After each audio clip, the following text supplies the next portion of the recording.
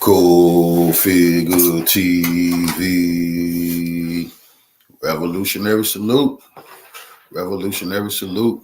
Like, share, subscribe. Welcome to the House of Revolution.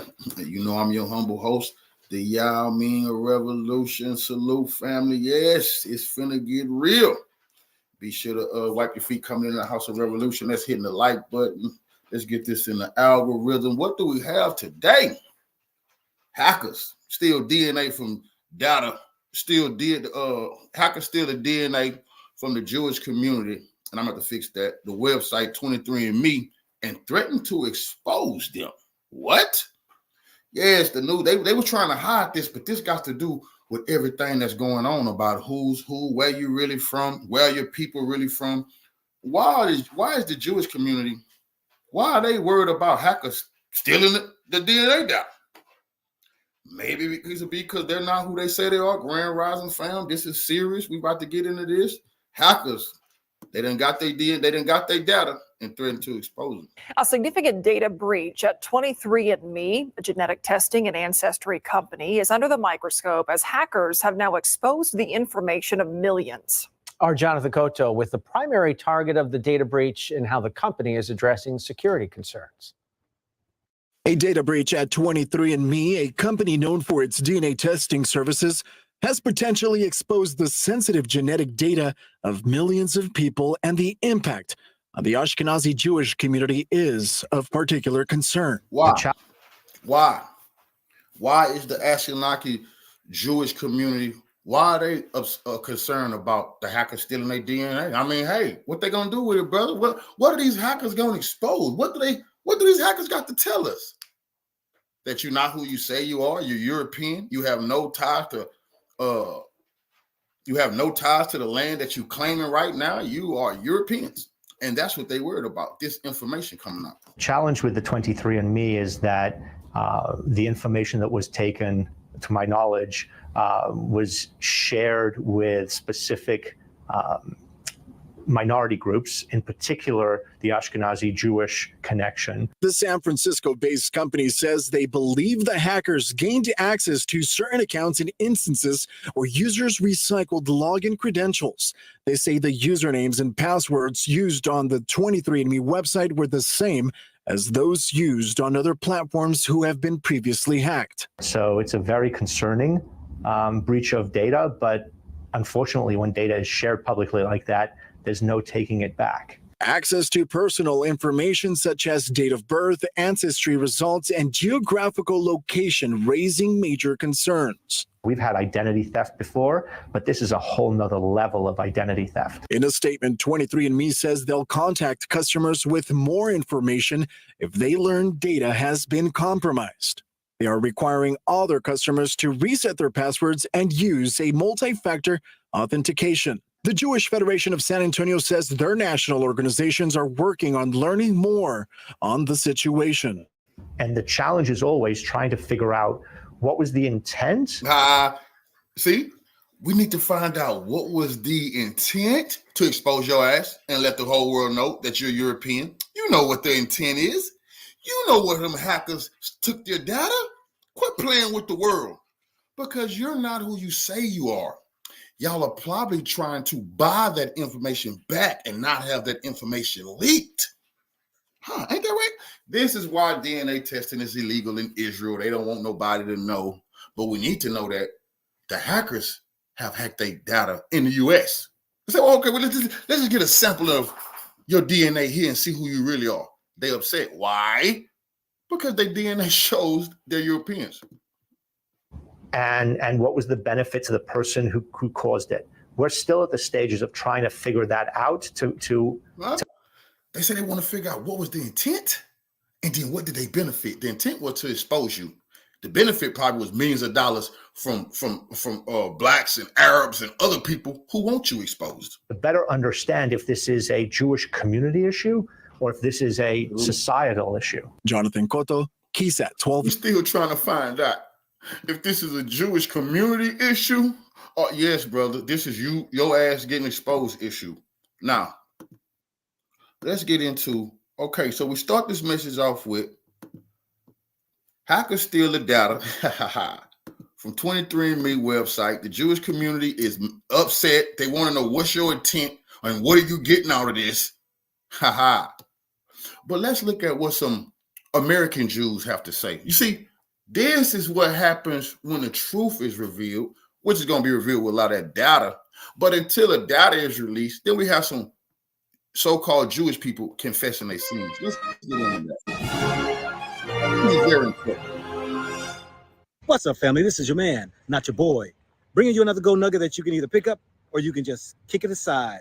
You know, I want to share a video with you all because there are those Jews who are coming out stating that they have taken a DNA test. Now, for many of you all that don't know, it is illegal, from what they say, to take DNA tests in Israel. Now, I'm not going to get into the so-called laws of why it isn't, but I find that there are many now people who live in other countries outside of Israel who are doing DNA tests just to see how much of them being either Ashkenazi or Sephardic or just right out just European. And these two videos I want to share with you all is out of their own mouths, showing there is no connection to the land. There is no connection to a people. There is no to a people who the Bible speaks of. Check out this video and please watch after this video because it's important what this Bible says. I'm about to show you something extremely controversial. It's even illegal in the state of Israel to obtain this. And if you do obtain it, it's illegal to show it and or talk about it. Ladies and gentlemen, my DNA. Now, I bet you thought it was going to be a lot crazier than that, right? Now, you might ask yourself, why is it illegal to obtain this in the state of Israel? Because it proves through your DNA that Jews around the world have no ancestral ties to the land of Israel. Because it proves through your DNA that Jews around the world have no ancestral ties to the land of Israel. We Jews have been in the land of Israel since the times of biblical Joshua. Who is we? No, really, who is we?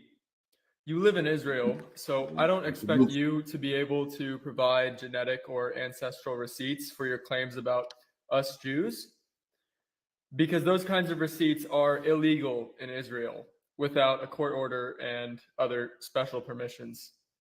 The Jerusalem Post explains such a thing cannot exist as kits sold directly to the public, going on to say that they have possible effects on subjects and their families.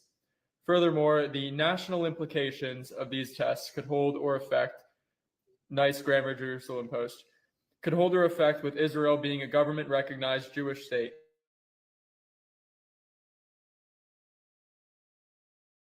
You get receipts for us Jews. I brought my own. Wow. So I, an Ashkenazi, have no genetic or ancestral ties to the region of historic Palestine. I, an Ashkenazi, have no genetic or ancestral ties to the region of historic Palestine. And yet Israel still claims it's my homeland, which I could move to and become a citizen of under the ironically named Law of Return. Have you heard of the Khazarim? Yeah, that's us. That's me, actually. Okay, so what is your, this is a question that comes from outside of Israel. What is your opinion about the theory that Ashkenazim came from Khazarim? It seems relevant. It's quite obvious that white Jewish people, Ashkenazim from Europe, are not genetically, as much as I can tell, I'm not an expert, but they don't look the same like Arab Jews, people that came from Arab countries, and Ethiopians. I don't think there's a lot of, there may be some genetic relations, but there's a lot of genetic differences. And any theory that says that we're not genetically come from the same ancestors makes sense to me. What do you think?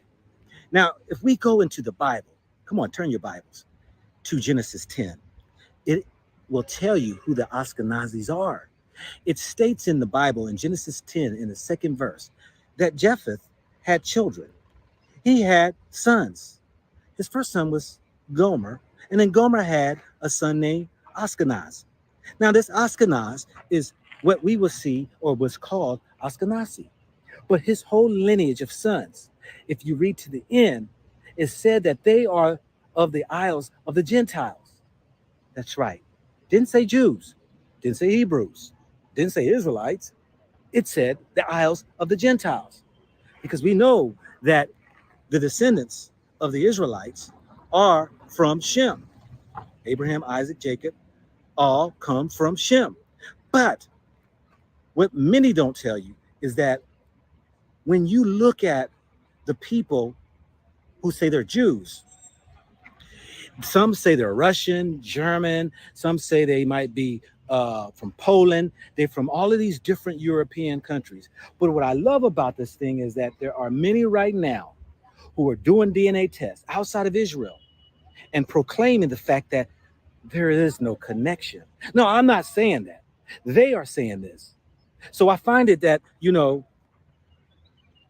when you allow people to freely research for themselves and measure themselves according to what scripture says, according to what other people are saying, you're finding more and more of them are coming out.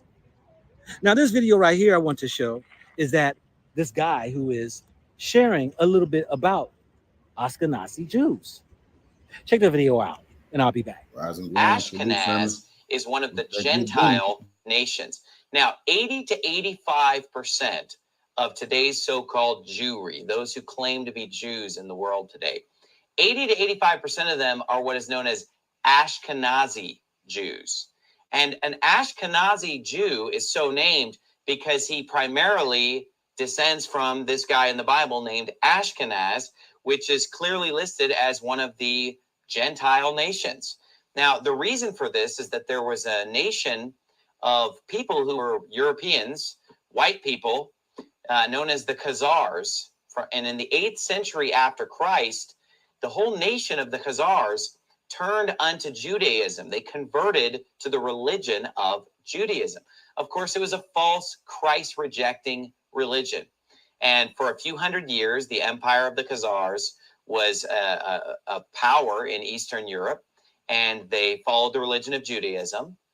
But eventually, they were defeated by the Russians, and they were scattered into Eastern Europe. And so a lot of the Eastern European Jews today are the descendants of the Khazars.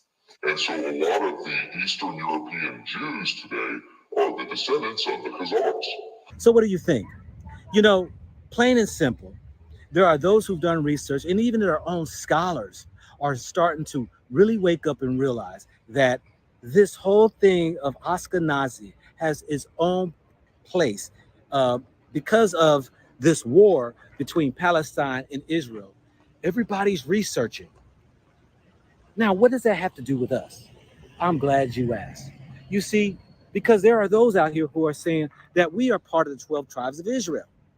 And when you begin to look into the lineage of who Shem is, all the way down, even to the curses that God had mentioned, these people, when you look at Deuteronomy 28, we fit the bill. When you read in whether Isaiah, Ezekiel, whether you read in Leviticus, you're going to find that there are these, I call them point signs, that paint a picture. Let me give you an example. I was talking to a guy today. He was a young minister, and he doesn't believe, or he says he don't know what color Adam is. I said, well, let's just let the story tell you who he was. He had to name the animals. What are all the animals? The 5 big: rhinoceros, lion, elephant, you got the hippo, you got the giraffe, you got the top 5, and all the other safari animals that exist in Africa. You can't find them anywhere in Europe. And we know they would not be able to survive just out in cold weather and the cold and snow and all that there. They would die. So we do know that the Garden of Eden had to be in Africa, because this is where you find the animals. Now, I said, what color was Adam? Adam, yeah.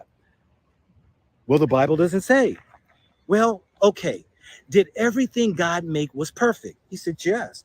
Was the heavens perfect? Yeah, the moon, the stars, the earth, the animals. He said, everything was perfect. Was man made in the image of God? Was that good at that time? Yes. Do you think God will create a sun to burn his own people? He stopped and paused. Because the Europeans get burned, they got to run from the sun. Because he mentioned when he walked up to me, when I asked him about the color of Adam, he said the Bible doesn't mention, and I said he was black. He said, "Well, we got melanin, but the white people don't have melanin." Yeah. Let's just stay with the story. Melanin, he said, was made to protect the skin. From what? The sun. If God created everything to be perfect, why would he create a sun that a people would have to run away from? Dodge. See, back then, they didn't have sunscreen lotion. Why would God create such a thing? So we can allow scriptures to be able to tell us exactly who, what, when, where, and how, and why, if we're open up to it. So let those tell you their story as they get DNA tests and they do the research, and the truth shall come out. This is your man, not your boy, bringing you another gold nugget that you can either pick up or you can just kick it aside.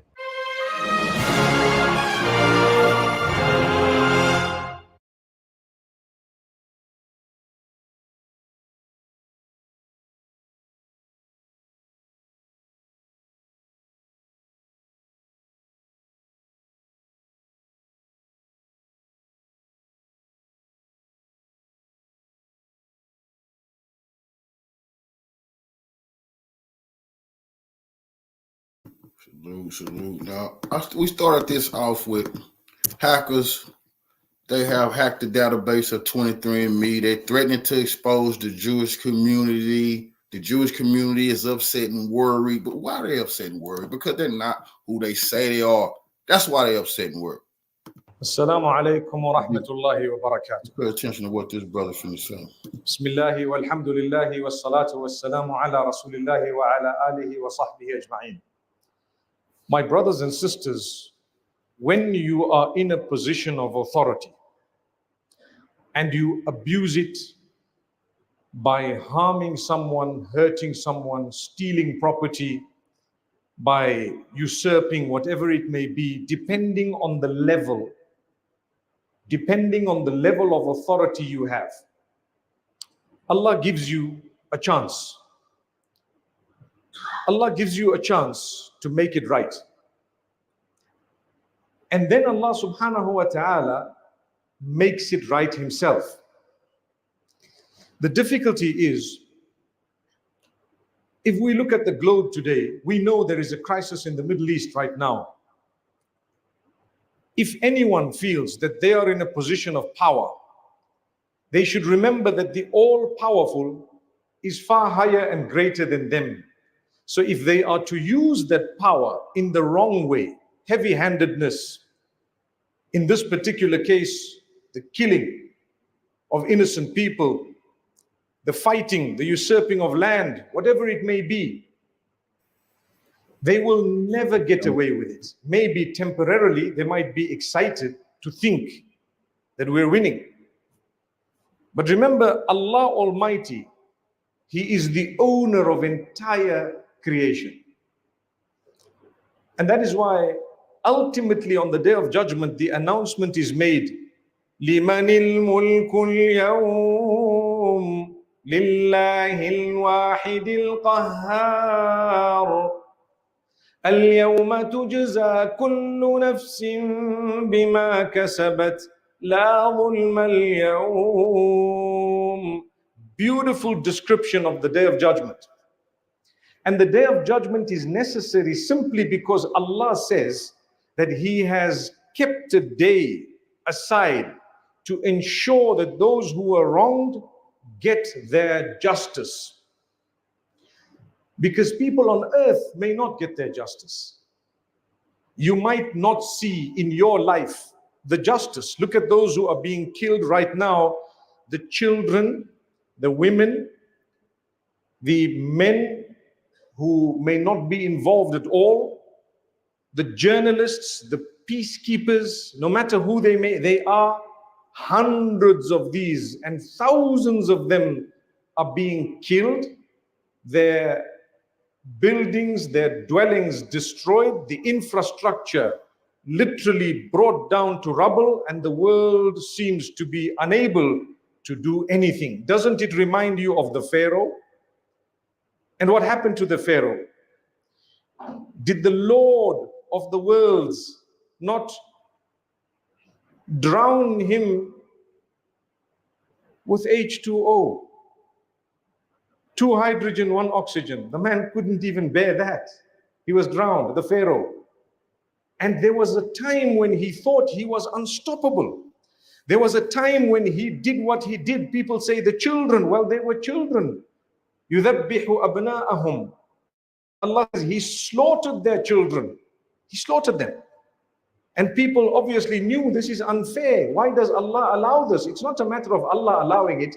It's the matter of a criminal perpetrating it. Those innocent children are perhaps in paradise in the most beautiful condition. But this man lived an entire life of fear, no matter how powerful he was. The Pharaoh was always scared. A sign that he was scared from his very inauguration when he came into power, right up to the end, he was fighting. If you look, for example, in 1948, the land of the Palestinians was stolen. That's exactly what happened. In 1948, the claim was laid, and people decided if you are interested to look at the true history, you will find it. They used the term Israel to refer to a place when in history it only ever referred to a people. Israel is Jacob, may peace be upon him. The children of Israel, or the Israelites, are the children of Jacob. It never referred to a place. The place, the Canaanites who were there, Palestine, people know this. So what they did is, they came in, they killed, they took the land. And in fact, initially, before 1948, as some of them came, they were welcomed by the poor Palestinians who saw, these are our cousins, they are being persecuted wherever they were, and let us give them a little bit of perhaps room to live, and we will try and live with each other. What happened? You need to know that as they came in a little while later, they made their true intentions clear. That we are here because we believe that this is our promised land. You tell me, we are Muslims sitting in this masjid. Do you not believe in Moses? Do you not believe in Jesus? Do you not believe in Muhammad? May peace be upon them all. Is the fact that you are a follower of a faith an automatic permission for you to claim land wherever that person whom you follow was? Can you today go to Bethlehem, or the Christians go to Bethlehem or Nazareth and say that Jesus was here, so this is ours? They can't, they wouldn't. Because you know, you can't claim that because I am following this religion, so this land is mine where my priest was, my guru was, my prophet was, and so on. You can't say that. It's common sense. People came in from Europe, they took the land. That's the reason why today it is prohibited, and you can Google this, to do a DNA test in Israel. Totally forbidden. Wrong. It's illegal. It's a crime. You'll be jailed if you do a DNA test in Israel. Why? Because they know the truth will come out. You come from Poland, you come from Ukraine, you came from Europe, you came from everywhere else. And they were the original Middle Eastern Jews who lived together with the Muslims and the Christians for centuries. For centuries. So what happened to a lot of the Jews who were the Middle Eastern Jews? How come the Palestinians were all or predominantly Muslim? Did you know that there are hundreds of thousands of Palestinian Christians? Did you know that? across the globe. They are scattered. They suffered as well. In fact, they suffered perhaps more than the Muslims. Do you know that their churches were bombed? Do you know that they feel more unsafe than the Muslims? Did you ever know that? These are Palestinians. So it's not something to say that this land was only taken from the Muslims. No, it was taken from the Palestinians. And what was the excuse used? They told their people that, you know what? You all belong to a certain faith. So by you belonging to that faith, you are now entitled to the land of your forefathers. And who were your forefathers? These were they. I ask you a question again for a second time in this talk. As Muslims, do you think it would be sensible for me to come up and say, you follow Muhammad, peace be upon him, he was in Medina, therefore you have a right to go and claim the land there? Do you? You can go, you can visit, you can come back, you can say, wow, he was there, I saw, and so on. You can't claim the land just because you're a follower. Where are you from? So those who were there, the Middle Eastern Jews, most of them, according to the books of history, converted. They converted to what? To Christianity and then to Islam. Who was Jesus sent to? Was he not sent to the Jews? Was he not Jewish? That's what we believe. He was part of Banu Israel, the children of Jacob. Ishaq is the son of whom? Ibrahim. And after Ishaq, you had Yaqub. Allah says in the Quran, وَمِن وَرَاءِ إِسْحَاقَ يَعْقُوب. So we had Yaqub. And Yaqub was known as Israel or Israel. That was the man's name. So today, that land, they call it Jacob, basically, which is Israel. Jacob. Why don't we use the word Jacob? So the people of Jacob, that's what it is. It's not the land. This is something we need to know, because people claim, and so many of our Jewish brothers, and when I say brothers, I'm talking of the non-Zionists. Remember something, a Zionist is a person who believes that this land of Israel is ours. We will claim it and steal it from the Palestinians, and we need to create a state for ourselves there. That person is called a Zionist. Do you know there are hundreds of thousands of Jews, if not, perhaps maybe it goes into the millions, who are not Zionists? They believe we are not supposed to have that land. It's not ours. We know the truth. Do you know? There are so many. Now, because of social media, we have found out, we have seen them, we have watched them say things that, listen, I am Jewish and I believe that we're not supposed to be having that land. It belongs to the Palestinians. And we come from either Europe or America or anywhere in the world. But ever since they were young, they go to their schools, like what we would call a madrasa, and they were never taught the truth. They were always taught, your land is Israel. You need to go back. You need to go back. They were taught that the only place that a Jew would be safe is Israel, when the truth is actually the opposite. The only place that a Jew is unsafe is Israel.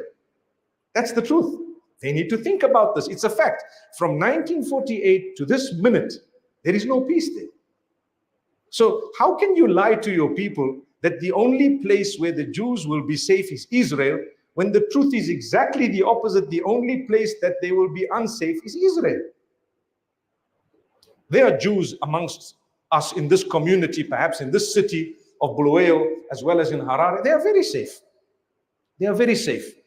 There are Jews in America and Britain and everywhere else across the globe. In fact, in the Middle East, there are Jews in Iran, there are Jews in Algeria, there are Jews in so many other countries. Did you know that? Are you aware of that? There is healthy Jewish communities in many of these countries. They are so safe. So the only place they are not safe is a place they stole. They stole the land.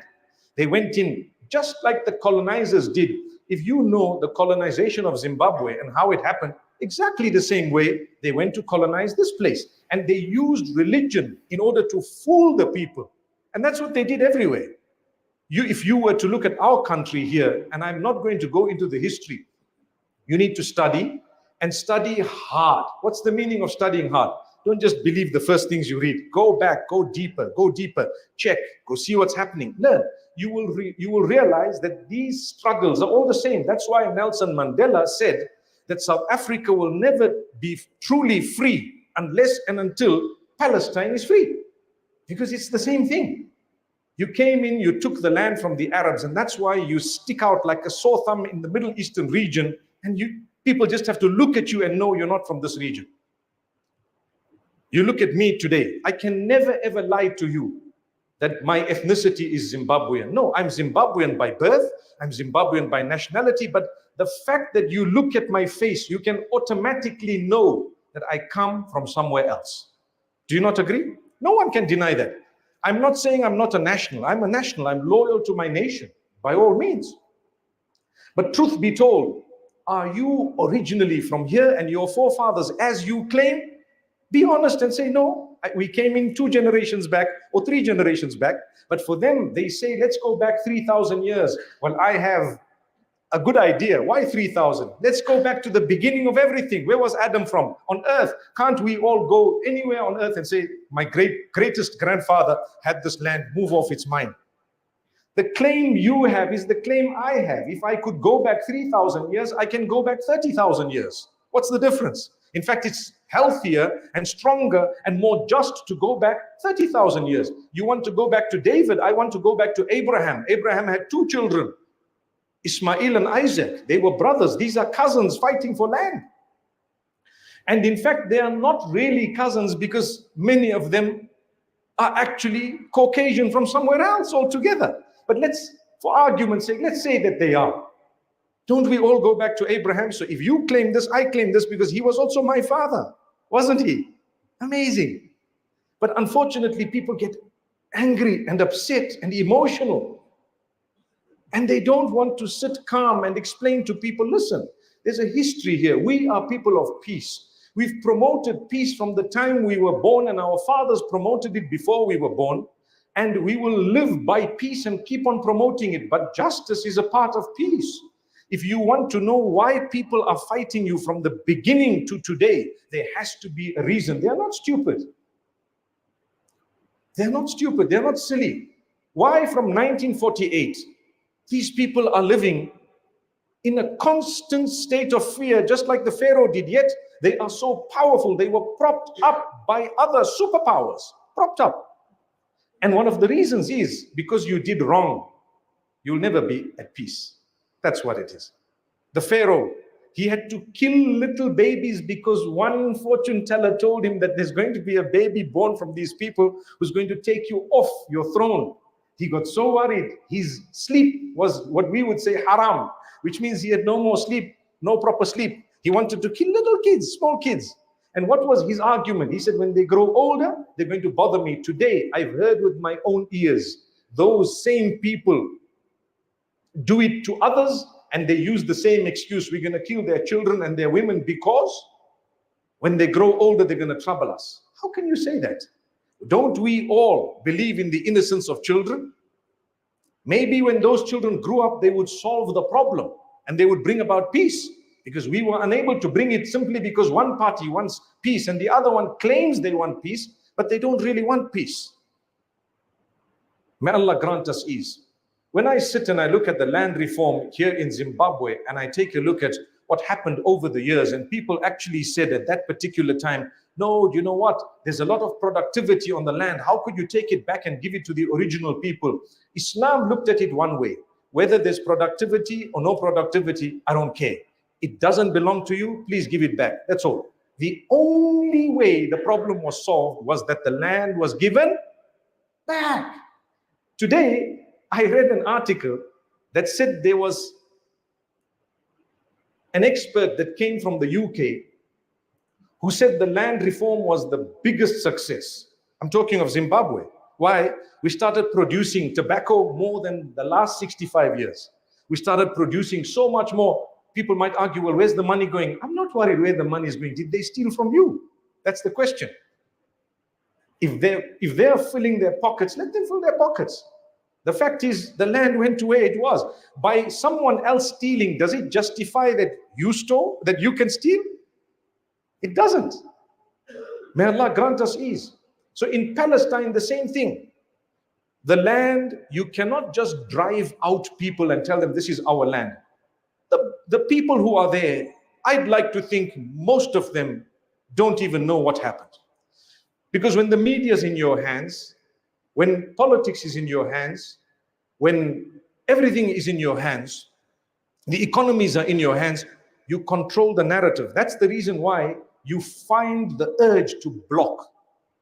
If I were to post this video, for example, and I will, it may be blocked. What did I say? Is it not such a peaceful speech? But when people don't want you to know the truth, what do? They block it. So if you find the urge to block something, probably you're guilty. You're guilty. You see, if someone, for example, said something wrong, I can say something right to correct the wrong and leave it at that, because people who want to say the wrong will always know, well, it was already dealt with at some stage, right? But if I delete that whole thing, or I delete what is right or what is wrong, the narrative is not known by anyone. Today, if someone wants to study, the material they find on the matter is very little. When I studied the history of Zimbabwe, for example, I had a lot of questions of how Christianity came into this country, how the Muslims were in the past, who they were, where they were, what impact did they have on the nation. And can I tell you what? When colonizers come in, the first thing they do, they delete history so that you don't know what happened. They did it in Iraq, they did it in Libya, they did it in Afghanistan and so many other places. But in Afghanistan, they didn't manage to a degree because they didn't win fully. But they've done it in so many places. Delete the history so that nobody knows what happened. France did it in most of North Africa. They don't even know the history. And now that it's coming up because people are bringing it from the closet and saying, you know what? Actually, there were Muslims here. And actually, there were so many of them. And there were tribes of Muslims, whether it's the Varemba or whatever else it may be. No one wants to hear this, because that's not the narrative you are supposed to hear. When I visited Great Zimbabwe, I saw artifacts in Arabic script. And I remembered, I studied the buildings and I saw how this is perhaps a minara, this is facing the Qibla, this is perhaps a mimbar, like the one you see here, they call it the Daga platform and so on. And I questioned one of the guys who was there, historian, saying, you know what, what's this all about? And he told me something. And at the end of it, I told him, you know what, I believe actually there were Muslims here. He said, I know, but we're not allowed to say that. Wallahi, he told me that. Wallahi, he told me that. He said, we're not allowed to say that. I said, look, this is Arabic. He said, I know, you can't take a picture of it. You're not allowed to take a photo. I said, but why? For what? And you see what I'm saying? Someone came somewhere down the line and said, don't tell them there were Muslims here. Don't. Because if that's the case, they are truly liberated. When you're a Muslim, why are you liberated? Because you have a direct connection between you and your maker, and myself as a mufti. Your forgiveness is in no way connected to me forgiving you or not. Not at all. You don't ever come to me and confess your sin, because guess what? Who knows? You might be a saint compared to me. Who knows? That's Islam. It liberates you. It presents for you the direct relationship between you and your maker. Yes, I may go to people, please pray for me. I may go to people, please, can you help me with so and so? That's fine. But my forgiveness is in the hands of Allah. So my brothers and sisters, when people want to delete history, guys like you and I need to work harder to discover it. Today, with the advent of social media, we are very fortunate. I have learned from TikTok more than I've learned from anywhere else on social media within the last few weeks about Palestine and about Israel and the Jewish people who disagree with the state of Israel, and the people within Israel who are saying, we don't want to fight, we really don't want to go to war, we disagree with the sporadic killing of these children and women and so on, and we need to make peace, and we need to have a solution, be it a two-state solution or whatever it's going to be. There are Jewish people who really would like to see peace. And I've come across so many of them. There are Christians for the first time realizing that they hate the Christians more than they hate the Muslims, but it's a matter of time. Because at the end of the day, they want to rule the world. That's what it is. So if you let it pass today, tomorrow it's coming to you. What do you think is going to happen? I want to end on this perhaps. Say everyone in Gaza is killed, for example. May Allah protect them and grant them true victory. Amen. Say everyone was killed. Now what? You think you're going to stop there? There are people who are going to fight you tooth and nail until their very existence from all across the globe for a long, long time, because their families, their relatives are all over the world. I know Palestinians and people whose parents come from Khazar in America, in Britain, in Australia, in New Zealand, in Zimbabwe, in South Africa, wherever it is. So what do you think they're going to do? You've just created enmity against millions of people for generations to come across the world. Is that a solution? Do you really want peace? Wallahi, if you wanted peace, you would stop killing. First thing, ceasefire, let's talk. We need peace. But when you don't want peace, you want to steal more land and you want to con your people, the Bible promised it to us. The Bible promised this to you. I could use the Bible to prove to you that that whole area is mine and my father's, if that's the case. Another thing is, where on earth did it ever say you can use a scripture for that to happen? Where were these people? Where were they? So they'll come and say, no, the Ottomans did this and did that. I promise you they converted to Christianity. How many Christians are there? Are the Christians not originally Jewish? In the sense that, was Jesus not a Jew? Was he not sent to Banu Israel? He was. So those who became Christians and are Christians, don't they have a greater right over that land if that was the case? Similarly, who are the Muslims? The Muslims are the ones who converted from there. You see, the Jewish people shifted to Medina because they heard that a prophet is going to come on a land that is a desert land with palm trees. They found Medina, or known as Yathrib at the time. They came there, and guess what? They decided to live around there, yet they were not from there. So when people say, oh, the Prophet Muhammad, peace be upon him, did this, and Umar ibn al-Khattab did that, and so, no. They know they were not from there. They know it. But the bulk of them at some point, they changed faith. And they became Muslims at some point. So may Allah Almighty grant us success and ease. Wallahi, this topic is a current topic. That's why I've taken a little bit more time and I've tried to explain it very simply without getting emotional, to say that we stand for our brothers and sisters in Palestine whose land was stolen in 1948. And we know the history and we want to tell people what the history is. And if you don't believe me, don't.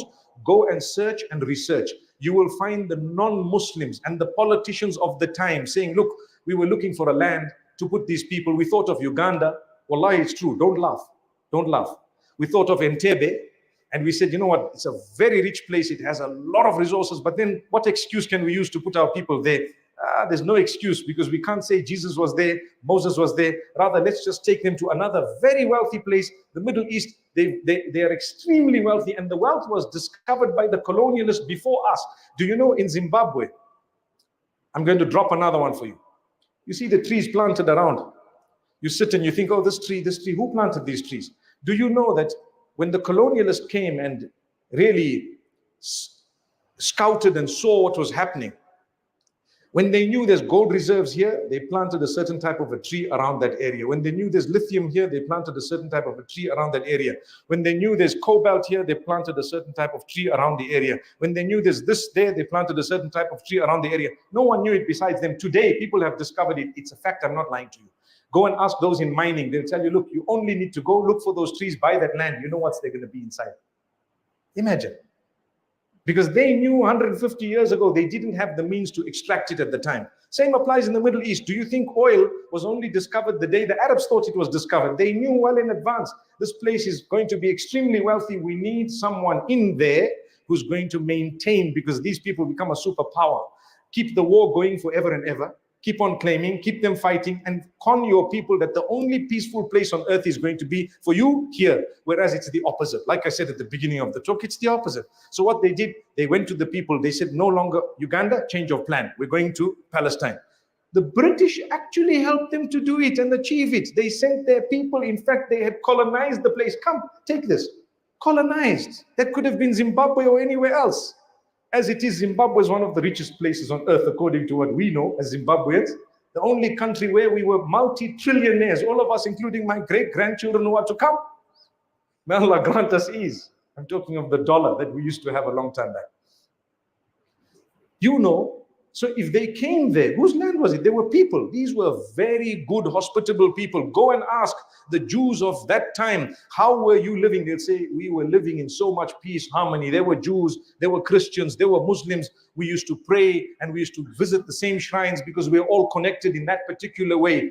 And guess what happened? Come 1948, the peace went up to today. I say, my brothers and sisters, we should raise our hands in prayer to Allah. We are promoters of true peace, and peace comes about with justice.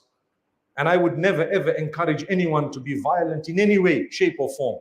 But what we should do, conscientize people, let them know what happened.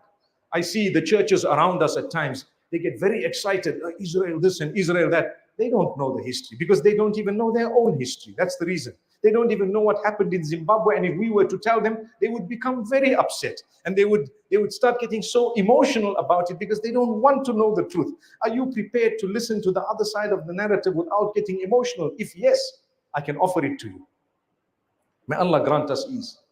May Allah grant us success. End of the day, anyone who has taken anything from anyone, please give it back. Why? Because a day will come, you are laughing today, but a day will come when Allah will ensure that you have to pay for that. And I feel sorry for you on that particular day, because as powerful as you may think you are today, you are going to be totally helpless. Same applies to everyone, including myself. If you have wronged someone, make peace today. It's better for you than to leave it for tomorrow. Look, my brother, I wronged you. Forgive me. We're all going to go back to Allah. I just need to live properly. Because when Allah's whip is cracked, wallahi, there's no sound. It will destroy in a way that you never imagined this would happen. May Allah subhanahu wa ta'ala grant us peace and goodness. You can see that I want to go on and on.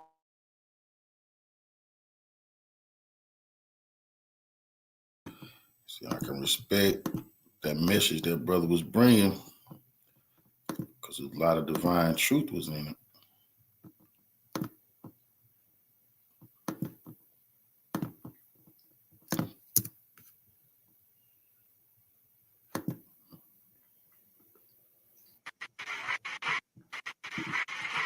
And so when I say Chinese, I want you to scream out the nation that's associated with this. For example, if I say Chinese, you're going to say what? China.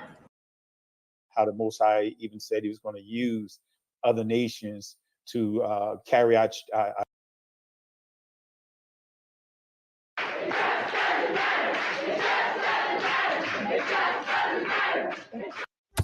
And you know what else, Jim? I just want to say this to our Christian friends, you know, just to call it as it is and say it straight out, you know, you guys are worshiping one Jew. That's a mistake. You should be worshiping every single one of us, because we all die for your sins every single day. And that's exactly what's going on here. Yeah. We're all God's firstborn, and we're dying for your sins right now because the Jewish people in the land of Israel are the bulwark against the orcs. Okay? The orcs are coming not to a theater near you, but to your home. For the righteous, they exist in the world to come, and they're rewarded. For those whose major complexion is black are excluded from the world to come. Major complexion is black are excluded from the world to come. Major complexion is black are excluded from the world to come. For the righteous, they exist in the world to come, and they're rewarded. And for those whose major complexion is black are excluded from the world to come.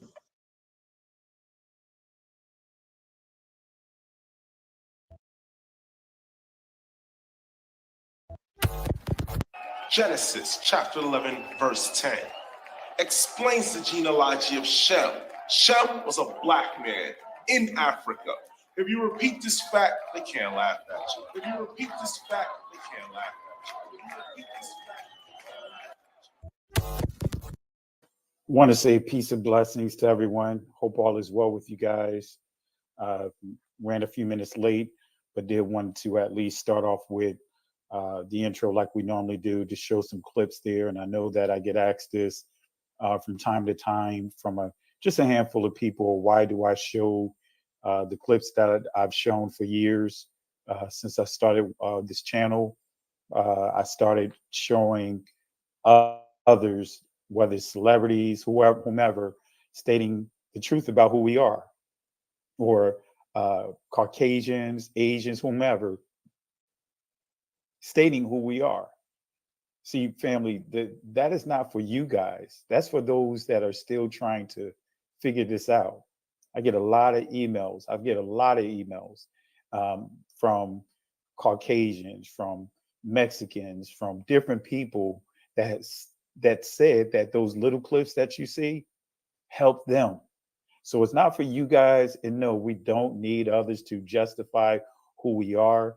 But at the same time, the scripture does say that the other nations will, all around the world where our names were, where we have become a byword, that those same areas, they'll start praising Israel. They'll start praising us, who, being the people of the book. The same things that they were putting out there, the negative things that they were putting out there, that they're going to pull those things back by saying what? Exactly who we are, giving us the respect that we are due, So that's in the scriptures. You read Zephaniah chapter 3. There's other scriptures I can point to, how the Most High even said he was going to use other nations to carry our children over their shoulders. So, I just want to make it clear that I am not posting or showing those clips just to give the suggestion that we need others to justify who we are. It's not for us, it's for them. Truth be told, it's for them. Just like we need to properly identify everyone within that our holy scriptures, likewise, they need to identify with accuracy the different key players of the scriptures. So I just want to give some clarity here on that. And matter of fact, let me do something here. Well, I want to upload a couple of clips, didn't have time to do it. I want to get this started. So as we get into this lesson, we can actually play some of these clips. So tonight, what I wanted to do, I'm sure you guys remember the situation a year ago. I call it the perfect storm, the perfect storm. You had this situation with Whoopi Goldberg, and then followed by that, you had the situation, as that was dying down, you had the situation with Kanye West, or Kanye Ye West, however you want to say his name or whatever. Then you had, and no disrespect to him in terms of his name, and then you had the Kyrie Irving. So I call it the perfect storm because, it was like, I want to say the last 6 months of last year, it was a lot of information being shared. So many people I was able to witness to, like you guys have as well, that searching for the truth. That's searching for the truth. All right.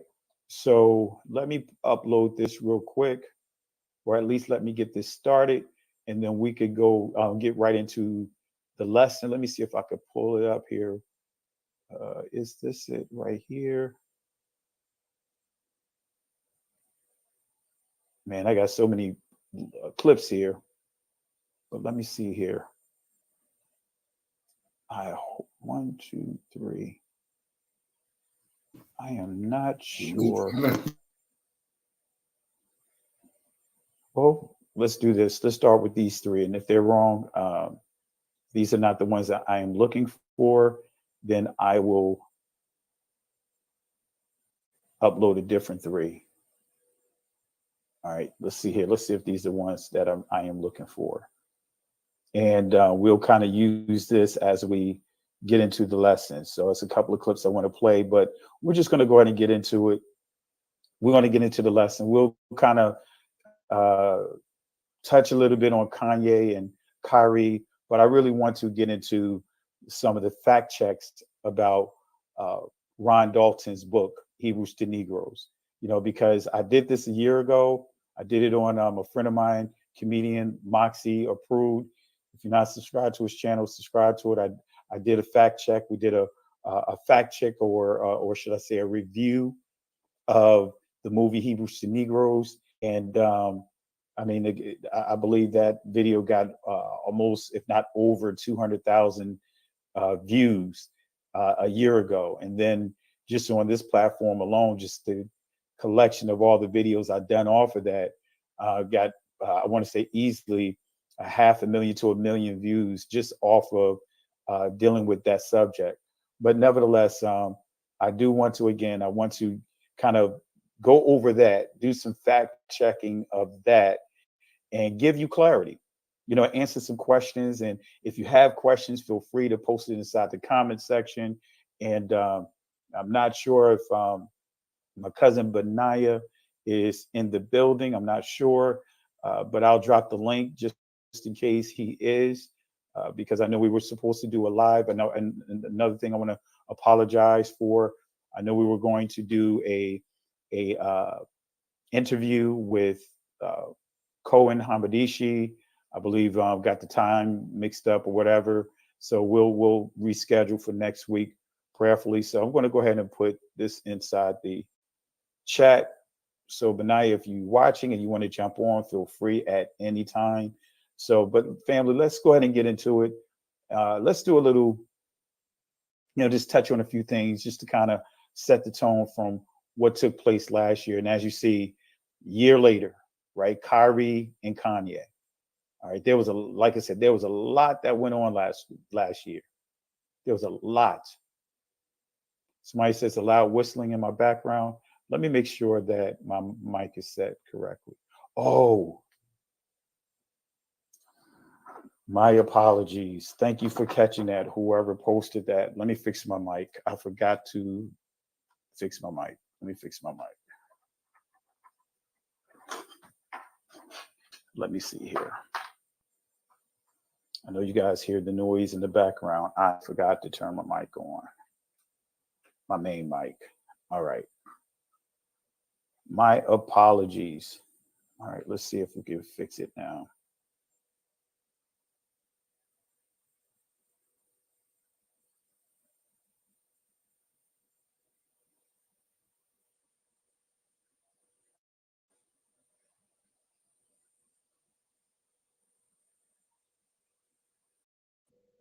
All right, let's try this now. All right, I'm giving a mic check here. How is my mic? Is that better? I did not have my microphone connected, so I was actually using the mic from my earphones. My so I didn't realize that it was off. So if this sounds better, type 1, or just type yes. All right. So my apologies, but thank you guys for catching it early.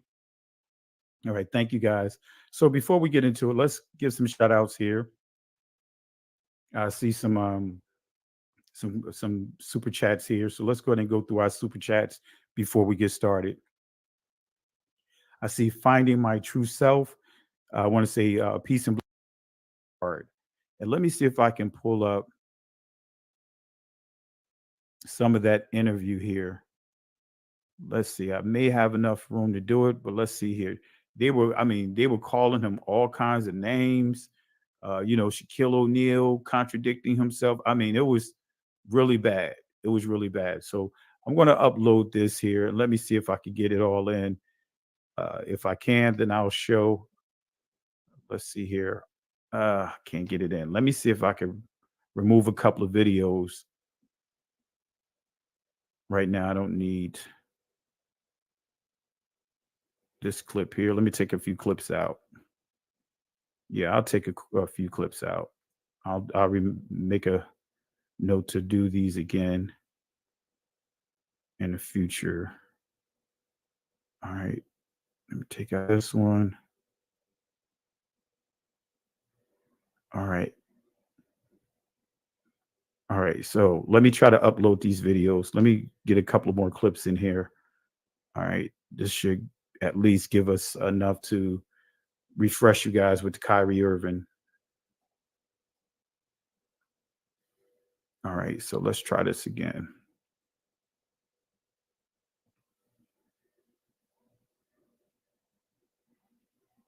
All right. Let's see if this is the one that I'm looking for. Hopefully this is the one. If not, we'll work through it. So while that's loading up, I'll play some of those clips as once it finishes with the upload. Once it completes the upload, I'll play it. All right. So, but this is the post that he made.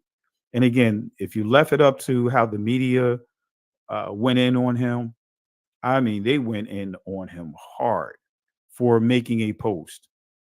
Right? Didn't, like I said, he didn't put any commentary to it, but this is the post that he made.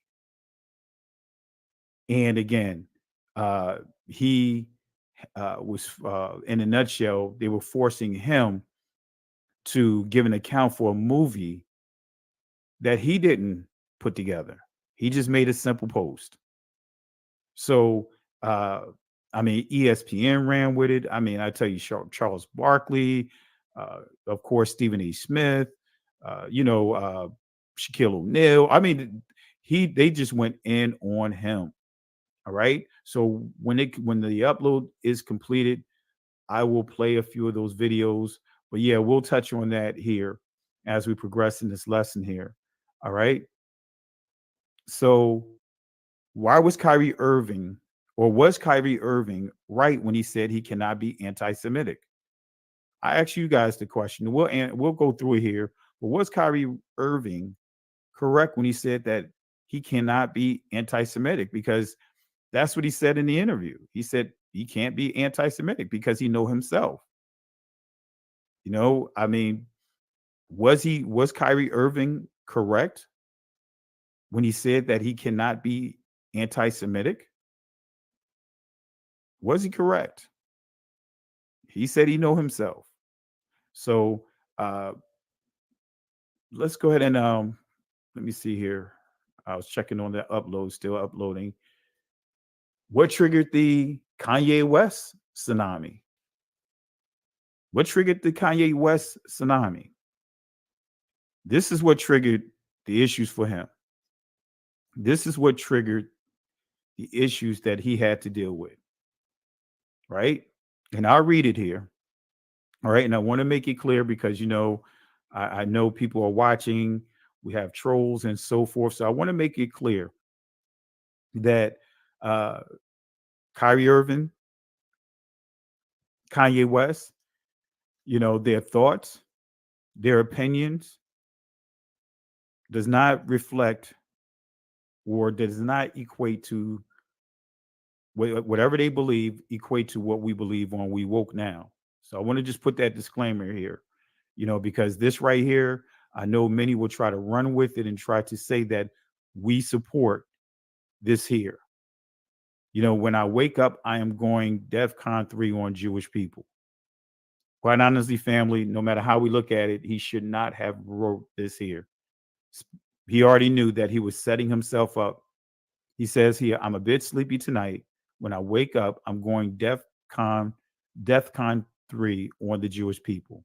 The funny thing is, I actually can't be anti-Semitic because Black people are actually Jews. Also, you guys have toyed with me and tried to blackball anyone, whoever opposes your agenda. Now, when we get to this portion of it, when it says funny thing, I actually can't be anti-Semitic, we're going to deal with that here. We're going to answer this question. And then we see here, try to blackball anyone, whoever opposes your agenda. And I didn't get a chance to put some of the clips up here, but there's a lot of people, starting with the Jewish community as we know them. I have a number of clips with them saying that Kanye was right. Kanye was right about the media. Kanye was right about whoever opposes their agenda in terms of look at what we're dealing with right now. We have some of the things that, what's his name? Michael Rappaport, his racist rant that he went on, calling us, what was it? Sick, dumb, uneducated, black tar, and made it clear in a very conniving, ugly voice when he said that, he said they control the media. He said they're very good at what they do. throwing it in our face, really insulting us. All right. So the question would be, when you understand the true definition of Semitic, you can understand where this question will come from. But what I highlighted here is what really got him in trouble. It says, when I wake up, I'm going DEFCON 3 on Jewish people. That's what really got him in trouble. That's what really set things off. That's what really set things off, right?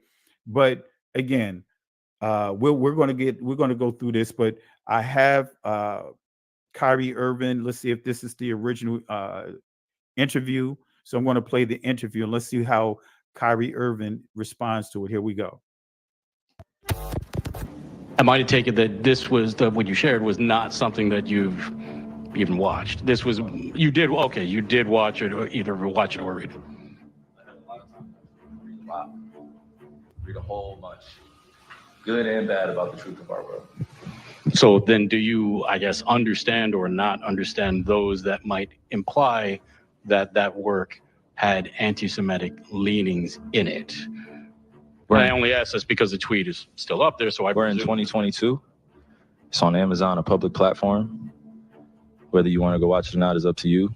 There's things being posted every day. I'm no different than the next human being, so don't treat me any different. You guys come in here and make up this powerful influence I have over top of the adultery of, oh, you cannot post that. Why not?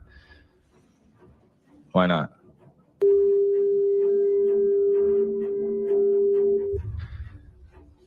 I don't hear uproar of that.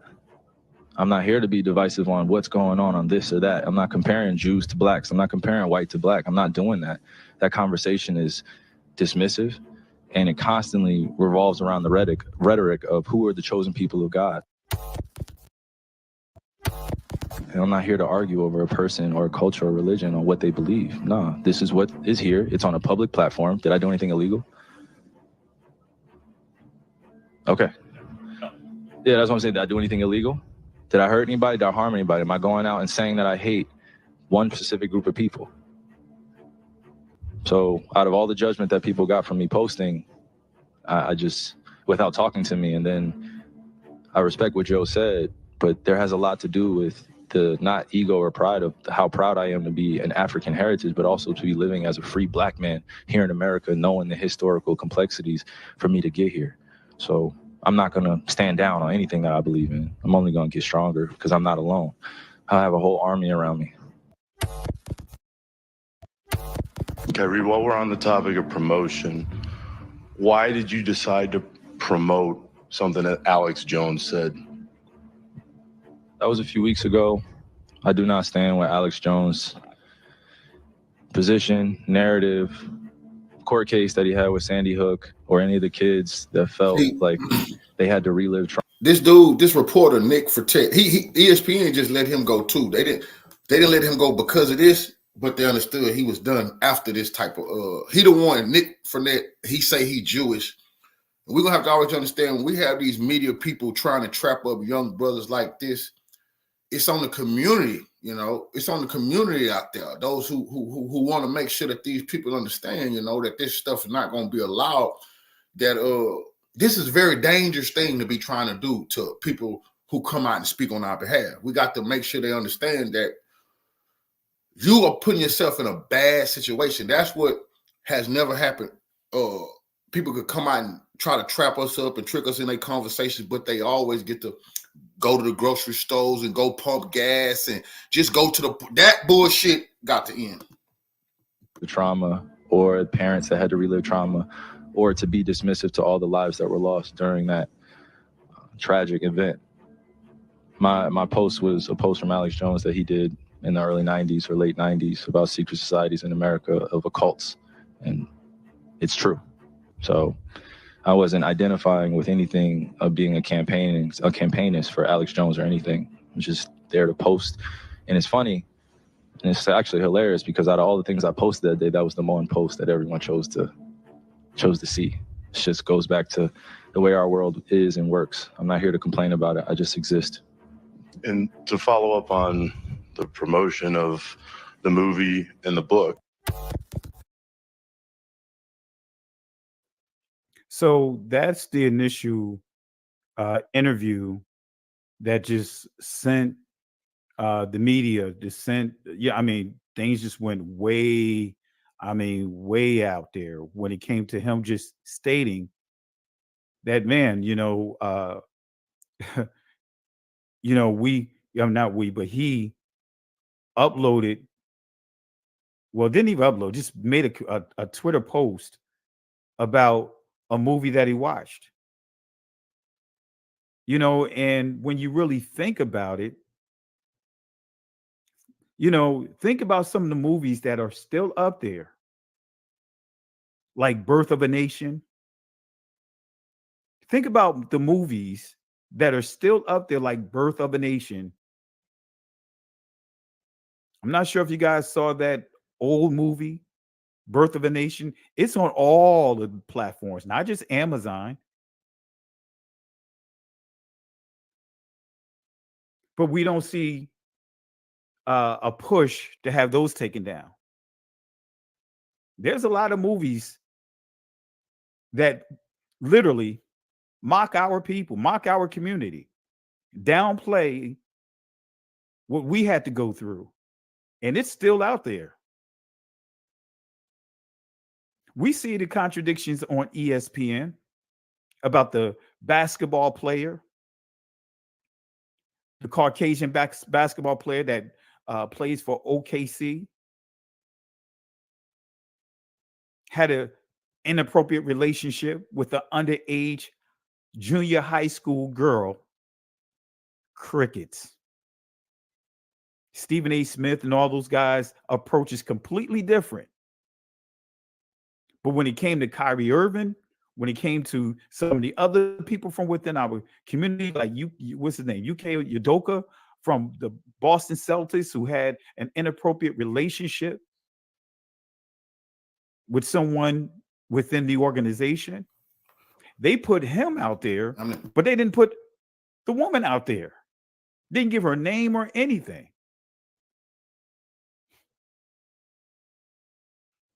The double standards. The football player, the Caucasian football player that beat a sister that he was married to down to a pulp, almost killed her. Crickets. Crickets. The president that's over the MMA, I can't remember his name, slapped his wife in public, not once, but a couple of times. Stephen A. Smith didn't have that same smoke for him.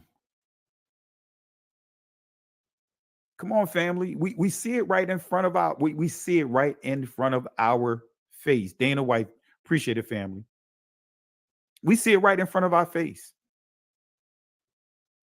So now, Kyrie Irving, or at that time, was asked to be accountable for a movie that he didn't make. He just shared a link.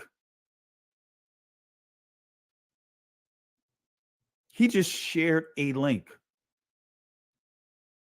But he was held accountable for it. Now, I uploaded a few more videos. Let me see if these videos is going to get into the other portion. I didn't put it all up here. Let me see if I can add one more. If I can put one more up here, I'll put it up here. Because I want to hear the part where he said, when he made the comment about anti-Semitic. All right. If not, then we'll just have to do it out. Let me see here. Let's go to, let me see, is that one? Yeah, let me put this part 2 here. I think it's this one. Not sure if I have enough space for it. Yeah. I think I may have too much. Let me see if I can get rid of one more video. Let me play this clip and let's see if this clip has enough or it looks, yeah. Let me see if I can play this clip. And if this clip has enough in it, then I wouldn't need to. Actually, no, it's not doing it. Let me remove this clip right here and see if it'll clear out a little more space. Let me see here.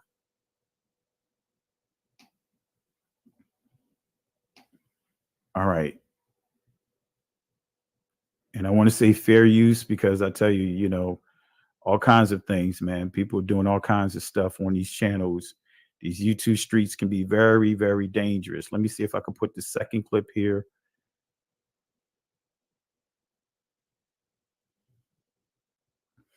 And then we'll get into some of the things to kind of respond to this, like how we did a year ago, to the whole ordeal. So again, I want to make this clear with the whole Kanye West situation, what you see on your screen when it says that when I wake up, I'm going DEFCON 3 on the Jewish people. He did apologize for what he posted, you know, but again, you know, he shouldn't have posted that. Regardless of his intentions, that should not have been posted. That should not have been posted. He was wrong for that right there. You know, but when we go to the next portion of it, where it says the funny thing is, I actually can't be anti-Semitic because Black people are actually Jews also. You guys have toyed with me, you know, and that's another portion that he expressed for us. He said, you guys have toyed with me and tried to blackball anyone who opposes your agenda. And see, you guys saw some of the videos that I uploaded. You had billionaires going after college students, you know, that attend Harvard, trying to get their names revealed so that way they can blacklist their careers because they're not supporting the Israelis. You know, you see what's happening with our community. A lot of our community is being put on blast because many are just saying, hey, look, we're not taking one side or another. Hey, you know, I mean, I'm going to get to a certain portion of that in this lesson, but hey, both sides had our people as slaves. The Arabs, that's what led right into the transatlantic world war. And then when we look at the transatlantic world war, and I'm going to prove it here because family, I'm going to show you facts. I'm going to show you that it was the Roman Catholic Church, it was the Muslims, as far as Islam, and Judaism that enslaved our people. But yet we are the ones that are being pressured to take a side. Look, and for the Palestinian people that's going through whatever you're going through, we've already been there, done that. Actually, the playbook really comes from our community in terms of what's being done over there. We done had 3 dozen of our communities bombed. Not one community, 3 dozen, over 3 dozen communities of ours in 1918, which they call it Red Summer. And the reason why they call it Red Summer is because the blood that was shed. The blood. This is before Tulsa, Oklahoma situation that occurred. I believe it was in 1922 or 1923. That was kind of like the tail end of it. Gentrification. We dealing with that over and over again. Gentrification. Our ancestors had properties literally taken from them. Look at what's happening in, you know, the coast, like North Carolina, South Carolina, the Gullah Geechee people, our relatives, our people. Look at what's happening to them. Being forced out of their properties. Look at gentrification within our communities. What do we own inside our community as a people? We don't own the gas stations. We don't own the distributors that are distributing hair products to the beauty salons and all those things. We don't own those things. We don't own the banks. Man, we don't even own that cheap Family Dollar thing. We don't own nothing in our community. We don't own those project apartments. Who owns it? Come on, family. We've been wearing that T-shirt for hundreds of years. Hundreds and hundreds of years. Anyway, we've been wearing that T-shirt in this country from the conception of this country. But even before this country, we've been wearing the T-shirt. Being called savages and barbaric and all kinds of names. Being sold our children. Being raped, molested, all kinds of stuff. Come on, family. All right. So let's see here. Let me play a couple of more clips and then we'll get right back into it because I know I have a lot to cover. But let's see if this covers the first portion when he mentions Semitic. Here we go. With a week of hindsight, are you sorry for the hurt that your post caused people? I'll take my responsibility for posting that. Some things that were questionable in there, untrue. Like I said, and the first time you guys asked me when I was sitting on that stage, I don't believe everything that everybody posts. It's a documentary. So I'll take my responsibility. It seems like Adam Silver wanted to hear the word "I apologize," or in your mind, you said, "I didn't mean to cause any harm." Were you apologizing, or did you not? I didn't mean to cause any harm. I'm not the one that made the documentary. What are the specific things in the documentary that you don't believe are true and that you don't believe represent your wrongs?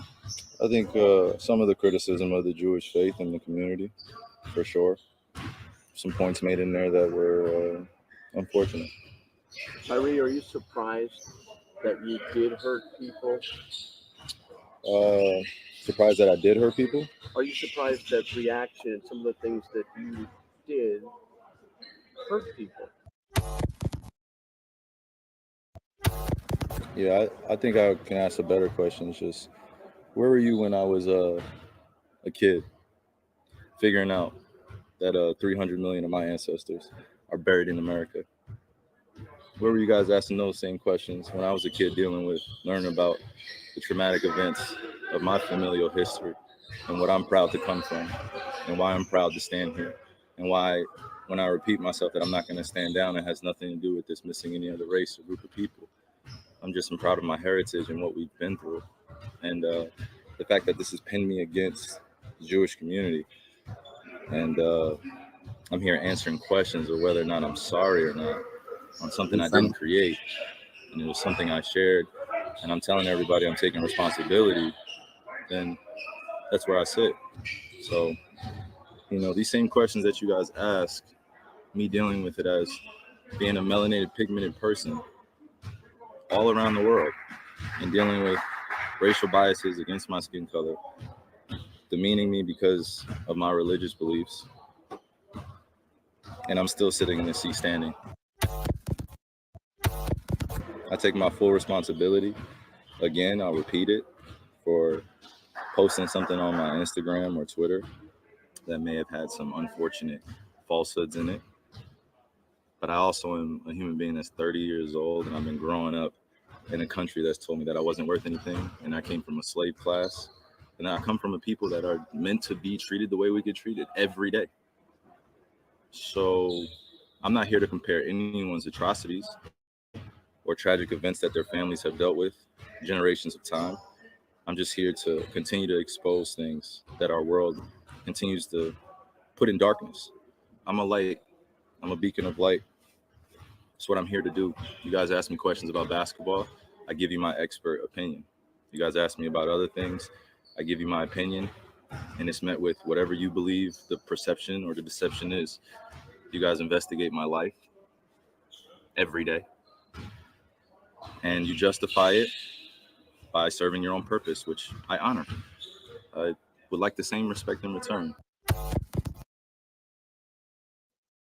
Sorry about that, family. I was trying to get the other videos, and I'm trying to clear a few more videos to get the part about the anti-Semitic. Let me just look at what I have here. because I thought I had that portion of I do have the portion of the interview, but I want to make sure that I have enough room to upload it. So let me see if I can clear out a couple more things. Actually, I can clear out this video. I don't need this one. Let's see. Where he mentions about how can he be Shemitic. Let me see. Let me remove one more video, and that should get us going. I'll remove this one right here. All right. And let me upload the last two videos here, and then we'll play those videos, and we'll cover the angle of anti-Semitic, right? What is anti-Semitic? And unfortunately, most of us don't really know and understand what anti-Semitic is according to the Jewish community as we know them, because it is a different definition of what we think. Because honestly, just what Kyrie Irving did, he quoted from a dictionary of what Semitic is. That's why he said, how can I be anti or hate myself, something to that effect. So once this one is uploaded, it's going through it right now. Once it's uploaded, we'll play it. Let me see. I'm gonna add one more. I think I have enough space here. There we go. I have enough to add one more here. All right. So while those are uploading, we'll get to it. So let's go ahead and progress here. And what the house niggas never understood was Kyrie Irving was getting his Muhammad Ali moment. I keep telling people that he was getting his Muhammad Ali moment. He will go down as one of the greatest ball players ever. Not for he did win, but that don't have nothing to do with it. Remember, Ali the greatest, what he stood for against imperialism and not going to Vietnam. He wasn't undefeated. He lost plenty of fights. My father made sure I understood. When they said Ali was the greatest, it's because he stood up for his people. So we're gonna let these house niggas understand. When they didn't stand up and Kyrie did, that just put him up there like he had won 7 rings, nigga. That's real talk. This lesson tonight, and let's see where we are. All right. So again, I want to make it clear. This is where what got Kanye West in trouble is what I highlighted right here. That's what got Kanye West in trouble. That's what really stirred up a lot of the stuff that he had to deal with. Also, with Kyrie, as I pointed out, they were trying to make Kyrie Irving be responsible for, as you see, a movie that he didn't make. So that's what was the whole gripe that he had, and he was not trying to allow them to make him be accountable for a movie that he did not make. All right. So let's see here. Yeah, I see that one is uploaded. Yeah. Okay. I'm gonna let the other one upload before we. Yep, they both uploaded. So let me play these next two, and then we'll go ahead and get into some additional points I want to make with the presentation. Here we go. It's unfortunate timing that we're in, but I'm glad that I could stand on the truth because I'm not afraid of these mics, these cameras. I used to be looking everyone in the eye and telling them the truth, and I'm proud of who I am. Any label that you put on me, I'm able to dismiss because I study. I know the Oxford Dictionary. You look it up, right? One of the biggest mistakes I had in being a kid was not knowing European or Western language until I started looking it up and understanding the definitions and why they say, if you want to trick a black person, put it in the book. I was wondering my whole life why they said that. Now I'm 30 years old and I know reading is a superpower because it helps me understand where I'm going and where I come from.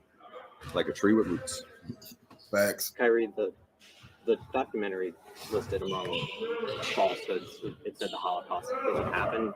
Do you believe the Holocaust those falsehoods are unfortunate. And it's not that I don't believe in the Holocaust. I never said that. I never, ever have said it. It's not come out of my mouth. I never tweeted it. I never liked anything like it. So the Holocaust in itself is an event that means something to a large group of people that suffered something that could have been avoided. No one said we had to practice racism. No one said we had to treat each other like garbage. Kyrie, for the record, do you have any anti-Semitic beliefs? Again, I'm going to repeat. I don't know how the label becomes justified because you guys ask me the same questions over and over again. But this is not going to turn into a spin around cycle of questions upon questions. I told you guys how I felt. I respect all walks of life and embrace all walks of life. That's where I sit. I think what people want to hear, though, is just a yes or no on that question. Yes or no. I cannot be anti-Semitic if I know where I come from. I cannot be anti-Semitic if I know where I come from. I cannot be anti-Semitic if I know where I come from. And that's what I wanted you guys to hear. And see, when and he made it clear. That's why he mentioned the Oxford Dictionary. Because according to the Oxford Dictionary, you're going to see what I'm going to share with you. But that's not what's listed in the documents coming from the Jewish community as we know them. So we're going to give clarity. We're going to see exactly how they define anti-Semitism versus what we would think when you go to the Oxford Dictionary, you see the meaning of these words. All right, so let's go ahead and go into it. Let's get into it. So I that's why I wanted to kind of show those clips of exactly what he said, so that way we could kind of use that as a baseline to move forward. All right. So again, I want to make it clear, Kanye West, he should not have posted this right here, regardless of the intent. When he should not have posted this right here. I just want to make that clear. He apologized for it. I want to make it clear. Kanye had every right to tell them go fuck themselves, like Elon Musk did. He stood on business. So he said what he said. He said what he said. So he could post whatever he want. He took it like a man. You know what I'm saying? A lot of people would have folded like lawn chairs when people talk about taking $1 billion away from you, man. A lot of people, white people would have killed themselves. That's why he's stronger. He showed he's stronger than whites. White people would have killed themselves if they lose $1 billion. That's true. They kill themselves and they kill their whole family if they get fired and the finances stop. Kill them all. Say, I just don't want them to live a life in poverty. Everybody know that's true. So, I feel this brother, he got to keep on trying to save his platform. But, Kanye posted what he posted. It wasn't no lies detected, and Elon Musk showed how he told him, "Fuck this, go fuck yourself." This was Kanye West's moment. Go fuck yourself, man. And I'm gonna tell you this: I have a lot of problem with Kanye, but I was proud of this brother. Then he earned a lot of respect from me. Then people get to say, and I was pissed at Willie D because Willie D coon ass was going at this brother. I didn't understand why. He showed me a bunch of house niggerish tendencies in Willie D. Willie D would have never stood on no business like this. Please. So it go down in history what Ye did to him. They took the money. Now not only did they take the money, then they came back begging to do business with him. Man, he humiliated them. He didn't beg to do no business with them. They came back wanting to do business with him. Come on, man. Legendary. I'm not going to upload the apology that he made, but he did apologize for it. But again, he should never have made this post. Had this inside his post. Bullshit. No matter what he was feeling. Bullshit. But here, this is the. He said this 1,000 times. I keep letting him say it. I got to come back because this is my platform. I respect what this brother doing. But bullshit. When you a man supposed to say how they feel. You supposed to say how you feel. And you're not supposed to be worrying about how other people gonna take what you're saying. Because if they hadn't pissed you off, you wouldn't be saying it. A man supposed to stand on his principles. Kanye and Kyrie did that. Like men. Both of them lost a bunch of money and never folded. The argument that we have, right? He says, how can we be anti-Semitic? How can he said, I can't. He said, actually can't be anti-Semitic because Black people are actually Jews. Also, you guys have toyed with me and tried to blackball anyone who ever opposes your agenda. All right. So do you believe Kanye was correct about not fully understanding how anti-Semitism is defined? Because he did say that he didn't understand how anti-Semitism is defined. I'm going to play that clip here. shortly. What is anti-Semitic? What is it? Right? If you go to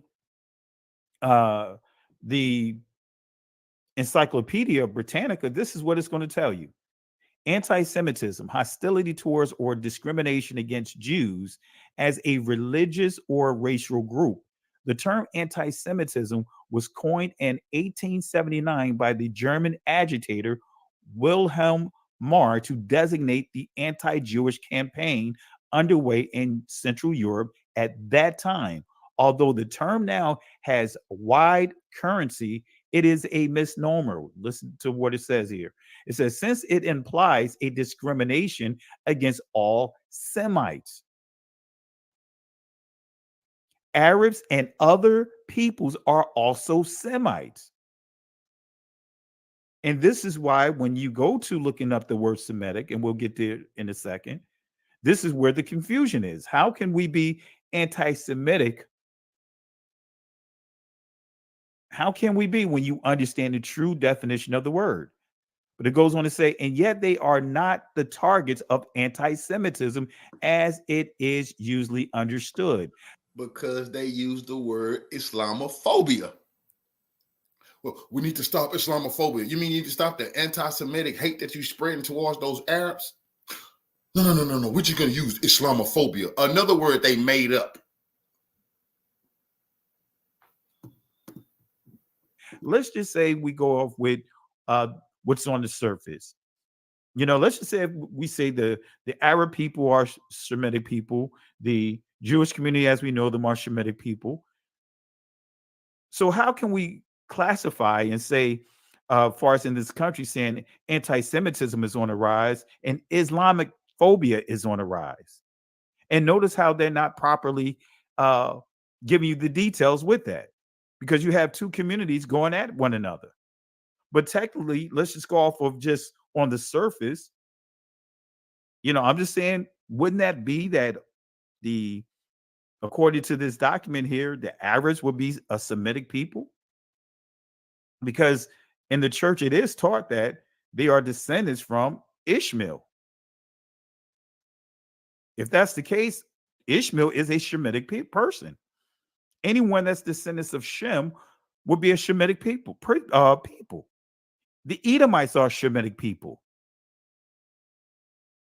All of them would be Shemitic people. And that's what this article is, this entry here of the Britannica is saying. Arabs and other peoples are Semites, and yet they are not the targets of anti-Semitism as it is usually understood.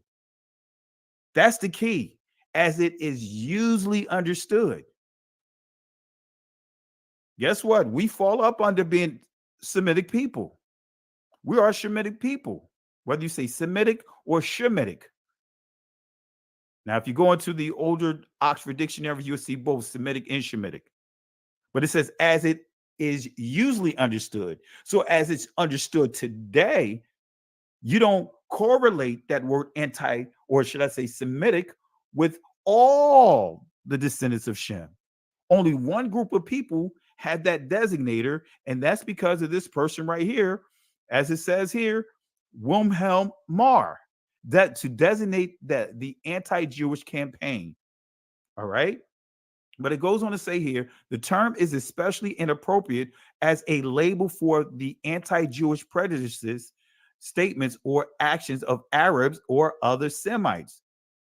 Right. So, but this is what is just with the Britannica. It's saying that, you know, technically that word anti-Semitism should be applied to all those that are Semitic people. It says Nazi anti-Semitism, which culminated in the Holocaust, had a racist dimension in that it targeted Jews because of their supposed biological characteristics. Family, this is where you have to pay attention to the details here, because here's a key word: supposed. That's the key word, because of their supposed. Let me say that again. Because of their supposed biological characteristics. Now we have to understand what supposed means. It says here, let's go here. Let's see how Cambridge defines supposed or supposedly. It says, according to what someone told you, or according to what is believed by many people to be true. Let's say that again. I want y'all to really think on that. Let that sink in. When you see suppose it, according to what someone told you, or according to what is believed by many people to be true. Just because the majority may believe something is to be true doesn't necessarily mean that it's true. That's why when you go back here, let's go back. It says because of their supposed, in other words, many believe that this is true because of what many people are believing or talking or discussing that this is true. It said because of their supposed biological characteristics, even those who had themselves converted to other religions or whose parents were converts. All right. So we define what supposed is. Supposedly, it says here, according to what someone told you, or according to what is believed by many people to be true. There are ways that seem right unto man, but that way is death. In other words, that's just dealing with what? The common consensus. So what is Semitic? What is this word Semitic? Let's go to it. Let's see what Semitic is. Is this an accurate definition of, actually this is kind of out of whack, but oh well. We're going to deal with Semitic, right? And we're going to deal with anti-Semitic here. So excuse the slides. I was trying to put it in order, but it's out of order. Oh, see, I don't have this up. See, this is Malika Andrews, and I want to, let me see if I could get this video here uploaded, because this is where they start really regurgitating certain talking points. So let me see if I can pull this up here. I am going to upload this here because I want you guys to really hear her. And for some reason, I cannot play the audio in this presentation. Let me make sure. If you guys can hear the audio, let me know. If not, I will just upload it again. Let me see here. First, let me remove some of the Kyrie Irving points. I'll leave the last two when he mentioned about about Semitic. All right. So let me see if I can get this Malika Andrews. Let me see, because this is what I want you guys to hear as well. All right, let's see here. I got to remember the name of it.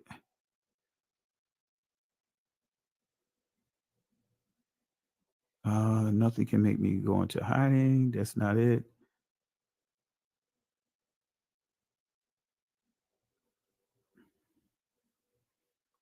Yeah, I thought I had it here, fam. I can't remember the name of that file. Yeah, I was hoping I could play the ESPN clip, but I just don't remember the name of it. And let me see.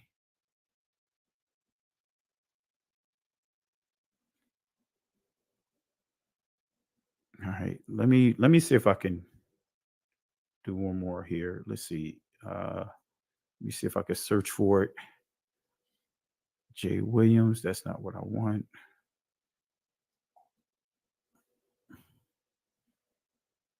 Let's see. ESPN. Yeah.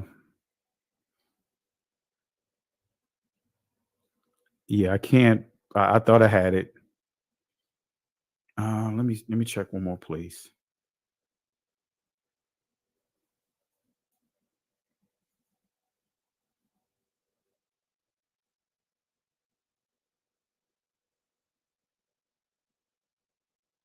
No, that's not it. Yeah, family. I can't find it. I thought I had it here. Yeah, I can't find it. I was hoping I can play this clip here for you guys to hear. And I'm looking here. I just don't remember the name of it. Let me see here. Stephen A. Smith called them dumb.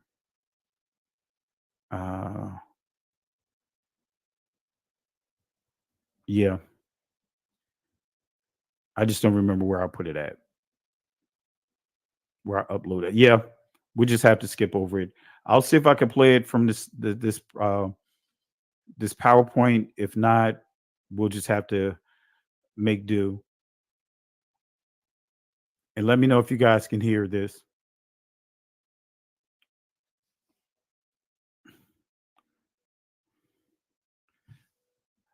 Let me see here.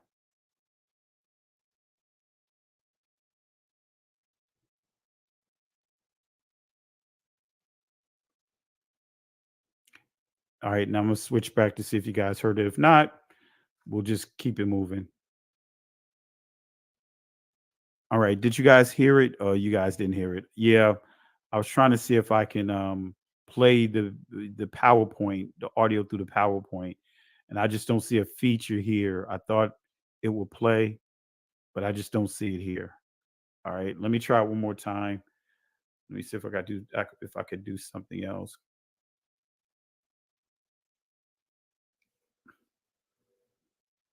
And let me see here.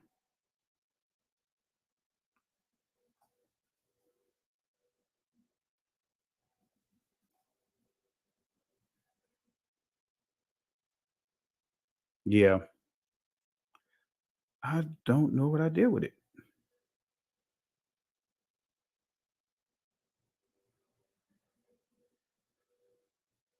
Yeah, it is what it is. I can't find it. So let me do it let me try it this way. See if I could do it, if I could find it this way. Let's see.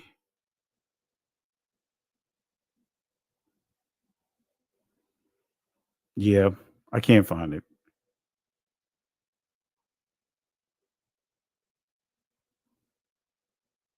Yeah. I'm just looking here and seeing the search results.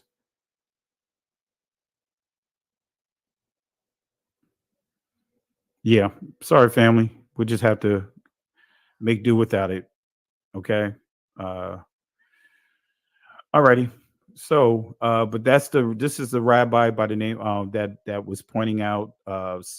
Actually, he was quoting from a document that I'm going to play. I mean, that I'm going to show you, and I'm going to kind of use that to segue into the Kanye West. So we're not going. I'm not going to waste time by trying to find it. But is there a legal definition of anti-Semitic?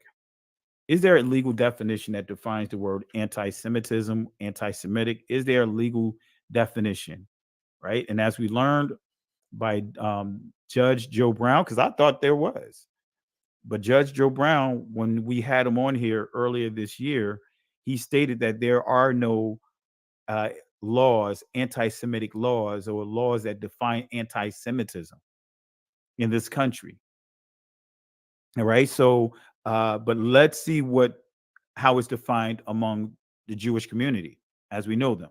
So, what is the definition of anti-Semitism according to the Jewish community as we know them? Right. So, let's get to it. This is coming from their document, even though it's on a government website, but this is not, part of the federal laws or the local laws. So, but this is what it says. All right. This is from the World Definition of Anti-Semitism, the working definition of anti-Semitism by the European Monitoring Center on Racism and Xenophobia. So, working definition, right? So, like we use the term in the corporate world, working document. In other words, it's still being what? Modified, changed, updated, it's evolving. So it says here, anti-Semitism is a certain perception of Jews which may be expressed as hatred towards Jews. Rhetorical and physical manifestations of anti-Semitism are directed towards Jewish or non-Jewish individuals and or their property toward Jewish communities, community institutions, and religious facilities. All right. So We saw here, it says anti-Semitism is a certain perception. Let me say that again. It says anti-Semitism is a certain perception. Let me say that one more time. Anti-Semitism is a certain perception. That's what it says in their document. It is a certain perception. So what is the definition of anti-Semitism according to the Jewish community as we know them? It says here, contemporary examples of anti-Semitism. It says calling for, aiding, or justifying the killing or harming of Jews. This is why I said Kanye West, he was wrong when he made that statement. When he made that post, no matter how you slice and dice it, his post says DEFCON 3. So that is technically, according to what's laid out here, is anti-Semitism. I mean, he shouldn't have posted it anyway. I don't think. But that's their definition. You know, he doesn't give a damn about what they're saying. You know, he don't give a damn about how they define it. That regardless whether it's labeled anti-Semitism or not, he should not have posted that DEFCON, regardless of the intent. But nevertheless, it says here, calling for aiding or justifying the killing or harming of Jews, often in the name of radical ideology or an extremist view of religion. Now, this is the next one you see here. This is number 2. This is what you see in the background here. This is what I'm reading right here. And if you guys want a copy of this, matter of fact, I'll post a copy of this inside the comments section. So that way you guys make yourself familiar with this. Get familiar with what it actually says. So that way you can be conscientious of what you may say, just to keep yourself from being caught up in any unnecessary craziness, right? For not knowing. And let me see if I can get this real quick. All right. I'm going to copy this definition over to the chat, especially if you're teaching. If you guys, any teachers that are watching, be familiar with what it means according to this document here. All right. So let's see here. So it says making mendacious, dehumanizing, demonizing, or stereotypical allegations about Jews as such, or the power of Jews as a collective, especially but not exclusively, the myth about a world Jewish conspiracy or of Jews controlling the media, economy, government, or other societal institutions. All right. It goes on to say accusing Jews as a people of being responsible for real or imagined wrongdoings. Wait a minute. Look at what it just says here. Accusing Jews as a people of being responsible for real or imagined wrongdoings. Now, if they tell you can't accuse them of their real wrongdoings, why the fuck would we give a damn about their definitions of anything? That's nonsense. Why would we care then? They saying you can't even tell us about the wrong that we're doing. Oh, that's anti-Semitic. That's what bro say, man. Fuck your definition. We know what the real definition is. So Kanye was right. Real. What's that?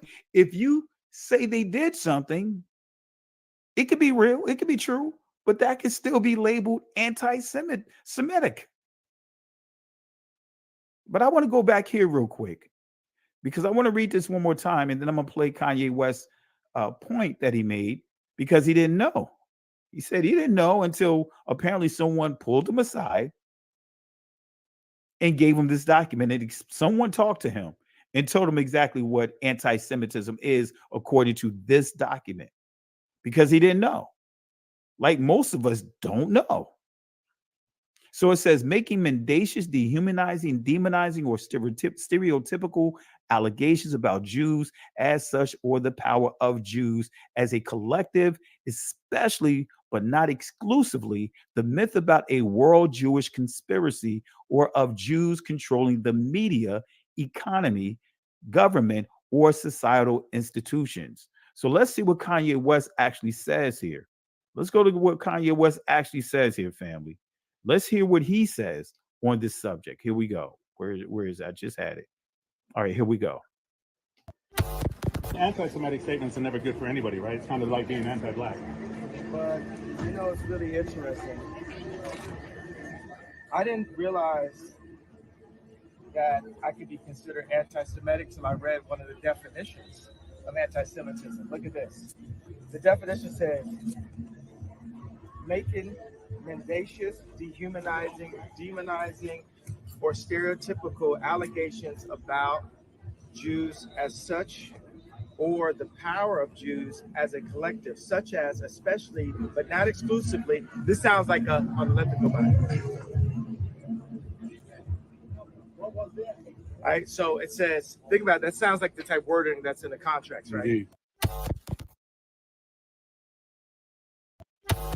Such as, especially, but not exclusively, the myth about a world Jewish conspiracy or of Jews controlling the media, economy, government, or other societal institutions. But isn't that what you said?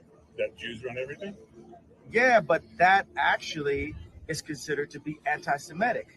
Right. So I didn't realize that it was anti-Semitic to say, hey, I have a Jewish attorney, I have a Jewish record label, I have a Jewish contractor, I have a Do you Jewish... regret your statements? But it's statements you think you should be walking back? I mean, considering... What do you mean walking back? Well, backing up off of them. I mean, the thing is, you've lost a lot of endorsements. People are dropping you. You're getting, vilified. I mean, you might think you're right, but I think, there's a whole world out there that's condemning you for what you said. Okay, so this right here is a chart of Universal Studios, 20th Century Fox, ABC News, CBS News, Columbia Pictures, Warner Brothers, ESPN Sports, Fox News, Washington Post, Metro Goldwyn Mayer, MTV Music Television, Nickelodeon, USA Today, Wall Street Journal, Comedy Central, NBC Entertainment, Google, what else do we have? Disney, ABC Kids and Family, YouTube, Los Angeles Times, Discovery Network, Paramount Pictures, Facebook, Huffington Post, Yahoo, Marvel, Hulu, Cosmopolitan, Time, Touchstone, Associated Press, Pixar, Miramax, HBO, New York Post, LucasArts, MSNBC, DreamWorks Animation. Now, the thing is, I skipped over maybe about 5 of them because it was just unclear on this list. The red are the executives that are Jewish at these companies. Do you think they stuck together when they heard what you said? Was that what happened? So you see, family, this is where we have to make sure we take notes. You have to make sure when you're teaching, if you're teaching about that community, show documents. Don't just give opinions, show actual documents. You saw how he changed the tone of the tone of what was being said to him by the media, by those reporters. Those reporters, those journalists initially was like, hey, don't you feel bad? I mean, you hurt people, Kanye. Don't you feel bad for what you said? I mean, people are canceling you. Don't you feel bad, Kanye? And then in the end, is this the reason why they stuck together? That's what you heard from the reporter's mouth, stuttering when they asked that question. So, family, this is why this is a lessons learned. Make it a point when you're teaching this, the history, show the documents. Let the documents speak for itself. Because if not, you can get yourself into trouble. Even though the way that anti-Semitism is, you can still be called the anti-Semitic, even though you may use a source written by someone from their community. Right? So Kanye West made it clear he didn't know, just by saying that his lawyer, his doctor, his whatever, by saying that they own all of that, that's anti-Semitic. So as we see here, let's go ahead and read this here. It says, making mendacious, dehumanizing, demonizing, or stereotypical allegations about Jews as such, or the power of Jews as a collective, especially but not exclusively, the myth about a world Jewish conspiracy, or of Jews controlling the media, economy, government, or other societal institutions. Accusing Jews as a people of being responsible for real, let me say that again. This is the part that really stands out. Not just what we just read the previous bullet. This right here, family, look at what it says here. I hope y'all really making a note of this. Accusing Jews as a people of being responsible for real or imagined wrongdoing committed by a single Jewish person. And notice what this says, or group, the state of Israel, or even for acts committed by non-Jews. Now we get into what? Is that dealing with the Christian Zionists? Because we got Christian Zionists all around us. Yeah, I've been doing a little deep diving, like a dumpster dive. Be surprised. You be surprised people that are coming against this awakening who are connected to Christian Zionism organizations. You'd be surprised. I'll say that again. You'd be surprised that many of the people in the church right now that are coming against our community, that's throwing our names and trying to slander us in every kind of way. You'd be surprised how many of these people within those groups, those Christian groups, and I'm not just dealing with the high level. I'm talking about when we start getting into the evangelicals, when we start getting into those different circles, you'll be surprised how many of them are part of different Christian, Zionist organizations. I got a few of them.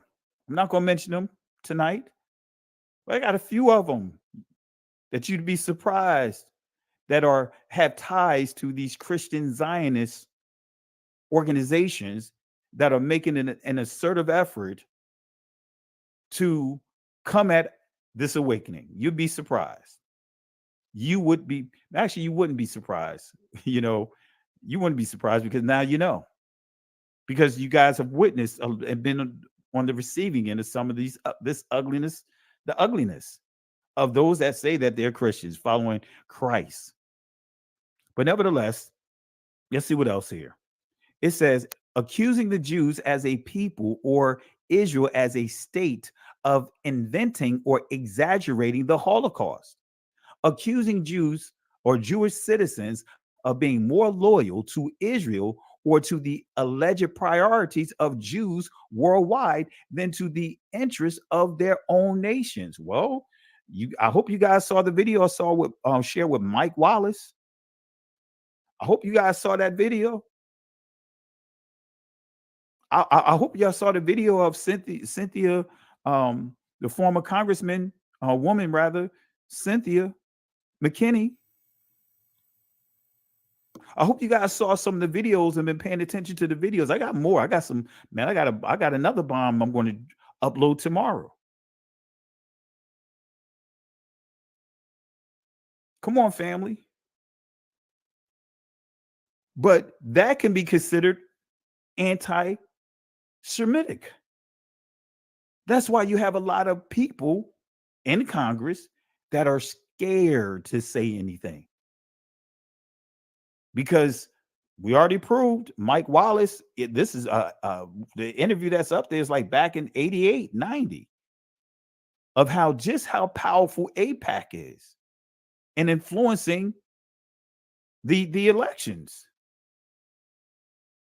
Come on, family. You guys heard it with your own ears. Just how impactful, just how much of an influence. Back in 88, they were given $700 per person, per Israeli person, $700 per Israeli person to that community every year. But when it came to our community, or should we say the Africa, as it pointed out in that video, $2. $2. And this is back in 88, 90. So it's far more than what than what was back then, but that's still a huge gap. That's a huge gap. A huge gap. So family, again, these are the things that's right in front of us right now. You heard the videos of me playing about Biden being a Christian, being a Zionist. He makes it clear he's not ashamed of being a Christian Zionist. You heard with your own ears Nancy Pelosi saying that they will let the country fall, but to make sure the support for Israel is there. They will make sure that the country, even if the country failed, they'll make sure that Israel is still being supported. You heard with your own ears, Gus Savage exposing what the AIPAC had did to Reverend Jesse Jackson when he was running for president.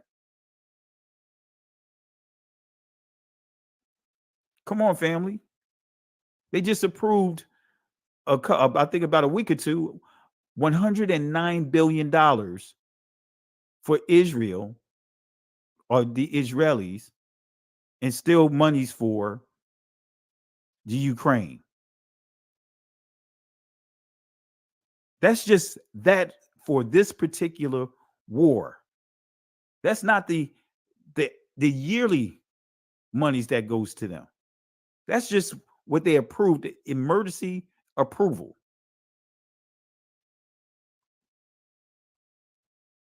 Anyway, so let's go ahead and continue here.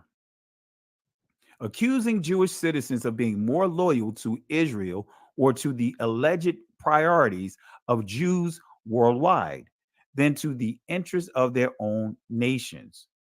So what is the definition of anti-Semitism according to the Jewish community? I said it again. It goes on to say, calling for aid or justifying the killing of harming of Jews, right? So are these anti-Semitic comments? Guess what? Just on that alone, that's why I said, going back here, calling for aiding or justifying the killing of harming of Jews, right? Often in the name of a radical ideology or an extremist view of religion. Well, are these comments anti-Semitic? Guess what? Right here, that's the key. When I wake up, I'm going DEFCON 3 on Jewish people. Can't get around it. Cannot get around it. Right? What is the definition of anti-Semitism according to the Jewish community? I mentioned it, but let's go back to it.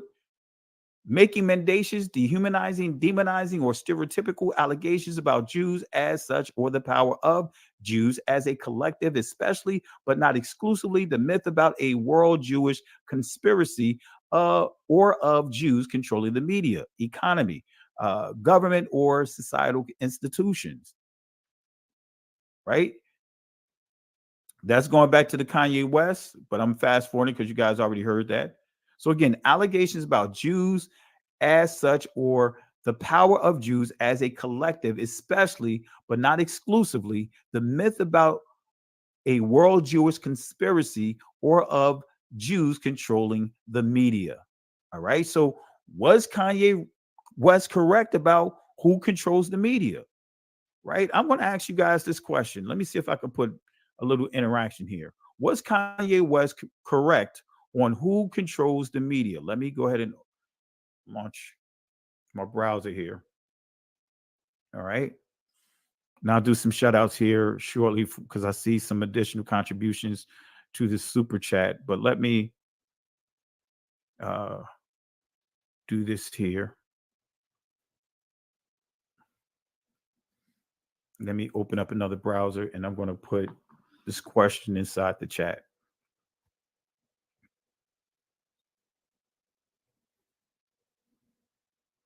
All right, let me make sure that Approve it.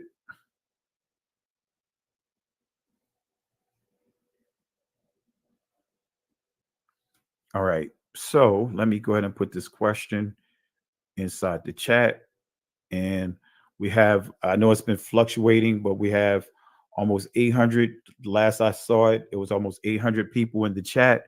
So I think we can at least get a couple of hundred participants here. And if you have not subscribed to the channel, hit that like and subscribe to the channel. And if you assume that you're still subscribed to the channel, double check, because what YouTube has been doing, they will uncheck you without you knowing.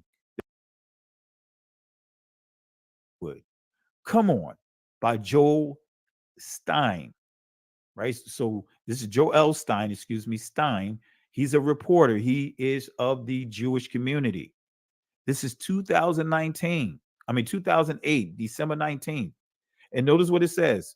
Who runs Hollywood? Come on. I have never been so upset by a poll in my life. Only 22% of Americans now believe the movie and television industries are pretty much run by Jews. Excuse me, about to sneeze. Americans now believe the movie and television industries are pretty much run by Jews, down from nearly 50% in 1964. The Anti-Defamation League, which released the poll result last month, sees in these numbers a victory against stereotyping. Actually, it just shows how dumb America has gotten. Jews totally run Hollywood. Now, this is not my article. This is by Joel Stein, who is a Jewish reporter who wrote this article for the Los Angeles Times. He makes it clear that the Jews totally run Hollywood. But he didn't stop there. He says, how deeply Jewish is Hollywood? He says, how deeply Jewish is Hollywood? When the studio chiefs took out a full-page ad in the Los Angeles Times a few weeks ago to demand the Screen Actors Guild settle its contract, the open letter was signed by News Corp's President Peter Chernin, Jewish, Paramount Pictures Chairman Brad Gray, Jewish, Walt Disney co-chief executive Robert Iger, Jewish, Sony Pictures Chairman Michael Linton, surprise Dutch Jewish, Warner Brothers Chairman Barry Meyer. Doesn't it sound like what Kanye West was spewing, was quoting? But not, of course, some of these guys have been replaced, but it says Jewish. CBS Corp, Chief Executive Leslie Moonves, so Jewish, his great uncle was the first prime minister of Israel. Let me say that again. Chief Executive Leslie Moonves, so Jewish, his great uncle was the first prime minister of Israel. MGM Chairman Harry Sloan, Jewish, and NBC Universal Chief Executive Jeff Zucker, mega Jewish. If either of the Jews, I skipped down to here, but anyway, it says here, the Jews are so dominant, I had to scour the trades to come up with 6 Gentiles in high positions at entertainment companies. When I called them to talk about their incredible advancement, 5 of them refused to talk to me, apparently out of fear of insulting Jews. The 6th AMC president, Charlie Collier, turned out to be Jewish. All right. As a proud Jew, I want America to know about our accomplishment. Yes, we control Hollywood. Without us, you'd be flipping between the 700 Club and Davy and Goliath. Davy. Anyway, Davy and Goliath on TV all day. So I've taken it upon myself to reconvince America that Jews run Hollywood by launching a public relations campaign, because that's what we do best. I'm weighing several slogans, including Hollywood more Jewish than ever, Hollywood from the people who brought you the Bible, and Hollywood if you enjoy TV and movies, then you'll probably like Jews after all.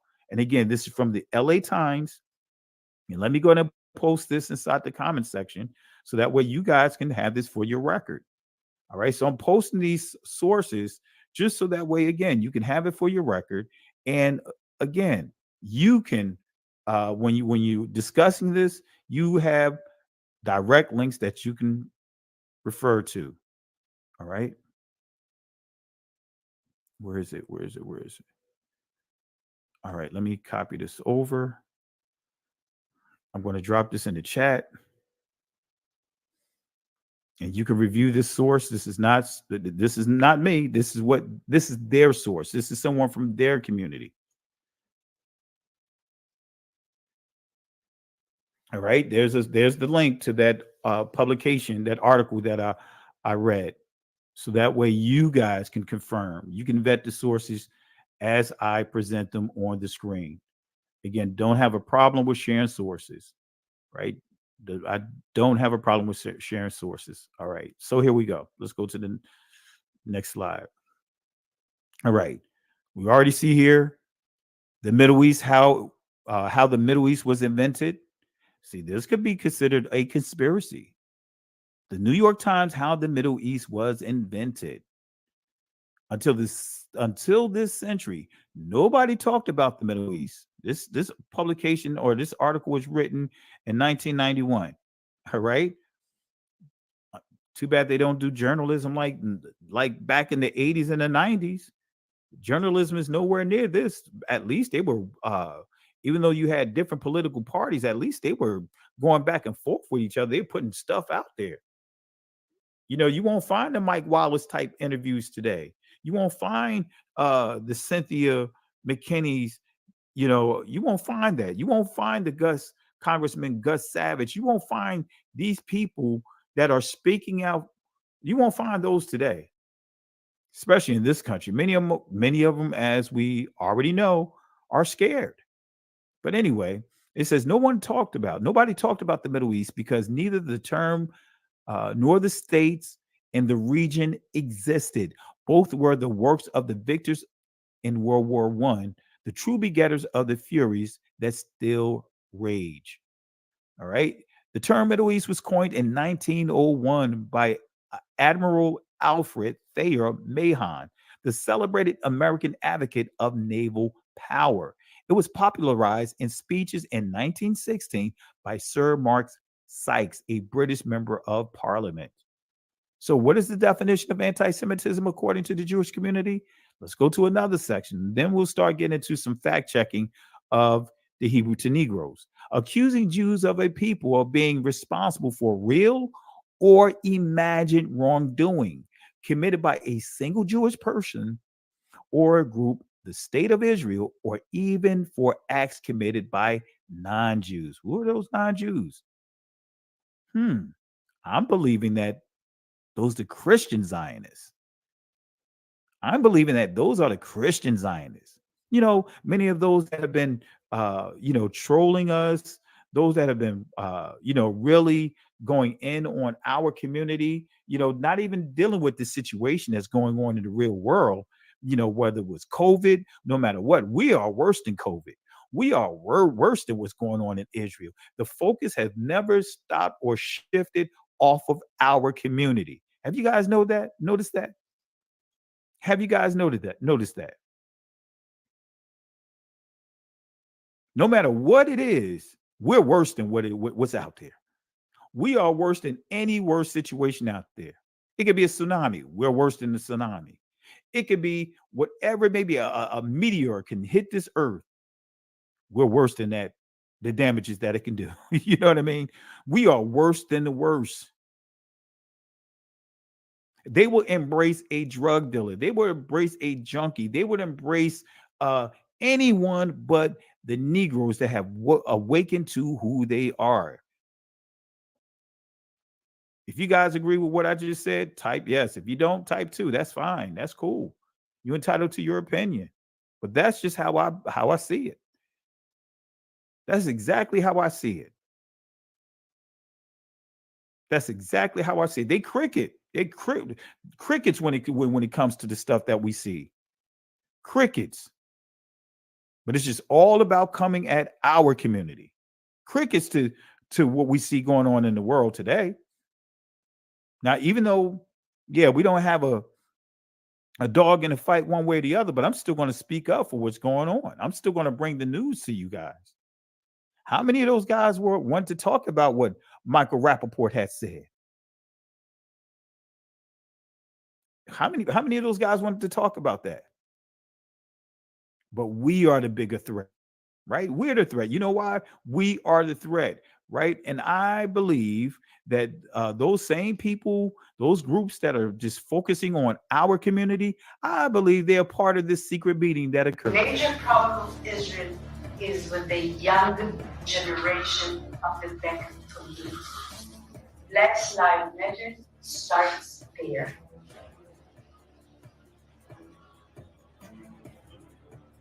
I had last week a dinner, sit-down dinner in my house with some people which are considered the leadership of the black community. See, we are, we're worse than the worst. We're the threat, though. But none of them are talking about that.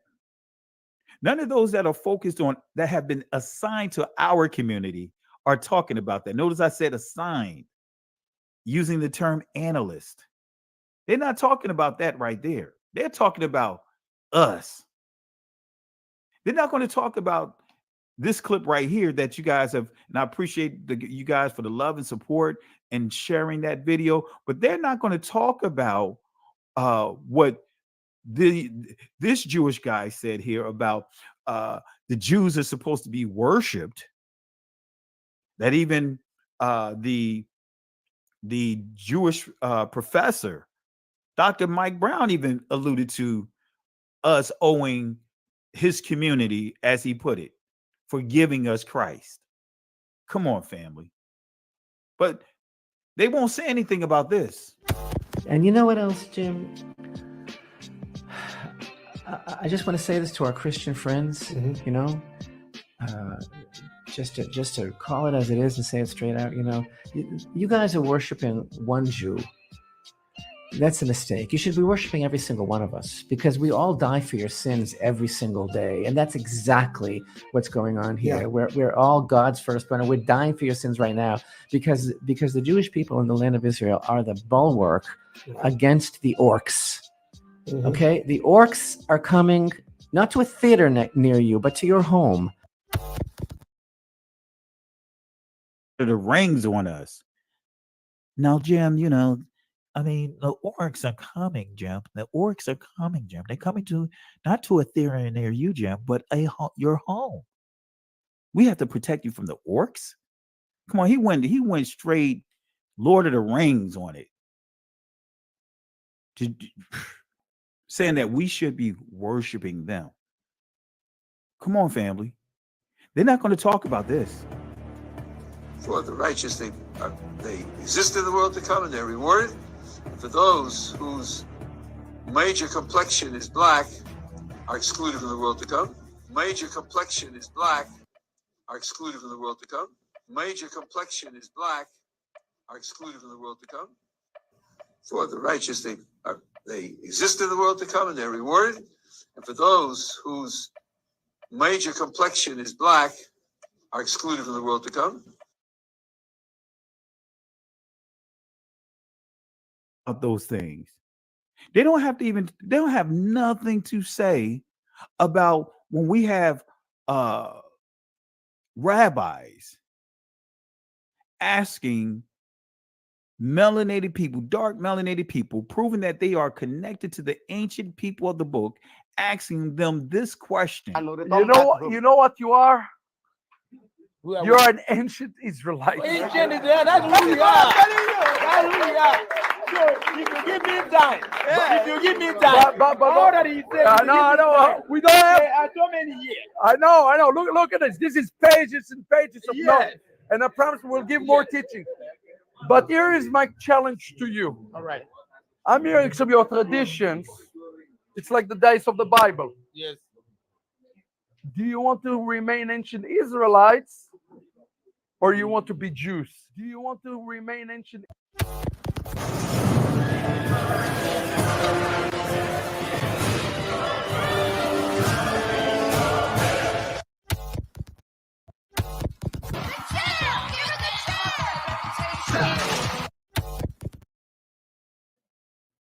Come on, family. Crickets. Crickets. They are quiet, family. Quiet on that. But we're the worst thing. We're the worst of the worst. So accusing Jews as a people of being responsible for real or imagined wrongdoing committed by a single Jewish person or group, the state of Israel, or even for acts committed by non-Jews. So what is the definition again of anti-Semitism according to the Jewish community? I know I keep reiterating this, but I'm going somewhere with this. That's why I'm setting this up the way that I'm doing this. We're going to address some stuff here. Accusing the Jews as a people or Israel as a state of inventing or exaggerating the Holocaust. Now I'm going to show you something that, according to them, can be anti-Semitic. Accusing Jewish citizens of being more loyal to Israel or to the alleged priorities of Jews worldwide than to the interests of their own nations. All right, so we're going to get to that here in a second. But what is Semitic? Let's start dealing with this word real quick. What is Semitic? Now, as you see, as it says here, in up until like 1779, if you go back to there, right, the language group. Semitic was actually a language group. That's why when you see the Zondervan Bible Dictionary and it's dealing with the Shemitic language, you will see a Hamitic name under there. Why? Because it was a language group. Just like when we say the word Bantu. Bantu was initially a language group, meant a language group, not designated for an actual group of people, but the language group. Because there's hundreds of Bantu languages. Right? So Shemitic language group. It says the language group that includes Hebrew, Arabic, Aramaic, Assyrian. It goes on to say, in recent use, often with the specific sense Jewish. Recent. Now it's what being identified more specifically Jewish, but not historically so limited. Historically, it wasn't limited. That's what it's saying. It wasn't limited on the Jewish community historically, but now it's limited to the Jewish community as we know them. So that's why it says, and I highlighted this quote, in recent use, often with the specific sense Jewish, but not so historically so limited. So when we go to the Oxford Dictionary, let's see what it says here. Relating to or denoting a family of languages that includes Hebrew, Arabic, Aramaic, and certain ancient languages such as Phoenician and Akkadian, constituting the main subgroup of the Afro-Asiatic family. Notice what it says. Constituting the main subgroup of the Afro-Asiatic family. Come on, family. Let me say it one more time. Constituting the main subgroup of the Afro-Asiatic family. So it's saying Semitic is a subgroup of what? Afro-Asiatic families. Let's go to the Merriam-Webster Dictionary definition of this word Semitic. It says here, entry number one. So this tells you entry number one is the oldest entry. Entry number two comes after that. But then in the end, look at that entry that we see that was added there.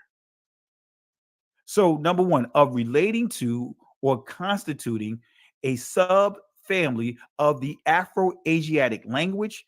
And it goes on, it says family that includes Hebrew, Aramaic, Arabic, and Amharic. Then it goes on to say of relating to or characteristic of the Semites.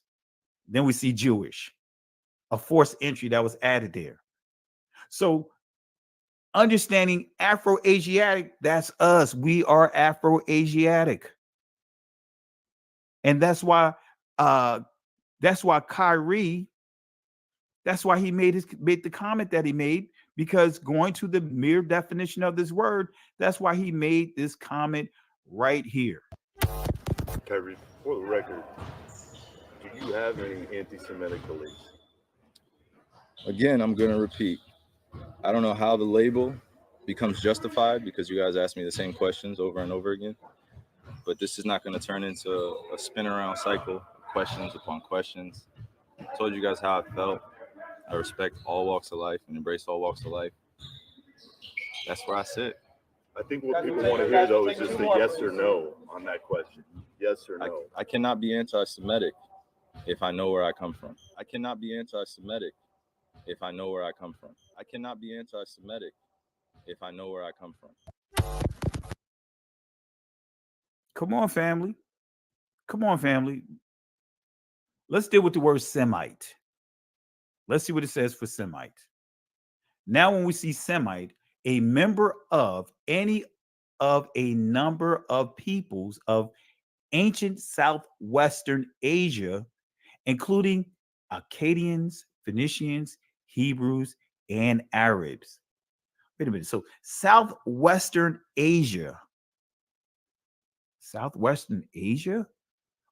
Is that the Middle East? You see how they're redefining these words? But then as we go down, it says a descendant of these people, a member of a modern people speaking a Semitic language. We say here, a descendant of these people. But look at how they reposition it. Southwest Asia versus Northeast Africa. Come on, family. Come on, family. Like the old school would say, the devil is in the details. Can a person of the continent of Africa be anti-Semitic? Especially, we got the phrase Afro-Asiatic. What is the origins of the name Africa? You know, if we just use the sources, I'm just going to use Christian sources. Or should I say Jewish sources, whatever. When we go to Josephus, Antiquity of the Jews, page 23, look at what he says about the word Africa, the name Africa. Let's fast forward here. It says here, Malchus, who wrote a history of the Jews in agreement with the history of Moses, their legislator, relates that there were many sons born to Abraham by Keturah. Nay, he names three of them, Aphor, Surim, and Jephron. That from Surim was the land of Assyria dominated, and that from the other two, Aphor and Jobron, the country of Africa took its name. So it's saying the name Africa comes from Abraham's son. All right, let me fast forward here. So according to the sources here, saying the name Africa, the origins of it is a Shemitic name. Anyway, family, when we go to their sources, right? All right, let me go back here. Oh, I didn't put it here. I forgot to put it. Yeah, I can't use that source. This is defining the word Jew as you see it in the background, but it's telling us that the word Jew should not be used synonymously with ancient Israel. Let me see if I can pull it up real quick and fix that slide.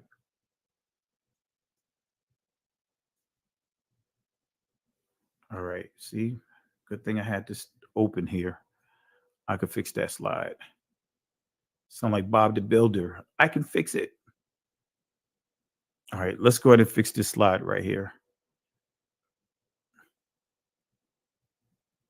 All right, let's put it right here.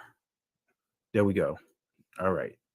So, strictly speaking, it is incorrect to call an ancient Israelite a Jew, or to call a contemporary Jew an Israelite or a Hebrew. The first Hebrews may not have been Jews at all. And it says the same things for the Palestinians, right? Referring to the Palestinians as the Philistines. assuming that they're the same people. That's what this is saying in their source. But here it says, strictly speaking, it is incorrect to call an ancient Israelite a Jew. Let's go back to this recording here. So let's put it in this proper perspective, right? When it says it is incorrect to call an ancient Israelite a Jew. So that's why this is such an insult when you hear this Messianic rabbi ask the Limba elders, the Igbo elders, this question. You know what you are? You're an ancient Israelite. Ancient Israel, that's who we are. That's who we are. So if you give me time, if you give me time, but all that he said, I know. We don't have so many years. I know. Look at this. This is pages and pages of notes. And I promise we'll give more teaching. But here is my challenge to you. All right. I'm hearing some of your traditions. It's like the days of the Bible. Yes. Do you want to remain ancient Israelites or you want to be Jews? Do you want to remain ancient Israelites?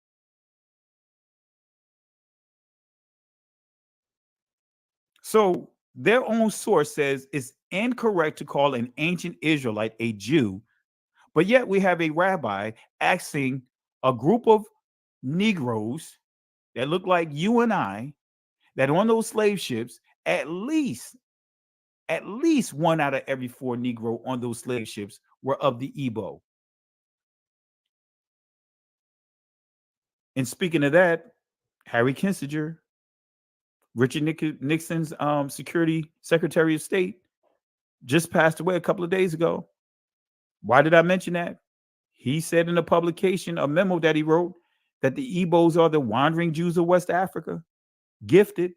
All right. But anyway, it is incorrect to call an ancient Israelite a Jew or to call a contemporary Jew an Israelite or a Hebrew. So it's saying that you should not be using that word Jew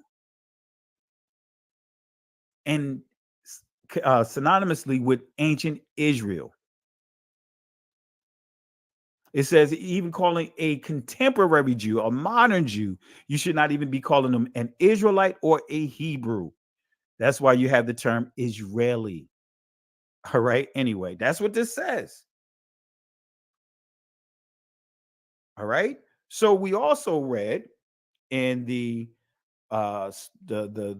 anti-Semitic document by the Jewish community as we know them, accusing the Jews as a people or Israel as a state of inventing or exaggerating the Holocaust. Right? So did Ron Dalton write in his book or stated in his movie that the Holocaust did not exist? Because remember, that reporter dealing with Kyrie Irving, he said that in the book, he said in the movie, Ronald Dalton said that the Holocaust did not exist. And I'm going to prove to you, family, that was actually a complete lie. What did Ron Dalton actually write in his book or say in his movie? What did he say about the Holocaust? Excuse the typo. Now, this is coming from his book, Hebrews to Negroes, Wake Up America, Wake Up Black America. Let's see what he says inside this book as we fact check it. It says here, the Jews have established 5 major falsehoods which work to conceal their nature and protect their status and power, to wit. Number 1, the Jews are Israelites, in other words, Hebrews, and thus God's chosen people. Now, what else does he say? Jesus Christ was a Jew. Jesus did not practice Judaism. Jesus' stock was of Levi, Aaron, in other words, Mary, and it says of Judah, Joseph. Number 3, that 6 million Jews were killed in the Holocaust during World War II. Many scholars, notice what it says, is many sources and scholars have proven that there were less than 250,000 Jews living in Europe at the time of the Nazis' Third Reich rule. This number was fabricated and was believed to be true by Jewish-controlled media in America. Number 4, that all people are equal, right? Religion, let's say equal. All people are not equal in the religion of Judaism. We are considered goyim, or goyim or goy, just like cattle. Number 5, that the Jews are just another religious group. In other words, the Jews today are Europeans whose ancestors converted from pagan religions to Judaism religion. Being a Jew, which is a follower of Judaism, is basically a religion. The race of anybody practicing Judaism varies by country. Therefore, the Jews are just a religious group, not a race. And he puts a quote here. So this lets you know that he didn't come up with this quote. It's quoted by Ashkenazi Jew Harold Wallace Rosenthal. And we're going to address that in a second here. But I want to go back here where it says about the Holocaust, because it says if you exaggerate, let's go back to the law. Let's go back to what they say here.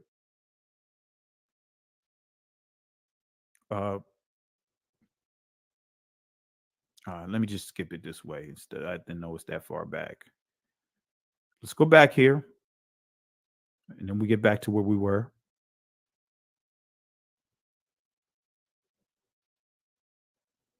Right here. It says, accusing the Jews as a people or Israel as a state of inventing or exaggerating the Holocaust. All right, so let's go back here to where we left off at. All right, so we got a lot to address here. All right, so let's fast forward here. All right, we got a lot to address. Let's start with addressing this quote here, and we're going to address a lot of this here, starting with looking up who this person, Ashkenazi Jew, has Harold Wallace Rosenthal, who this person is. Because Ronald Dalton makes and as you see in the back here, quoted by Ashkenazi Jew Harold Wallace Rosenthal. So we see that here. And this is the source. The hidden tyranny, the issue that dwarfs all other issues. This is a document based off of an interview, but a document, it says the Rosenthal document. And this is the information right here. When I say I did the research, I did the research because I'm like, okay, let's see if what the Rolling Stones and the talking points at that time is true. Because I was like, wait a minute, I watched the movie and I read the book. I don't recall seeing some of the things that they mentioned. So let me go back over. Let me make sure I just maybe there's something that I missed. I mean, it is a lengthy movie. It's like what, 3.5 hours. So that's a lot of time sitting there watching something. So maybe it went over my head. So I decided to go back to the book, right? And notice what it says here in the footnotes of this book. I decided to go to the book and I decided to research and I decided to see if what the things that was circulating about Ron Dalton, he was Negro, saying what they said, if it was true. I decided to go look it up to see if it's true. And we did a fact check. So we're doing a fact check to see if it's true. So in the footnotes of this book here, this document that I pointed out, the hidden tyranny, the issue that dwarfs all other issues, in the footnote, right, it says the Jews have established 5 major falsehoods. Wait a minute. That is coming directly out of Ron Dalton's book, quoting this source by a Jewish Ashkenazi Jew. So what they're telling us, basically in a nutshell, they can quote it, but if we quote what they say, then we're anti-Semitic by quoting what someone from their community has said. So Ron Dalton is actually quoting from this book by the Ashkenazi Jew Rosenthal. Notice what it says here. It says, number 1, the Jews are Israelites and thus God's chosen people. Number 2, Jesus Christ was a Jew. Number 3, that 6 million Jews were killed in a Holocaust during World War II. It's saying the number, but didn't say whether saying that there was no Holocaust, as the reporter said to Kyrie Irving. It says that 6 million Jews were killed in the Holocaust during World War II, that all races are equal, or that all are brothers, and number 5, that the Jews are just another religious group. All right. So who is Harry Rosenthal? Who is Harry Rosenthal? Why are there You know, and I want to make sure you guys understand this, right? Who is Harry Rosenthal? And we're going to answer that question. But before we go to that, let's deal with the Holocaust real quick, because we got to answer this question. Why do we see the Star of David and the swastika on the same coin? Why do we see the swastika and the Zionist symbol on the same coin? We need to investigate that. I'm not going to investigate it now, but notice what we see here. You guys remember this here? October 18th, 1918, 6 million souls will need help to resume normal life when war is ended. 6 million. It's saying 6 million. That 6 million number back in 1918, October 18th. Here's the original article. Go to another article. Ukrainian Jews. Notice we're dealing with the Ukraine. Ukrainian Jews aim to stop pogroms. New York Times, September 8th, 1919. Right? And guess what was happening in 1919 as well as 1918? The destruction of our communities, plural. But notice what it says. Ukrainian Jews aim to stop pogroms, commissioned to visit Europe and prepare a memorandum for President Wilson. Lansing gives permission. Mass meeting hears that 127,000 Jews have been killed and 6 million are in peril. We see that 6 million number again. Here's the article right here. We see it again. Tells sad plight of Jews. New York Times, November 12, 1919. Another article. It says here, the successive blows of contending armies have all but broken the back of European Jewry, he said, and have reduced to tragically unbelievable poverty, starvation, and disease about 6 million souls, or half the Jewish population on the earth. Wait a minute. I got to upload something here because I removed it. Let me upload something here because this is pretty interesting, because I want to upload a lie here. Let me upload this lie. Let me upload this lie. I can remove this video. Let me go fire Marshal Bill on you guys. Let me tell you something. Let me upload this here. Let me upload this here. All right. Let me go to a different folder because this is important, family. This is really important that I want to share with you guys. All right. I know we're going overtime. All right. Let's see here. Let's go here. Let's go to this folder here.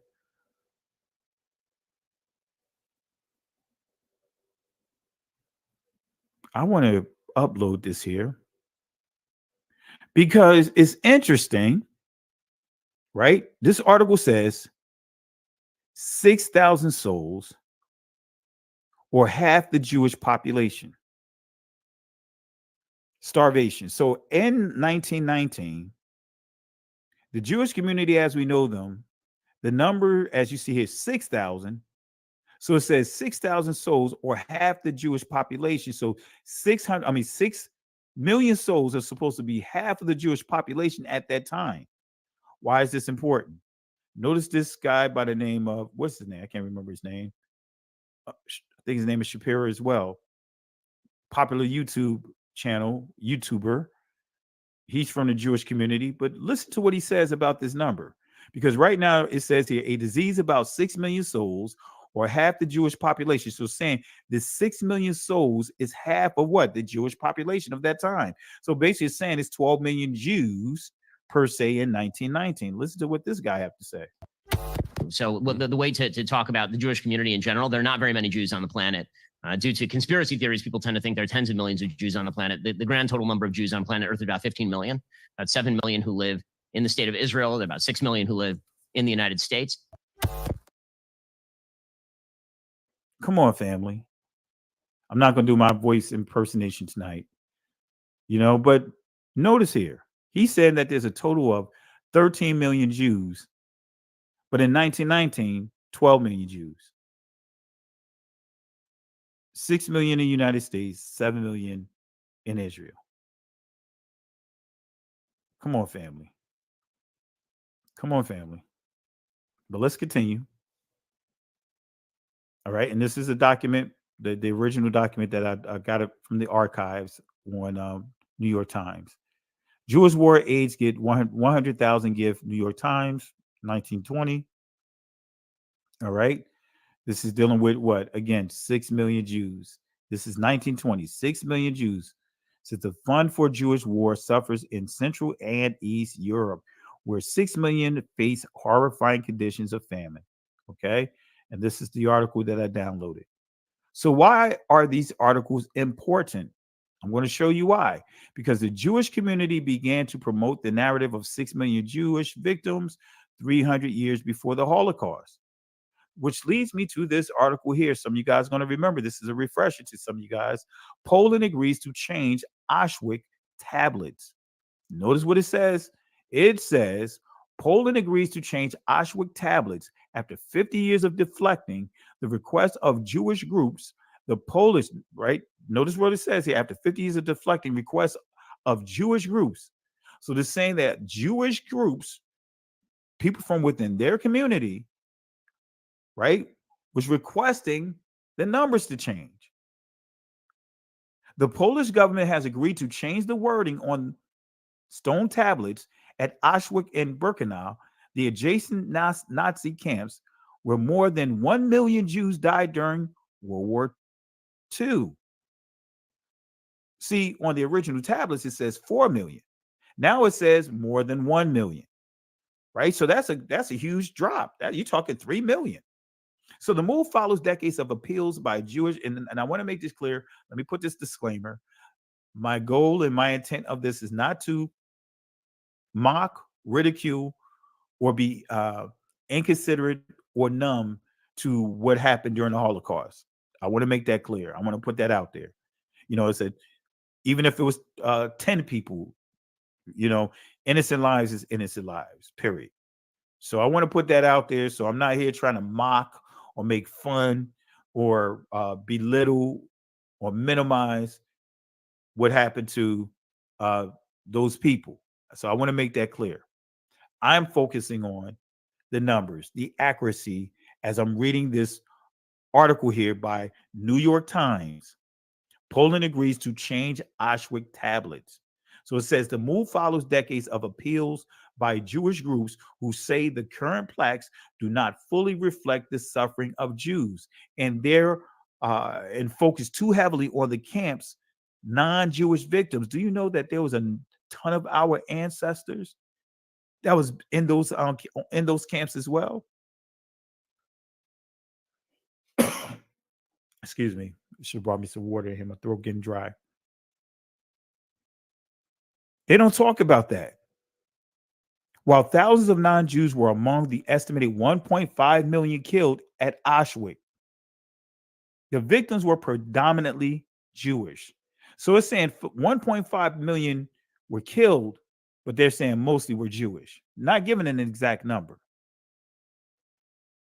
Here's the tablets. This is the original right here, and it says 4 million. And then when we look on the right, it says 1.5 million men, women, and children, mainly Jews. Let me zoom that in. Mainly Jews. So according to the article, it estimated 1 million. So if they're saying that 6 million Jews were killed in the Holocaust, just this right here knocks off 3 million of that number. According to this article here. That's why, family, we're showing sources. So when we go to this Rolling Stones article, because this reporter that you heard questioning Kyrie Irving, he wrote I believe he wrote the article that was in the Rolling Stones, or at least used the article to go at Kyrie Irving with.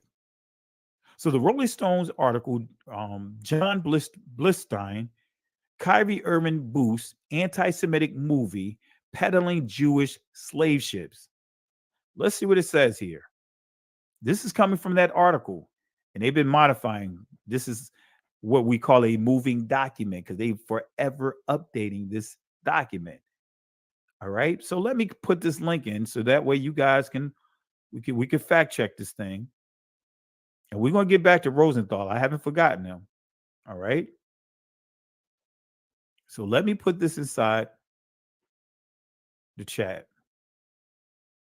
This is the link to this Rolling Stone article.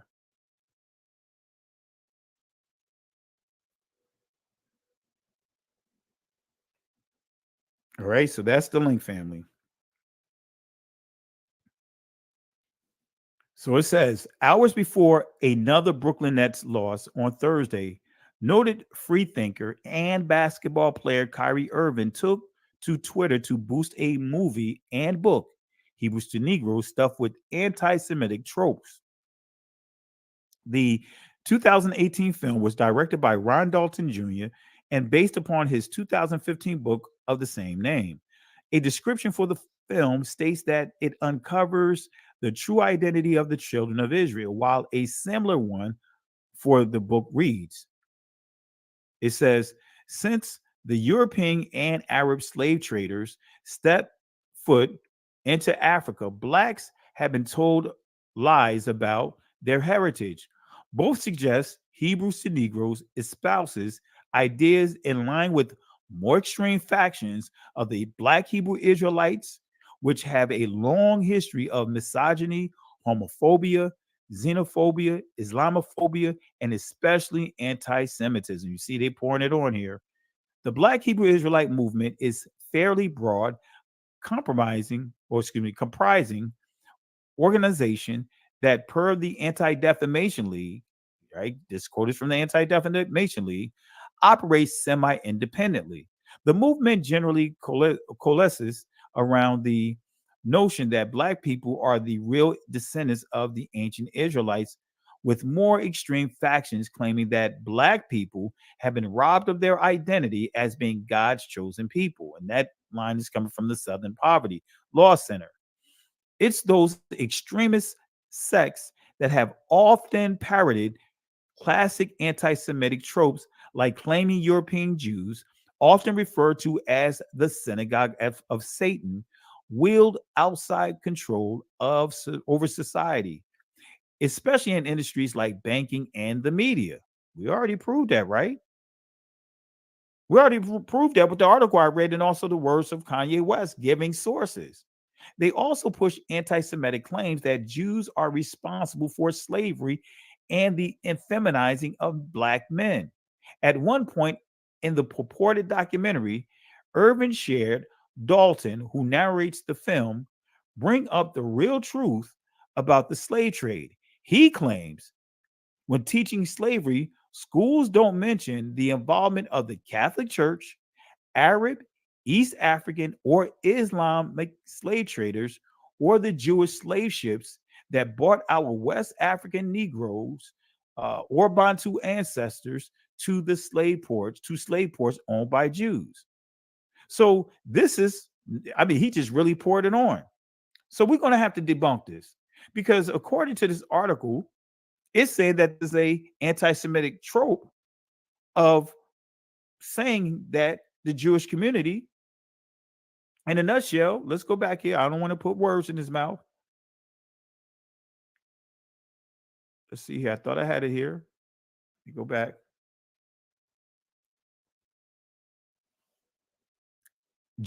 Jewish slave ships, or the Jewish slave ships that brought our West African Negro or Bantu ancestors to slave ports owned by Jews. So he's saying that they're not teaching that. It was the Catholic Church, the Arabs, you know, the Islamic slave traders. They don't teach about how that there were Jewish slave ship owners and all that. Jews owned slaves. You know, Michael Rappaport want our community to rebuke those Palestinian supporters who were tearing down posters. But yet, when you look at the posters during this height of the slave trade or slave war, whose names do you see on those flyers? It's coming directly from the Jewish community as we know them. That's a fact. And I'll bring up some of those flyers because I have it on this computer. I didn't put it in this presentation. But let's go ahead and debunk some of this here. You guys remember this, Jews and Judaism in the United States, a documentary history by Rabbi Mark Lee Raphael, 1983. This is what he says. Jews also took an active part of the Dutch colonial slave trade, indeed by laws in the recipe of Mauritius congregation included an aposta, in other words, Jewish tax of 5 soldos for each Negro slave, a Brazilian purchase from the West Indies Company. I'm just going to go here. And as you see here, I don't want to cut over this right here, just one area here. It says slave auctions were postponed if they fell on a Jewish holiday. It goes on to say in the 17th century, as well as the British colonies of Barbados and Jamaica, in the 18th century, Jewish merchants played a major role, not a minor role, major role in the slave trade. In fact, in all of the American colonies, whether French, British, or Dutch, Jewish merchants frequently dominated. This is coming from this source here, Jews and Judaism in the United States, a documentary history by Rabbi Lee Raphael. He's a rabbi. I'm not sure if he's still living, but he's a rabbi, and this is his source. This was no less or true on the North American mainland, where during the 18th century, Jews participated in the triangular trade that brought slaves from Africa to West Indies, and there exchanged them for molasses, which in turn was taken to New England and converted into rum for sale in Africa. Isaac da Costa of Charleston in the 1750s, David Frank's Philadelphia, 1760s as well. We say, well, 1750s, but David Frank, 1760s. Aaron Lopez of Newport in the late 1760s and early 1770s dominated Jewish slave trading on the American continent. Come on, family. Made it clear. These are people from the Jewish community as we know them. So these 3 Jewish slave owners dominated the trade at their locations and are very deceptively mentioned in the article I'm about to share. So these guys dominated the slave trade at their locations. And this is coming from another source, My Jewish Learning. And note what they say here, and I want to highlight it here. They highlight, and I'm just going to put some things on the screen here. Oh, man. Anyway, they highlight David Franks, where Isaac DaCosta, David Franks, Aaron Lopez, and it makes it clear that they were very prominent. They didn't say dominant, they said prominent. You know, word selection. Is it strictly coincidental with the order of these slave owners, as far as their names identical to the book that I just highlighted? So you know they used the source. But they purposely in this article to word it in a way to minimize. So Isaac DaCosta, David Franks, Aaron Lopez, and it says were prominent instead of saying dominant.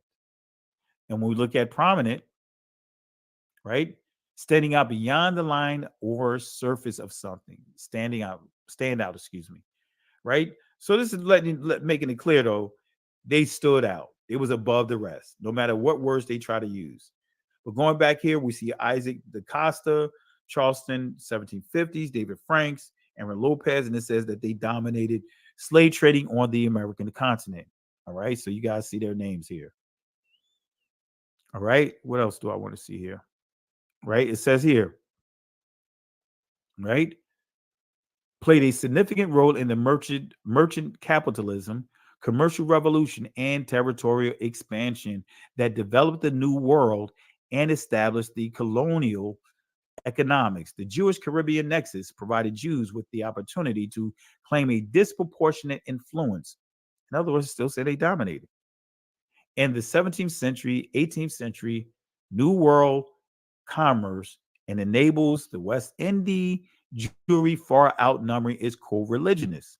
So saying they far outnumbered. It's still saying that they dominated, family. Groups of Jews began to arrive in Suriname in the middle of the 17th century.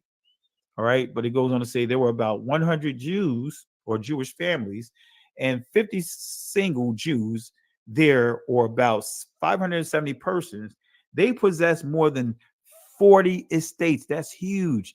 And 9,000 slaves contributed, right? So it says 40 estates, 9,000 slaves, and it says contributed 25,905 pounds of sugar as a gift for the building of a hospital.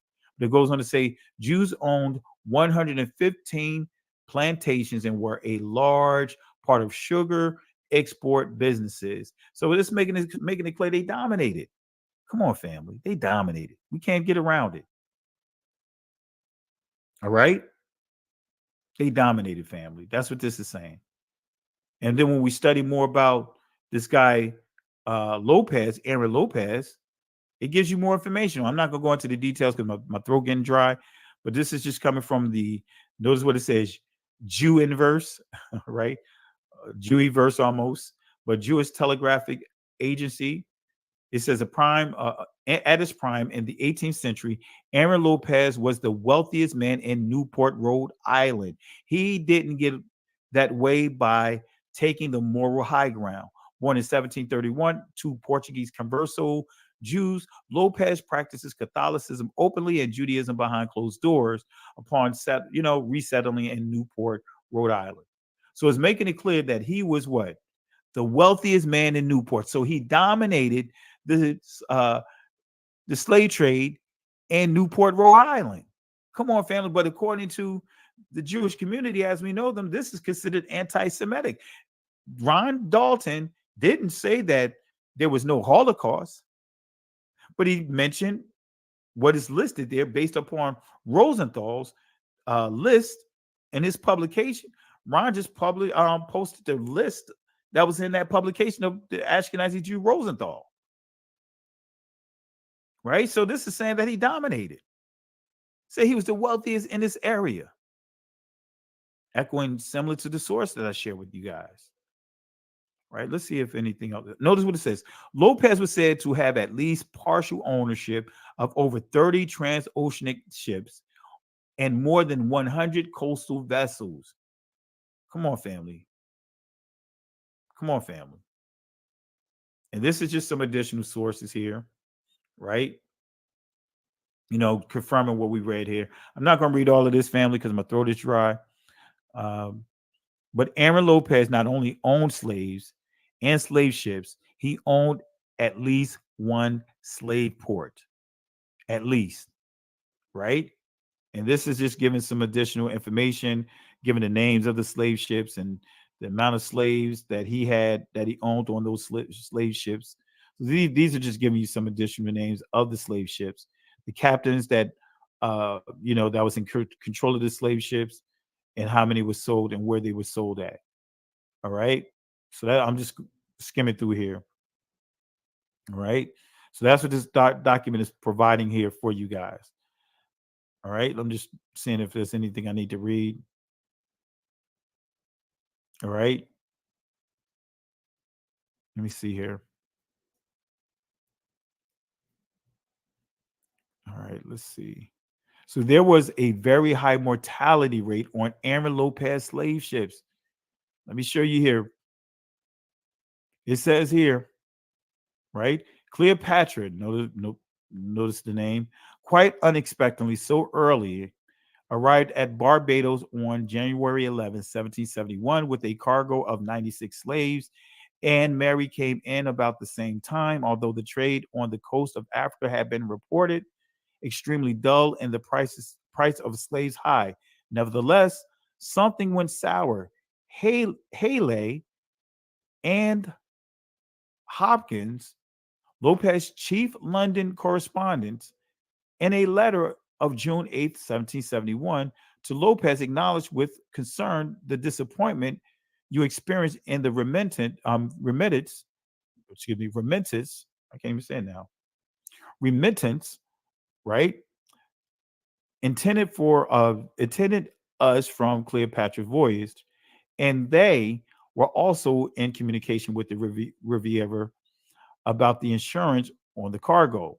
Probably Cleopatra had experienced a very heavy mortality, for she brought the much higher number of 230 blacks to Barbados on her next voyage. So this is telling you on this particular voyage, there was 230 Negroes on this particular ship, and so many of them died. Why was the mortality rate so high on these slave ships? Well, you know, white cannibalism was on these slave ships, right? This is proving it here. White cannibalism in the slave trade. The curious case of Schooner Arrogante. I'm not going to read all of this, family, but this is just proven, right? As you see here, 330 Africans aboard who all had been embarked at Galenas, excuse me if I'm mispronouncing the word. All of them were liberated soon after the vessel reached Montego Bay, Jamaica, where soon after their arrival, a chilling mystery surrounding the alleged practices carried out by her captain and crew were also brought to the attention of local authorities. Shortly after landing, the captain and crew were accused of killing an African man, cooking his flesh, and serving it to the rest of the slaves on board. Additionally, they were also accused of eating the heart and liver of the murdered man. That is getting into satanic rituals, saying that the crew on the slave ship ate the heart and liver. That is satanic rituals, just that in itself. Come on, family. Right? This is just an article showing how Sam Holt was burnt at the stake and they chopped him up and chopped his body up like it was a piece of meat, sold it for souvenirs. I'm not going to read all of this. I encourage you guys to get this book, 100 Years of Lynching by Ralph Ginsburg. It's a lot of information inside it, right? And that's what this is from. Has a number of articles there of the lynchings, okay? So I'm not going to get into all this. I know I'm bypassing this a little bit, but this is the prophecy of cannibalism in Deuteronomy 28, starting at verse 52, and I'm going to highlight that real quick. That's right. You see on your screen, cannibalism.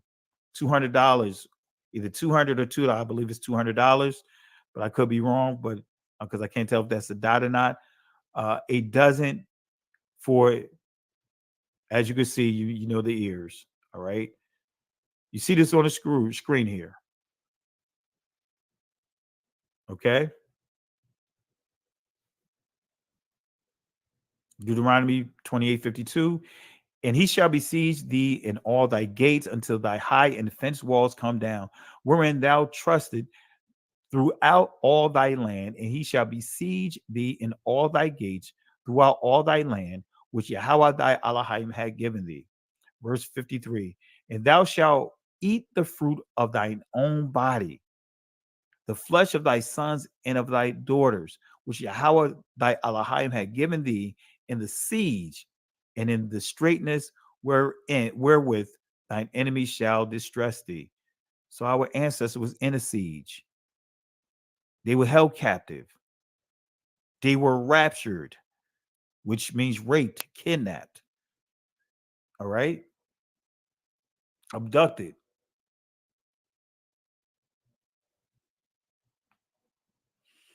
Man. Let's go back here. Hebrews to Negroes book, Hebrews to Negroes, the book contains even more instances of anti-Semitism. The book's fourth chapter, When Did Racism Towards Blacks Start?, the falsely suggested that anti-Black racism can be traced to key Jewish texts. Western education and religion tries to teach the world that Blacks are cursed with their skin color by the curse of Ham or Canaan. This is taught in European Jewish documents and the teachings of the Talmudic book in Judaism. Some can say that it established the basis for Black racism even before the KKK. Notice what is here. Well, but we're going to confirm this, family. What does Ron Dalton say in his book about the curse of Ham? Let's see what he says and let's see if he's wrong. According to John Blistein, Ron Dalton starts chapter 4 of his book by falsely suggesting that anti-Black racism can be traced back to key Jewish texts. And we're going to confirm this. Is John Blistein correct in his accusation? Did the journalist of the Rolling Stones article properly quote Ron Dalton's book? Let's go to Ron Dalton's book. Let's see what it says. Oftentimes growing up, I wondered that if the original man and woman were white, then where did black people come from? In the black church, most African Americans are taught in Sunday school lessons that Adam and Eve are white. Western education and religion tries to teach the world that blacks are cursed with their skin. So while we at it, let me just play a couple of videos so we can address a couple of things here. I might as well do it here since I have it up here. Let me just go ahead and do I have the video still here? Hopefully I do. Let's deal with Adam. Let's deal with scientific Adam real quick. Let me play you a clip about scientific Adam. Let's see what it says. Let's see what they have to say. Wells comes face to face with the man he's been searching for. A new portrait of the common ancestor of every man today. Adam.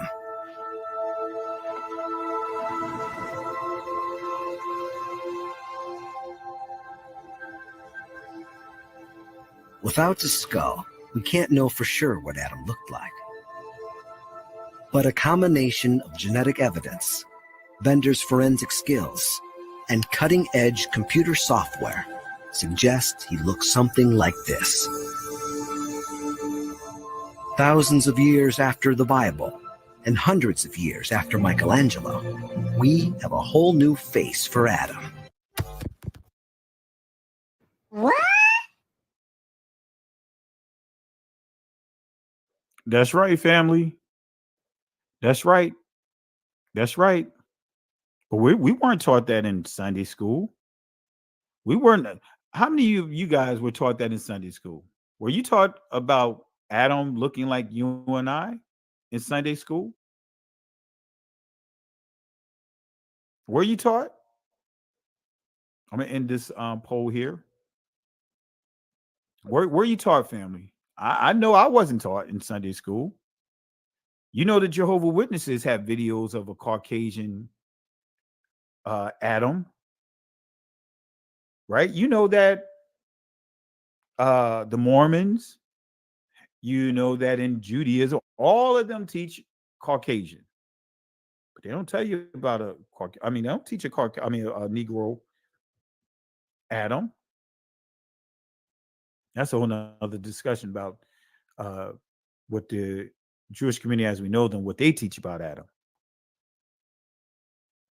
But let's play one more video, and this is about Eve, because we dealt with Adam, so now let's deal with Eve real quick. All right, and then we'll give some shout outs shortly here. Got to get caught up with the contributions. Really appreciate you guys for the contributions. Really appreciate it. Let me play a short clip about Eve. I was very excited when I first started to get evidence, and it was so counterintuitive. I'd put 20 Europeans and 20 African Americans on a sheet of X-ray film, and every African American showed differences, and all the Europeans looked the same. And I thought I'd mislabeled something, or I thought I'd made some drastic mistake. And we kept repeating and repeating things. As we got more samples from different areas, I realized that it was a difference in the pattern, and that this whole new type of evidence based on mitochondria was going to change the way we thought about modern humans.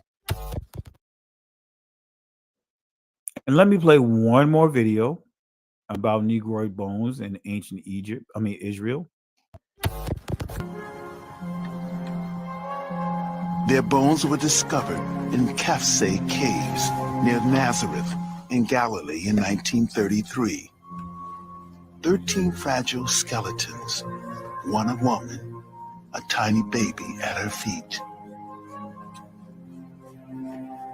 When these bones were first uncovered, they were the oldest complete modern human skeletons ever found. The numerous skeletons that have been found in caves in Israel at the sites of Kafse and Shkul show us that there were modern humans outside of Africa over 100,000 years ago.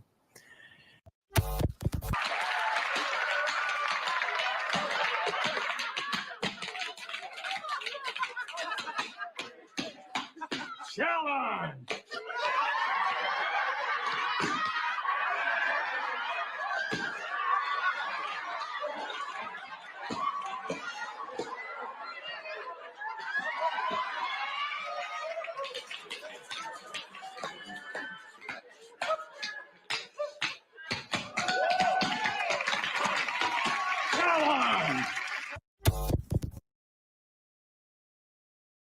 Come on, family. Come on, family. I know we're giving a lot of information. All right. So let's go back here. Western education and religion tries to teach the world that blacks are cursed with their skin. So according to John Blistein, Ron Dalton starts chapter 4 of his book by falsely suggesting that anti-black racism can be traced back to key Jewish texts. All right. So is John Blistein correct with his accusations? Right. Let's go directly to Ron Dalton's book and notice what you see here. Right. Oftentimes growing up, I wondered that if the original man and woman were white, then where did black people come from? In the black church, most African Americans are taught in Sunday school lessons that Adam and Eve are white. Western education and religion tries to teach the world that blacks are cursed with their skin color by the curse of Ham and of Canaan. Curse of Ham and Canaan. This is also taught in European Jewish documents and in the teachings of the Talmud book in Judaism. Can say that it established the base for black racism before the KKK. In the Jewish Torah Anthology, Volume 1, pages 392 and 393, the details of the true origins of the slanderous belief that blacks received the punishments, curses from Canaan reads the following. So Ron Dalton made a mention of this Jewish source that Rolling Stone article did not mention. He's making a reference to Jewish Torah Anthology, right? He definitely manipulated the quotes. So what's also misleading from John Blistein quotes, because I started with that first one right here, how he wrote it was misleading, right? What's also missing from John Blistein quotes is Ron Dalton's listed source. So we see the quotes missing, actual quotes missing in his article, but we also see the source missing from his article. He didn't list the Jewish source inside that article, right? If we go back here, right? Let's go back here. He lists the source in Jewish Torah Anthology, Volume 1, page 392 through 393. Slanderous beliefs that black received the punishment curses from Canaan reads as the following. Because he, Ham, looked at his father, naked father, Noah, his eyes became red, always appearing bloodshot, referring to Africans. Because he, Ham, mockingly told his brothers about his father's condition, his lips were made thick and gross like those of a Negro. Because he, Ham, turned his head to see his father, Noah, the hair of his head and beard became kinky. Because he did not cover his father, it was decreed that he always go naked and blackened by the sun. So is Ron Dalton giving a direct quote from this book? Well, I'm glad you guys asked. Is he misleading? Well, glad you guys asked. Let's go to the book because I got the book. Come on, family. This is how you do an accurate fact check. And we're fact checking right now. This is on page 392, right? I have the actual book. This is me scanning the book, right? So I can put it, add it in this presentation. God deals with each person measure for measure, making the punishment fit the crime and the reward fit the virtuous deed. Each of Noah's 3 sons were paid accordingly. Ham received 5 punishment because he looked at his father, naked father. He eyes, it should be his eyes, excuse me, became red, always appearing bloodshot. Number 2, because he mockingly told his brothers about his father's condition, his lips were made thick and gross like those of a Negro, right? And this is what we're dealing with right here. Let me zoom in just to make sure you guys see it here. That's this here. Because he turned his head to see his father, the hair of his head and beard became kinky. We see here, lips were made thick and gross like those of a Negro. This is coming directly out of this book. I just thought I'd zoom it in just to make sure that you guys understand this. These are not my words. It's not words of Ron Dalton. This is coming directly out of this book, right? Number 4, because he did not cover his father, it was decreed that he always go naked. We thus see that slaves in Egypt go naked. They even did so in their cities. This was not because of poverty, since it is impossible to imagine that none of them would have enough money to do money to buy clothing. The reason is that they live in a hot, damp climate, and it is uncomfortable to wear clothing. The reason for this is their geographical location. Since the Hamitic tribe live in the tropical climes, it was the curse that caused them to live there. They must therefore go naked and blackened by the sun. All right. When we go back to Ron Dalton's source here, and it's highlighting what we just read. Right? These are all what we just read. Let me see here. He highlights the Sanhedrin. He's giving sources here.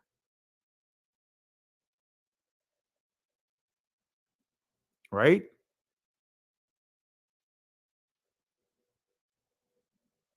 All right. Okay.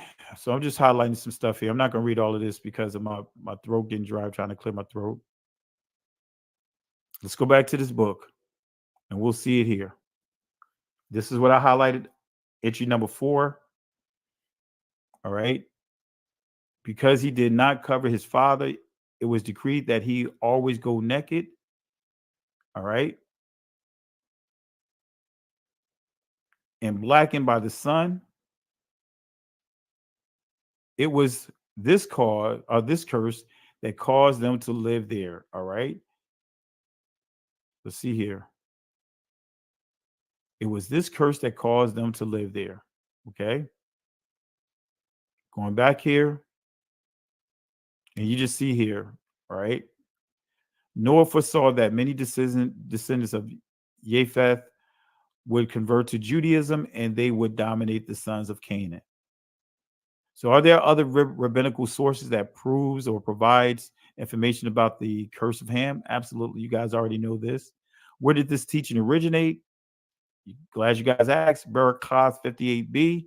We see it here. This is in the Talmud, right? This is comparing Negroes to monkeys, to apes, called as strange creatures. Okay, I'm not going to read this, but I'm just highlighting what's on the screen.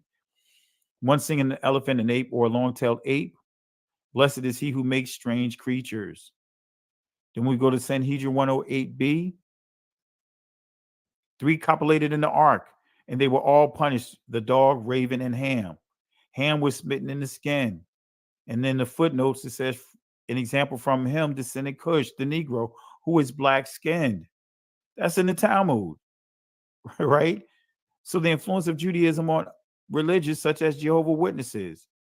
We see quotes from the Watchtower. I'm not going to read this. I'm just giving you some history or some information out of their books. Watchtower 1909, July 15th, page 215 to 216. All right. You see what it says here? All right. We are not able to determine to a certainty that the sons of Ham and Canaan are Negroes. Right? This is another one of their sources still dealing with the same thing. It is generally believed that the curse of Noah pronounced upon Canaan was the origin of the black race. It's right here. Right? Still giving more information here. Okay. Let me continue here. We see it with the Mormons. All right, the mark of Cain. Right? We see it here. Cain, Ham, and the whole Negroid race have been cursed with a black skin, the mark of Cain. So is John Blistein correct with his accusations? No, he lied. Because it is in the Jewish doctrine, the curse of Cain. All right, family. So we just covered a lot here. All right.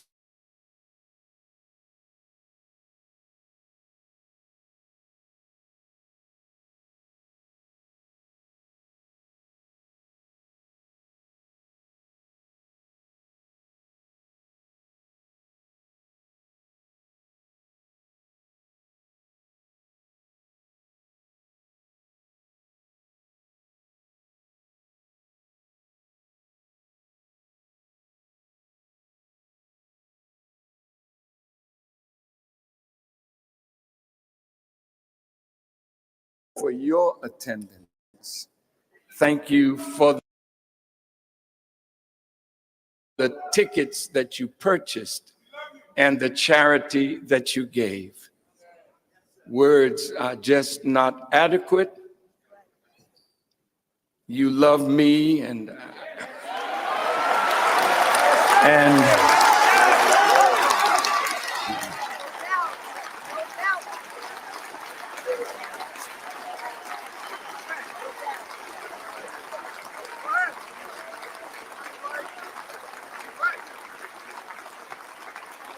but like our great and esteemed brother, the late Michael Jackson, used to always say, when I said, I love you, Michael, he said, I love you more. And so I love you more because I'm willing to give my life to see our people free, justified, and equal. And I'm willing to give my life to end the world of Satan and to bring in the kingdom of God that was prophesied to come through us. Yes, sir, dear minister.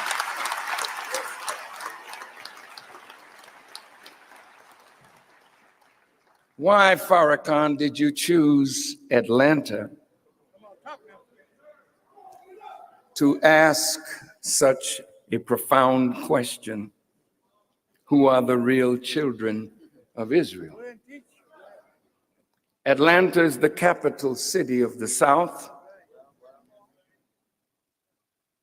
And before we leave tonight, if it is the will of Allah, my beloved brothers and sisters in Georgia, Alabama, Mississippi, Louisiana, Texas, Tennessee, South Carolina, North Carolina, Arkansas, you all will know the price that our ancestors paid in this South to bring wealth and riches to America, England, and the Western world. All of it was built on our backs.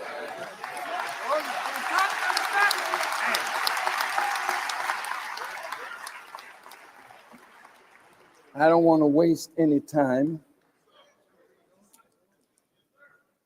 I asked the question, who are the real children of Israel? And I'd like to answer it right away. Go ahead, dear minister.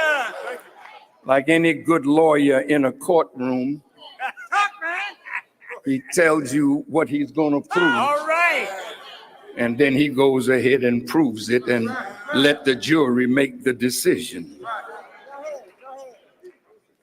The Honorable Elijah Muhammad has said that Almighty God, Allah, revealed to him that the black people of America are the real children of Israel.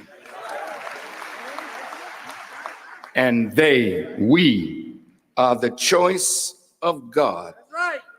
And that unto us he will deliver his promise. This question says that somebody Yes, sir. has usurped our position. That's right. This question says that somebody has taken the promise of God to the children of Israel and claimed it for themselves. Claimed it. But those of you biblical and Quranic scholars, today we are prepared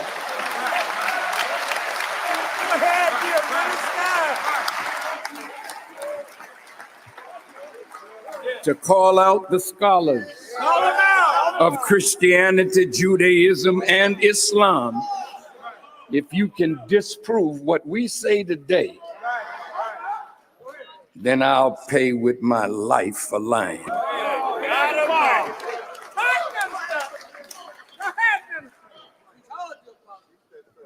To all of those who feel that the children of Israel are over in that place they call Israel,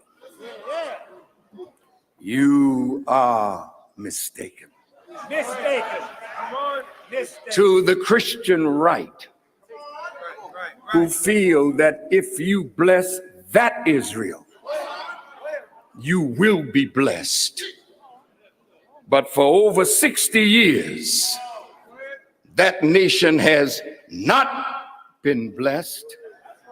But these are the people that if you bless us, then God will take off of America some of the plagues that are now coming on America that will get worse after I deliver this message tonight.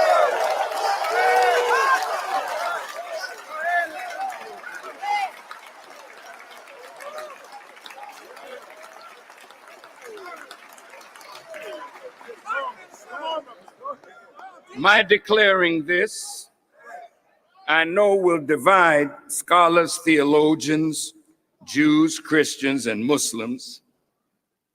But it is time now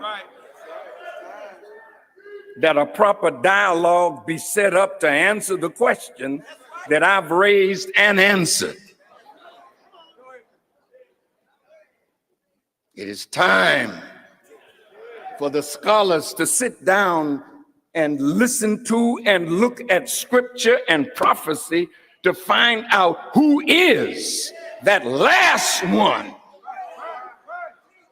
that would usher in the kingdom and bring about the end of this present world.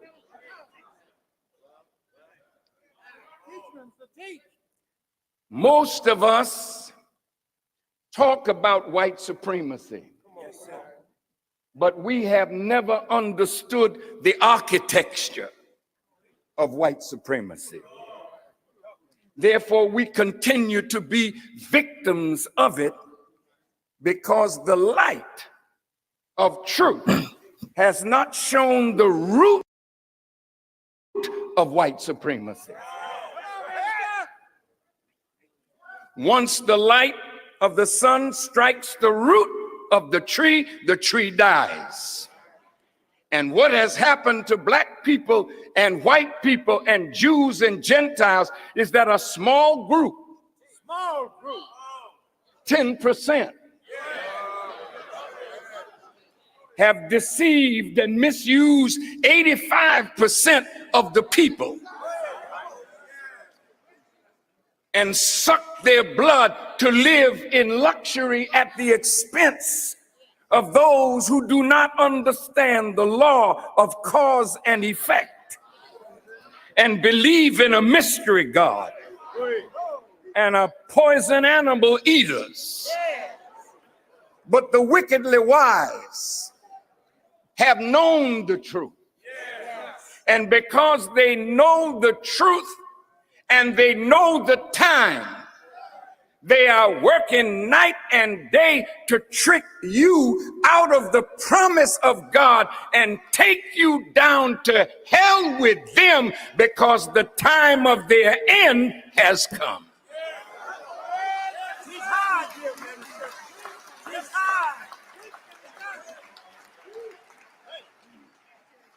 The architecture of white supremacy has never been brought to the table to be discussed.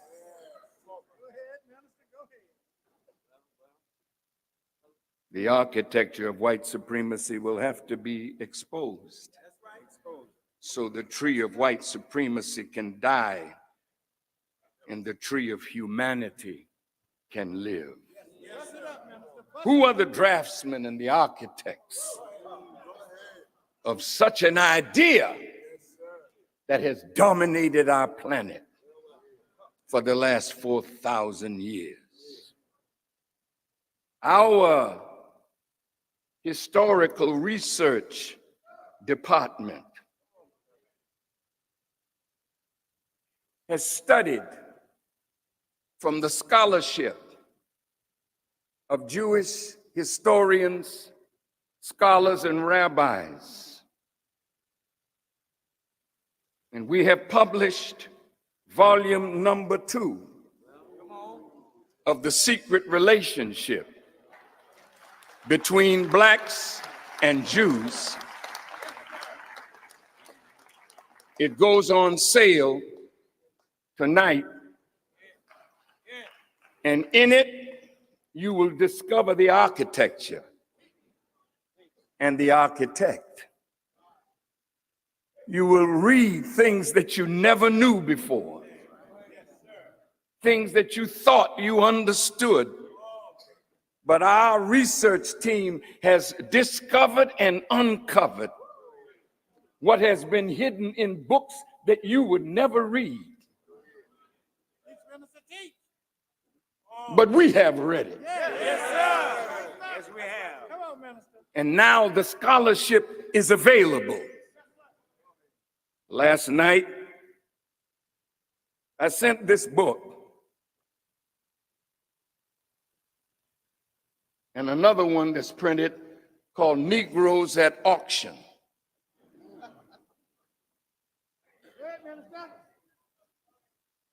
I sent it to Mr. Abraham Foxman of B'nai B'rith, to all the leaders of the major Jewish organizations. I sent it to President Obama, to Rahm Emanuel, to David Axelrod, to Timothy Geithner, to Larry Summers, to Ben Bernanke, to all the people that should know what was done to us and can no longer hide.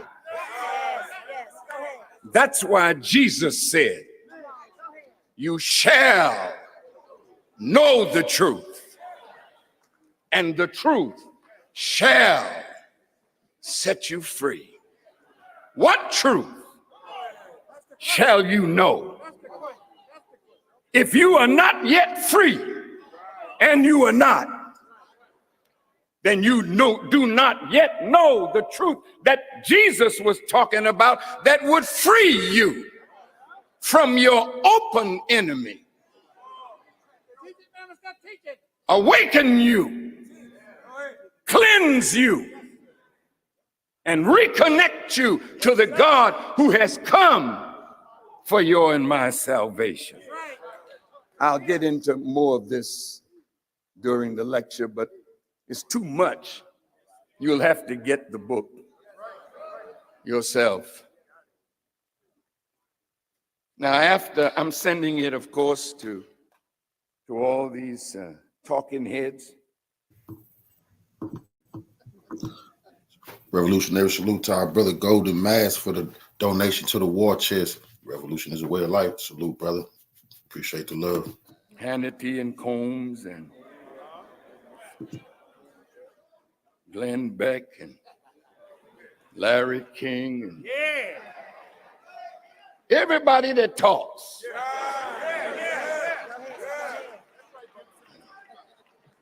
Sending it to Negroes.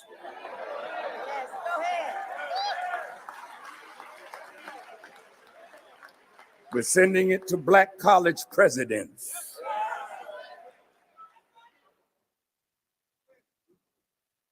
And then we can talk. Don't call me to come on no radio or television show until you have read the book. And then if you can defend this, we know who you are. Yes, sir. Yes, sir. You're Satan. And I'm exposing you. Because there is no hiding place today. The truth will be made so plain that even a fool will not find place to error. This is the day. This is the time. And I am the man to bring it about.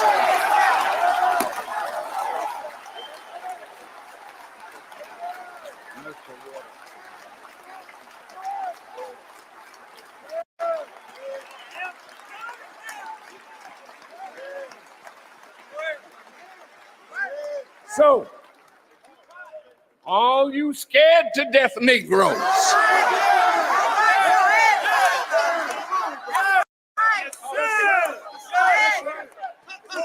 just sit down. Don't you come out to defend our enemy. You sit down and you shut up and tell your master to come on out and deal with this.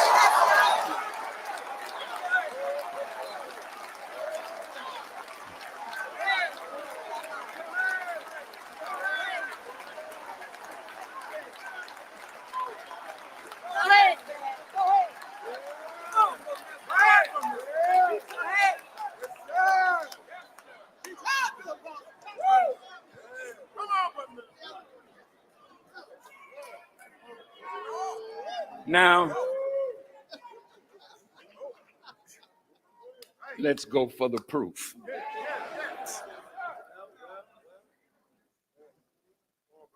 The proof starts in the book of Genesis.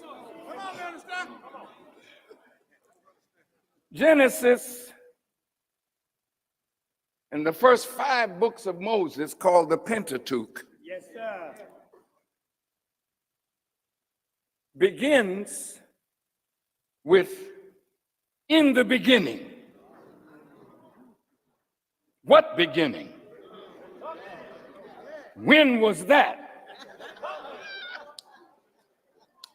In the beginning, God created the heavens and the earth was without form and void, and darkness was upon the face of the deep. Yes, sir. Interesting that God would reveal to Moses the beginning, because Moses was 4,000 years ago, 2,000 years after the beginning. Because the beginning, according to the book, is 4,000 BC. That's right. Moses came 2,000 BC, so there were 2,000 years that he had to get up to speed on.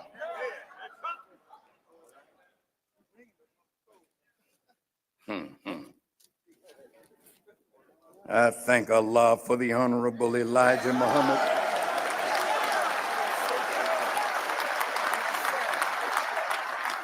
And soon every one of you will join me in thanking God for that man.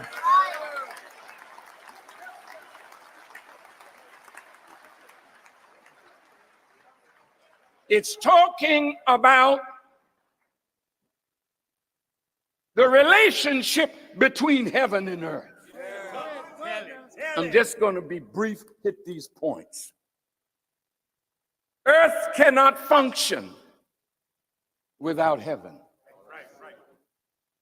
There has to be a relationship between earth and heaven in order for life to come up out of the earth, because without the heavens, nothing can come forth from the earth. The earth was without form and void. Something needed to be brought out that was without form and given form.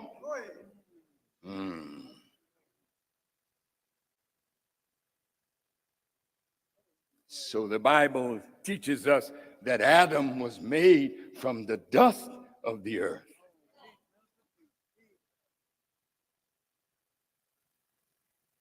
But who was on the planet before Adam? Because certainly the beginning of humanity is not 6,000 years. Now you scholars, go look up the pre-Adamites. The pre-Adamites are the aboriginal people of our planet. The darker people. The original people. So the birth of Adam is the beginning of a new people that were existing in another kind of form, but without form.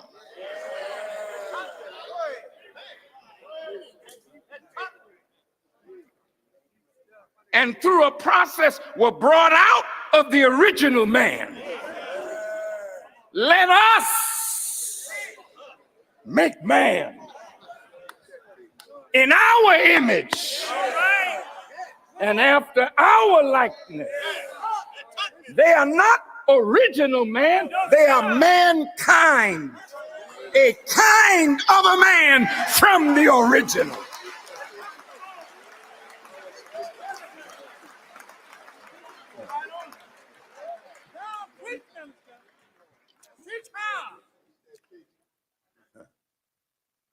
And let us give them dominion, power to rule the fowl of the air, the fish of the sea, and every creeping thing that crawls upon the earth. This is why it's very difficult for white people to submit to black leadership. Because they were given dominion. And even though they act like they're submissive, yes, sir, you have to be careful.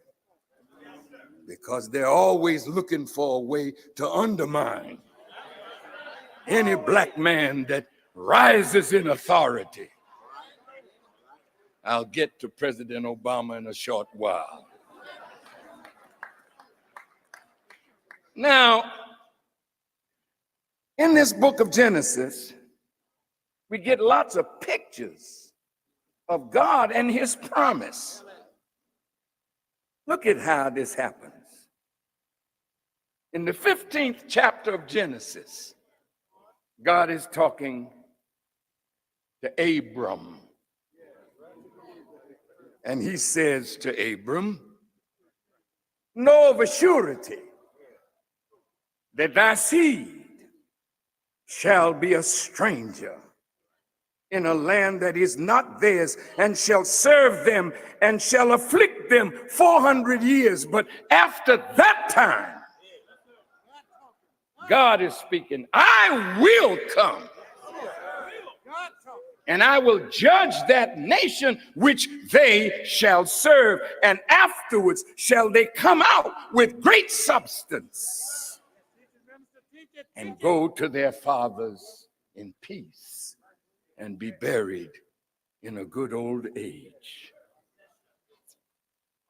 Now, the Jewish people claim that this is talking about them.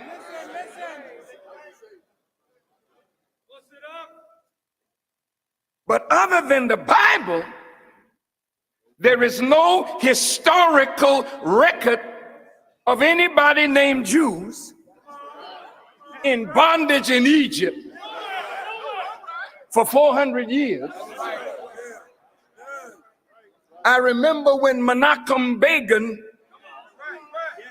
was talking with Anwar Sadat of Egypt, and he talked about how his people were in Egypt and had built the pyramids. And I know, I didn't say Cronkite. I know who I'm talking about. Yes, sir.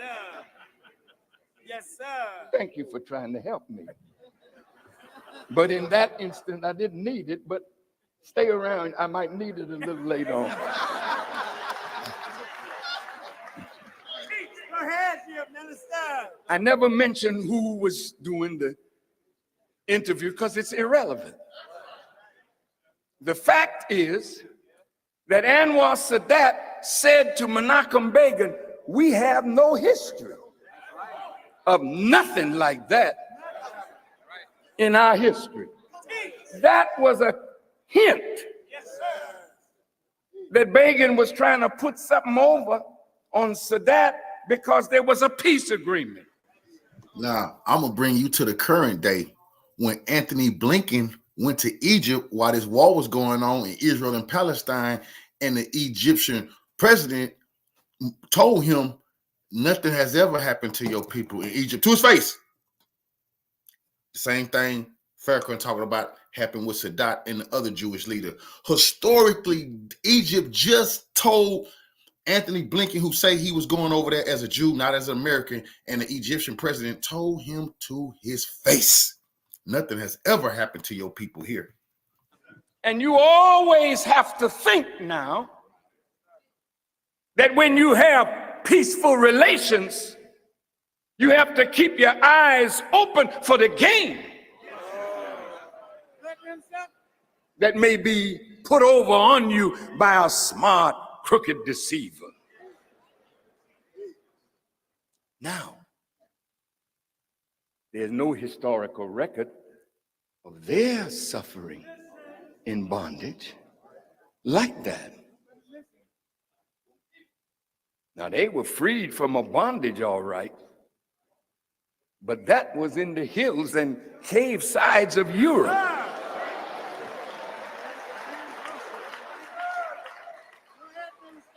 This, as the Honorable Elijah Muhammad taught us, and you can go find it for yourself. Yes, sir. These people have no legitimate connection to that land. They didn't come into existence in the Holy Land. They came into existence, as the Honorable Elijah Muhammad taught us, that Allah taught him, on the island of Pilan. Yes, sir. Or as it is written in the book of Revelation, Patmos. They came back to the Holy Land after 600 years of grafting them from black into white. You that study biology, you so-called college students,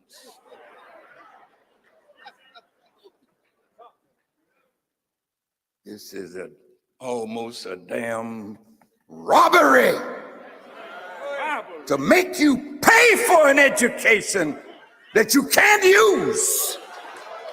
The education has been factored and put before the world. It is inferior teaching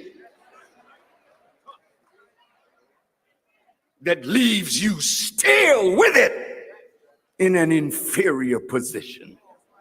I'll prove what I'm saying in just a moment. I'm not saying that you shouldn't go to school, you shouldn't go to college. But what I am saying is, look at what you're studying.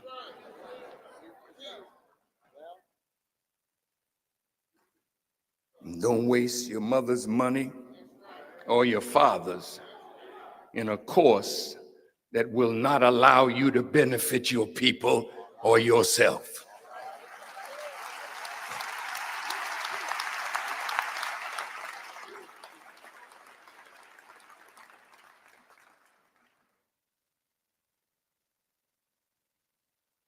So, how did they have any connection to the Holy Land? You see, after they came back to Arabia, which is the Holy Land, after the process was completed, the Honorable Elijah Muhammad said that within 6 months, they had turned the Holy Land upside down because they were taught a system of tricks and lies that would divide the family. And it caused us to fight and kill one another because of the falsehoods that have been put between us. This is 6,000 years ago. Now let's see if it's practiced today. I was in Iraq. I visited Shiite and Muslim Sunni mosques. I visited Christian churches. I didn't visit the synagogue, but they were there. And nobody was bothering the next person. You never read about a bombing of a mosque, bombing of a church, until after who got there. That's right. That's right. That's right. Talk to me. If it didn't happen under Saddam Hussein, and he was the tyrant. These are facts. What happened now that there's killing between Shiite and Sunni? An enemy came in among you.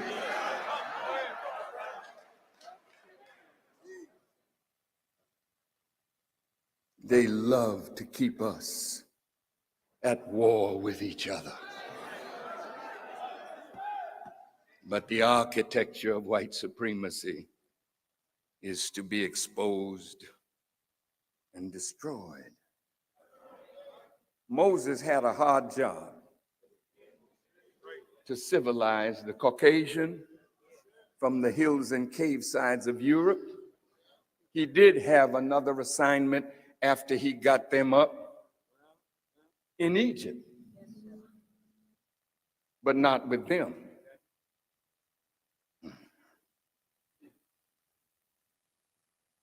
You know, our lessons teach us that we rounded up all that we could find.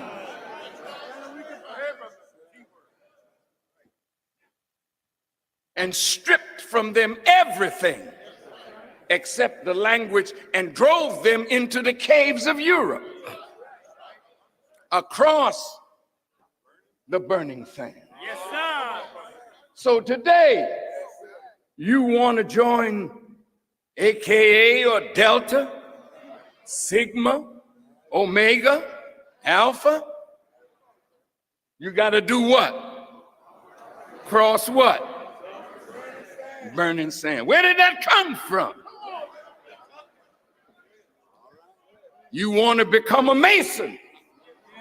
It's trying up. But you got to cross the burning sand. Where did it come from?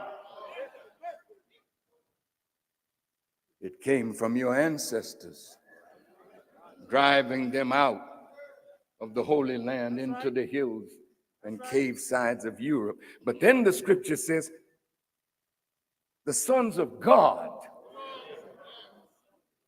saw the daughters of men, that they were fair. Well, how did fair get in there when all that area was black? Talk to me tonight.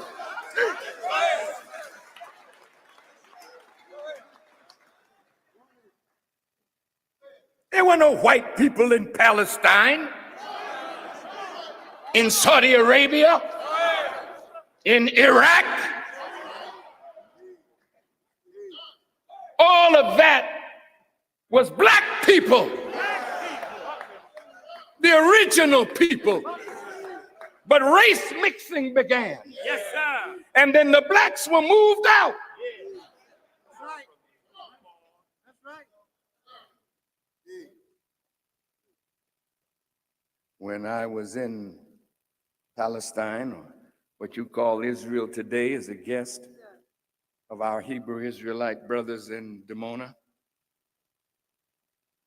some of their scholars took me to Jerusalem, and we went down to Jericho, and I saw a man riding on a donkey. He was very, very black. I could not speak his language, but our Hebrew Israelite brothers spoke to him in Hebrew. And I asked the brother, ask him, how long has he been here on this land? He said, as far back as he can remember, he and his fathers and their fathers before them, they have always been on that land. Saudi Arabia, Saud, comes from the word Aswad, which means Black Arabia. How did it get white? Egypt, cradle of civilization.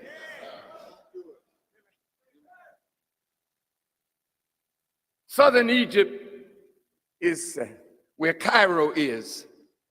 Northern Egypt is south because it follows the Nile River, which starts in Uganda and flows north. So everything at the north end of it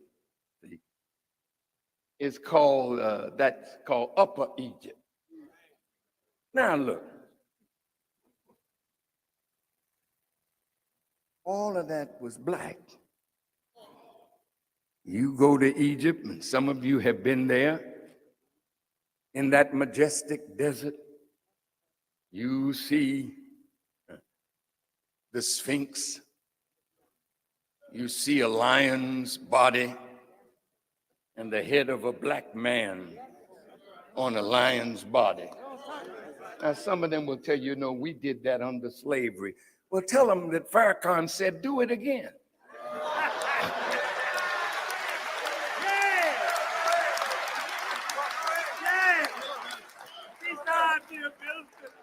Because if you can't do it now, and you can't, you didn't do it then.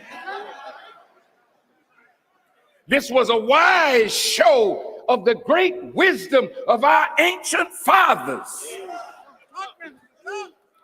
Two things cannot rule at the same time. So when the new man came, which is the Caucasian, the black man had to go to sleep in order for the new man to rule. That's right, that's right. So when race mixing began, all these light-skinned ones, you know how it began here, don't you? All us light-skinned ones. And then when you take the light one and he hates black and he marries another light one, then you get lighter ones. And before you know it, the lighter ones look nearly white, and then they tell you they better than the blacker ones, out of which all of them came. Now, if you're not teaching this in school, if you're not showing black people that they are the mother and the father of every human being on the earth, of every race on the earth, of every kindred, every tongue, and every nation. If you are not teaching this, then you're following the line of white supremacy and keeping your children ignorant that they can be used as a tool and a slave by the architects of white supremacy. Well, if they didn't do 400 years in Egypt, could it be that this was prophetic, symbolic picture of a future people who would be the seed of Abraham? Now, Jewish people claim Abraham. Sorry. I have to tell you the masquerade is over. Now listen. No, this is not Jew bashing. No, sir. No, sir. I don't have nothing in my heart against the Jewish people, and I'll tell you in a minute why I admire them. But I have to tell the truth. Tell it. Tell it, dear minister. Tell it. Look,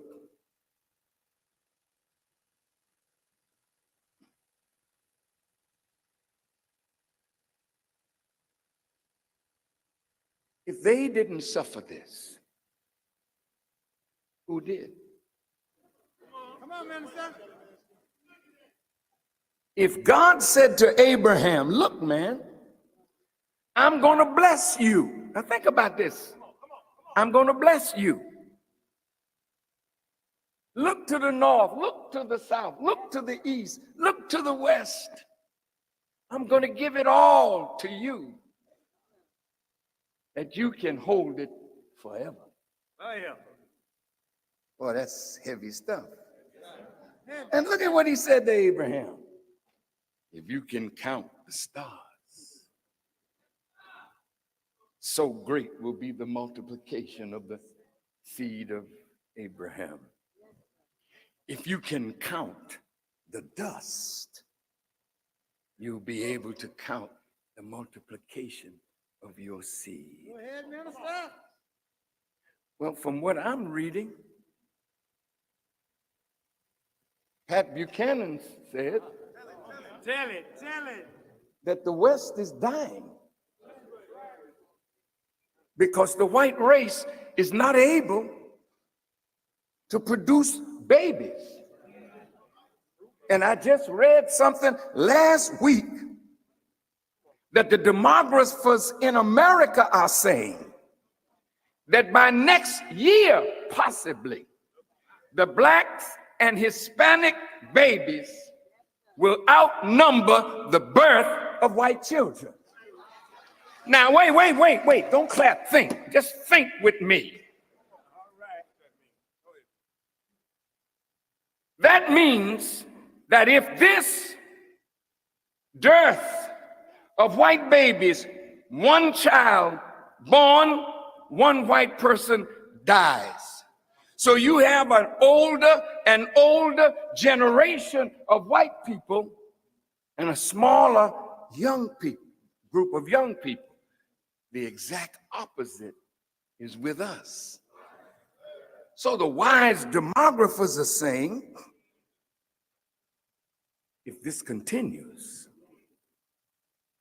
by 2030, 2040, 2050, the whites will be the minority, and the black and the brown will be the majority in America. I didn't say that. They're writing this. What do you think they are thinking? If they see you multiplying to the point where you will outnumber them, why is there so much black on black killing? Why are they promoting birth control Not for white people, but for you and Hispanic people, Native Americans. Why are they scientifically rendering you unable to produce the walls of your uterus now so weak that you can't hold a child? So it's constant breakdown of miscarriage. You are living in the valley of the shadow of death. And if you don't understand, if you don't know how to save yourself under the plan of God for your salvation, you'll go down with the enemy as he goes down. I want to stop a minute because some of you look like you're in the wrong place. No, wait.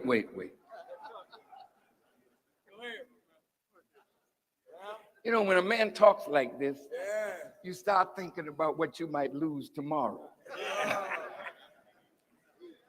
The friends that's going to call you and ask you, was you there? I heard you spoke. But you can tell them I didn't know what that man was going to say. But you can also tell him he's proven his point. And I'll tell you what you can tell him. You can get this book tonight. And when your friends start questioning you, say, would you read this? And this will be like showing a vampire the cross or throwing holy water on a vampire.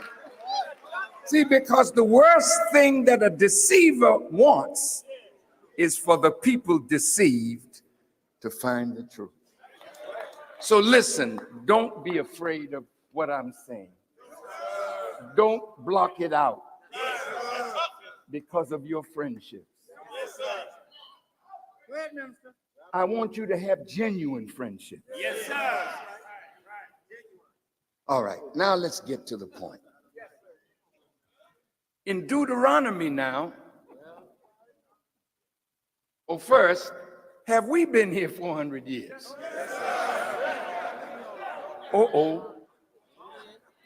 Are we strangers in a land that is not ours?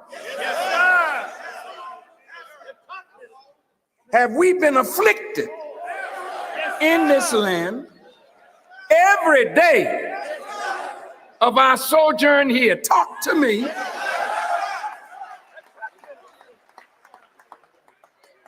Could it be that we are the people of the promise?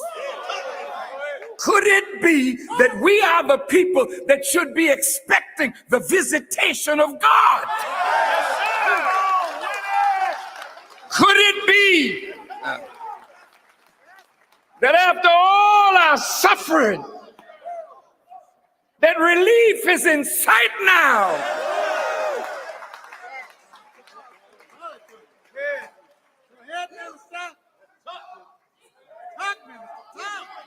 So in the book of Deuteronomy, the 18th chapter, the 18th verse, I will raise them up a prophet from among their brethren, like unto thee, Moses.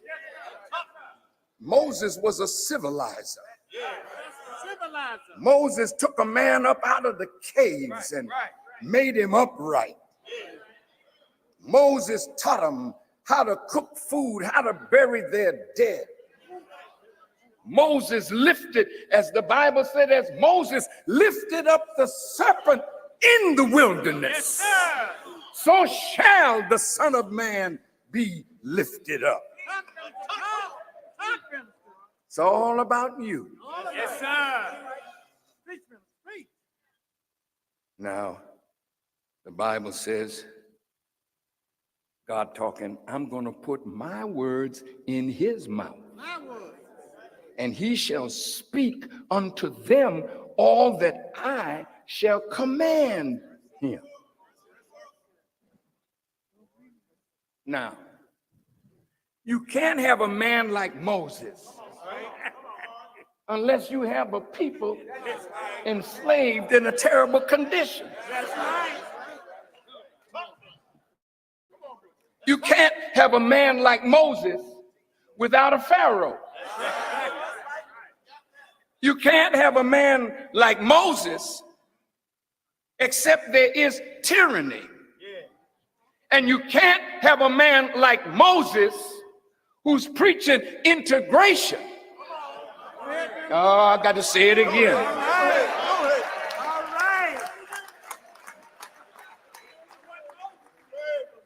See, Moses wasn't telling the children of Israel, I want to integrate you into Egypt. Or you can marry the sons and daughters of the Egyptians. No, he's telling them, look, you tell Pharaoh what? Say it again.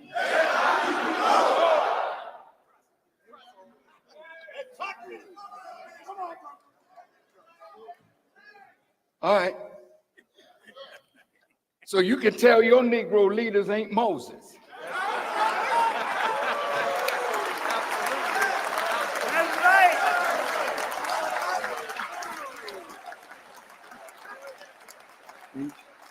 Now, I want our preachers to be careful. Because, see, when Moses started preaching, it was the elders among the children of Israel who opposed Moses because they wanted to be with Pharaoh. Because Pharaoh had promised them wealth and nearness to him. And there's no slave that don't want to be near his master. See, the house Negro was always like that. But the field Negro, he understood. House Negroes say, Massa, we house is in trouble. Field niggas say, let it go down. Damn, that's cold. He took Malcolm quote and quoted it right there in front of the people without any shame. They not interested. But now, that's a Malcolm X quote. All right, let's move because I don't have a lot of time. And I don't want to frighten you so much that you won't be my friend after tonight. But I came here tonight, whether I left with a friend or all became enemies, I'm satisfied if I deliver the message, because you're going to have to answer for what I say to you tonight. Yes, sir. Now look at this. Let's go to Isaac.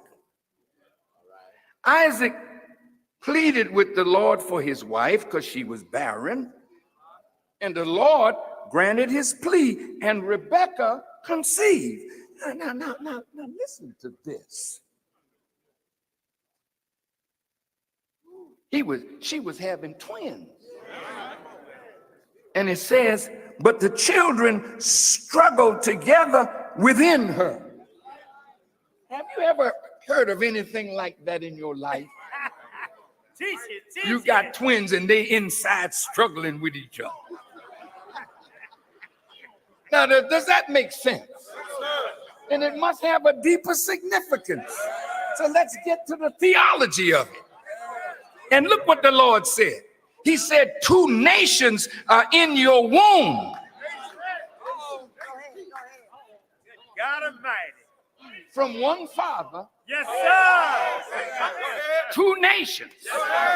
Then it said, 2 peoples shall be separated from your body, and one people will be stronger than the other, and the older shall serve the younger. Now, the Honorable Elijah Muhammad said the Bible is so tricked up that it takes God to interpret it. Even white folks look at it sometime and say, we sure fixed it because we can't even understand what fixed it.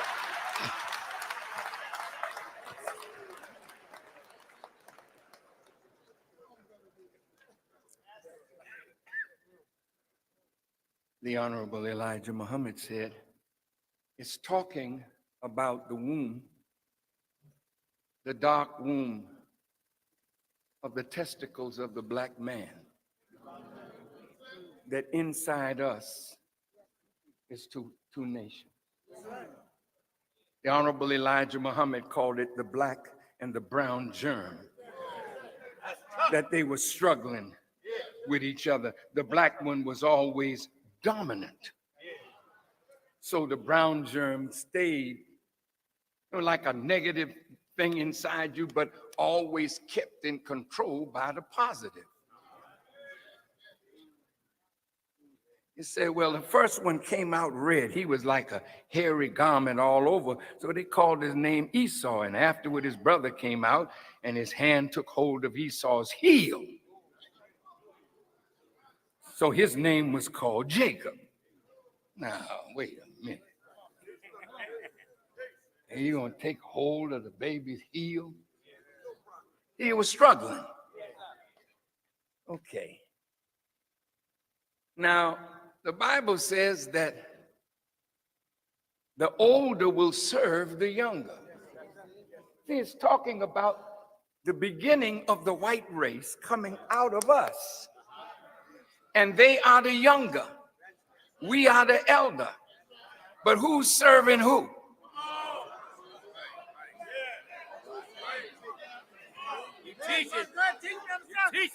And they are naturally weaker, but the stronger is being subjected to the weaker. Let's go on. So Jacob was left alone, the Bible says, and a man wrestled with him till daybreak. And when the man saw he could not overpower him, he touched the socket of Jacob's hip so that his hip was wrenched as he wrestled with the man. And the man said, let me go, for it is daybreak. But Jacob replied, I will not let you go unless you bless me. Bless me. And the man asked him, what is your name?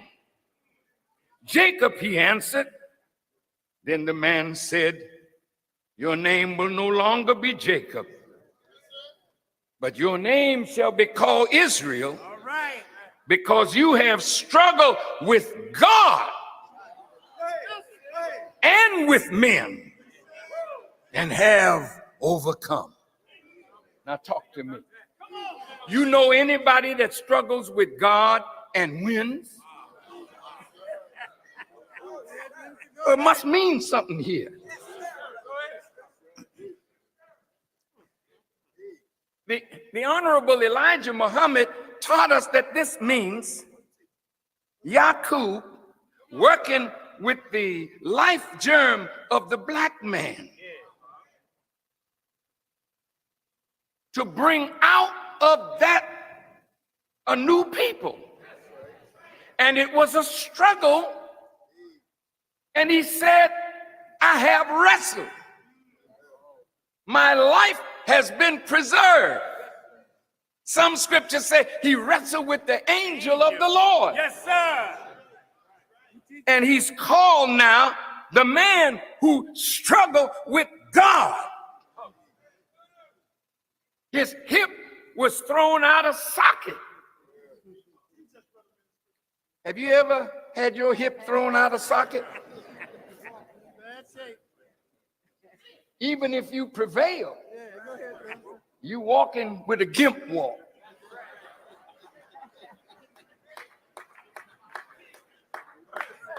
You need a cane. You need something to lean on. to give you balance.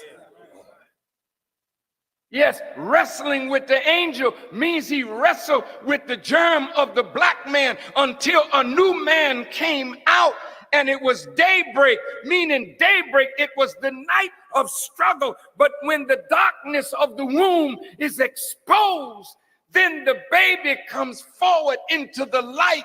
A new people were being born on our planet to rule.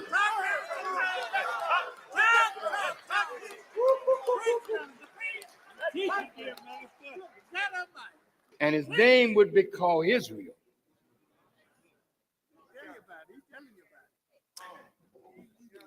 Israel don't represent Jews.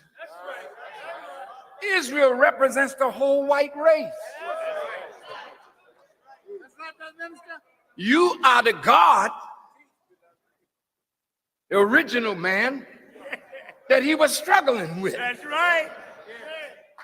And ever since he's been on the planet, he's been struggling with God.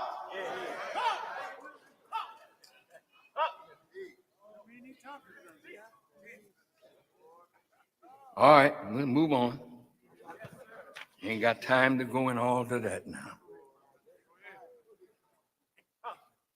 But now, God tells Abram, how the people, his children, were going to sojourn in this land. And I will be with thee, and I will bless thee. For unto thee and unto thy seed, I will give all these countries, and I will perform the oath which I swear unto Abraham thy father. See, the people that are in Israel today feel that that land, all of it is theirs because of this. That's why we want to sit down with their scholars, because it ain't them. That's right. That's right. See, Esau and Jacob now were the sons of Isaac. And when it was time for Isaac to die, he wanted to call his children to give a blessing. Rebekah heard what he said. Then she took Esau.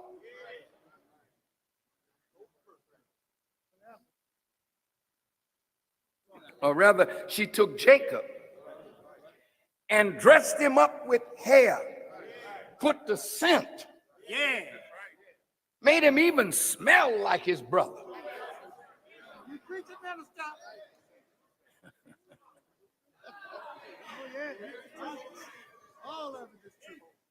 To deceive an old man whose eyes were dim.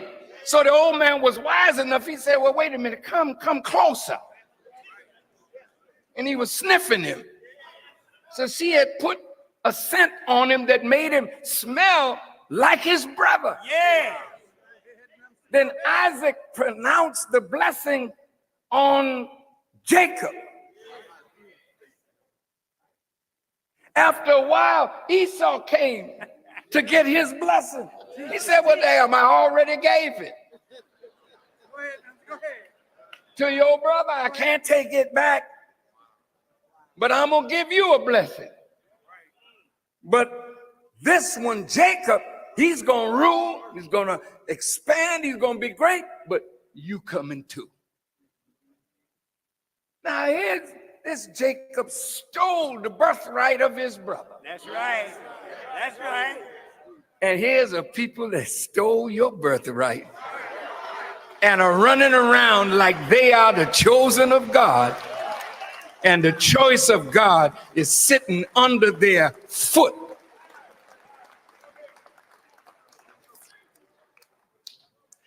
Would God choose a people that do the evil that they have done? They're not the choice of the God of righteousness. Ooh, it's gonna tough now. Hell may break loose in the morning. But look, it had to come. And we are prepared to defend what we say. And after 4,000 years of carrying our birthright, calling yourself what you know you are not, then when it's our time now to be blessed,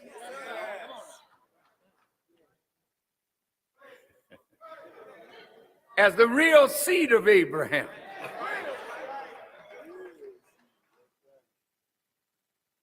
all right. Now, who does this land belong to by the order of God? See, now look, let me just say this about God. Now, people are living all over the planet. You got 6 billion people on our earth. Everywhere on the earth is full of people.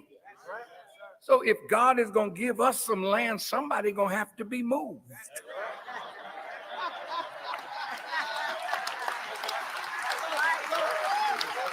Go ahead, dear minister. Yes, sir. Now, wait now. Now, wait. Does God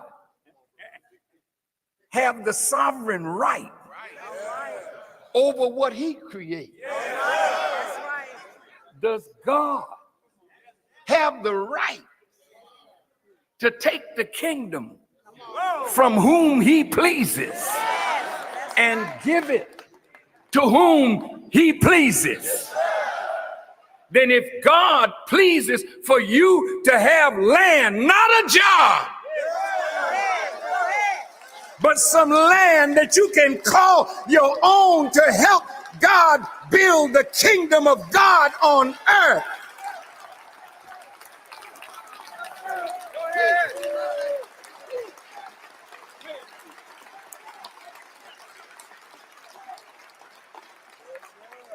Bear with me a few more minutes, then we get to the heart of it.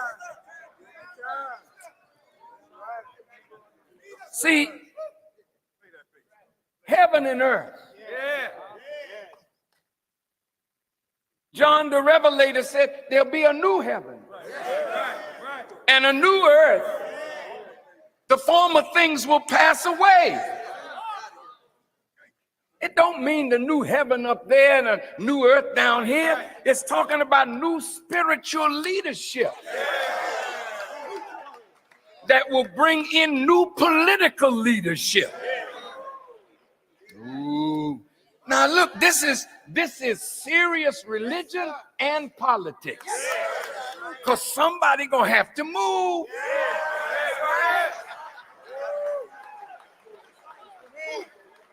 Now, you don't have to tell us go back to Africa. Don't start that talk. Because the man that came, the Son of Man that came, he asked us some questions.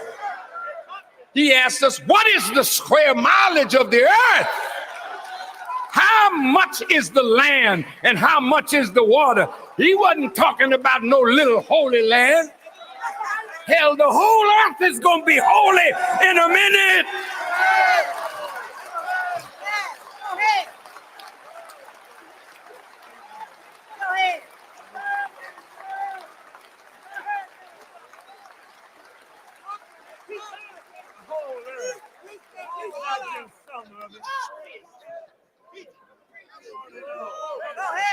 Now,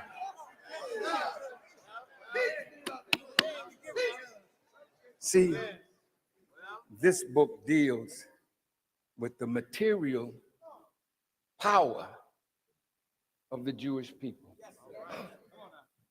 No one can deny they are the most magnificent people on our planet as we speak. Now, wait just a minute. You got to give credit where credit is due. Yes, sir. This is a special people.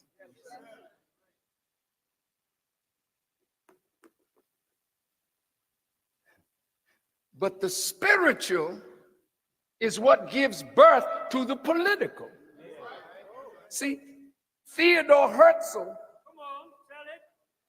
and the Zionist movement looked at scripture as a base for Zionist philosophy to take that land from the Palestinians. But they got it from the book. Mistaken understanding of the book. And you're going to pay for your error.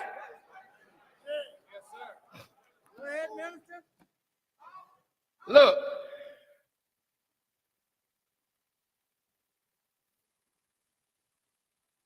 The dynamics of understanding the spiritual will guide the politics.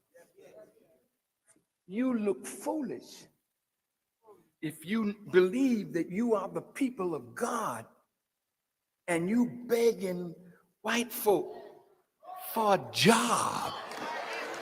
No.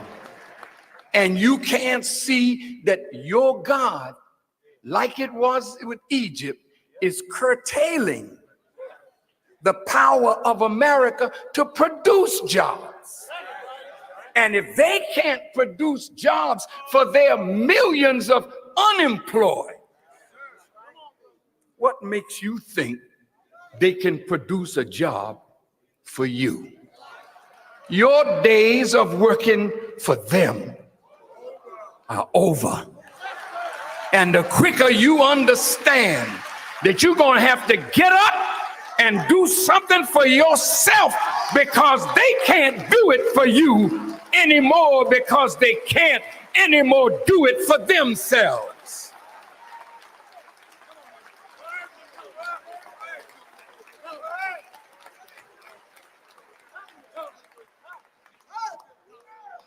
Now, you all right? Take a deep breath. Yes, sir. No, just take a deep breath.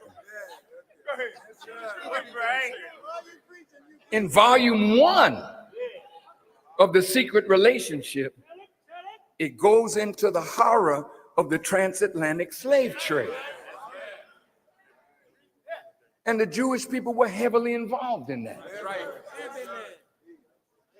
How many of you have been to Elmina Castle at Cape Coast in Ghana? Would you raise your hands? Yes, sir. If you were there 15 years ago, on the doors of the castle, you would see a Star of David. If you go there now, they took it down because they did not want you to understand the connection that they have to the transatlantic slave trade. It's all documented. I mean, with thousands of footnotes so that you wouldn't think we made this up. We quoted their scholars and showed you where you can go and get it for yourself. This is a scholarly work, not put together by nincompoops.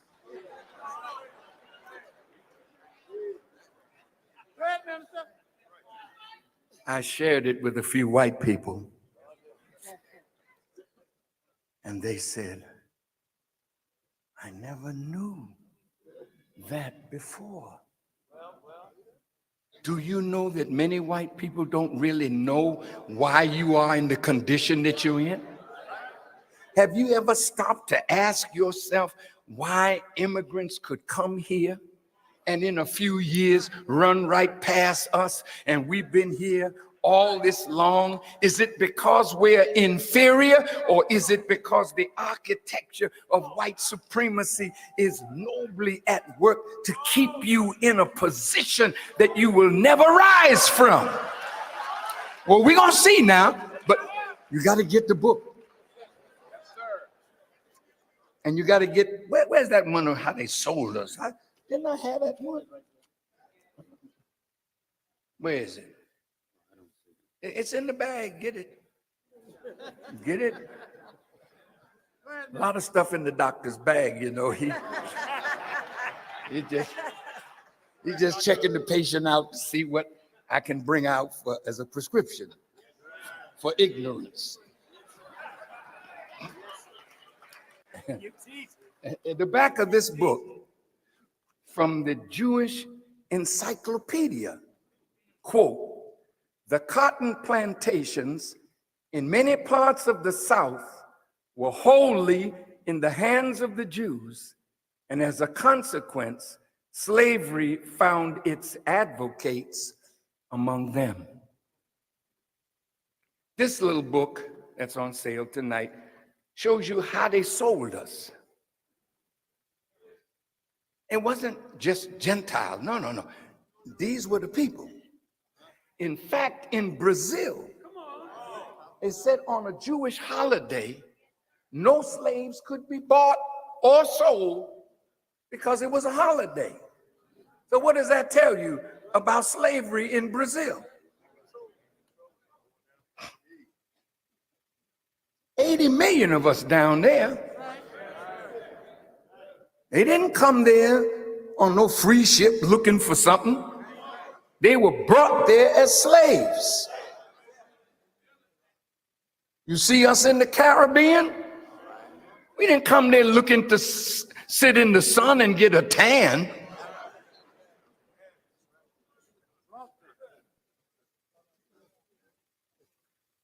Brothers and sisters,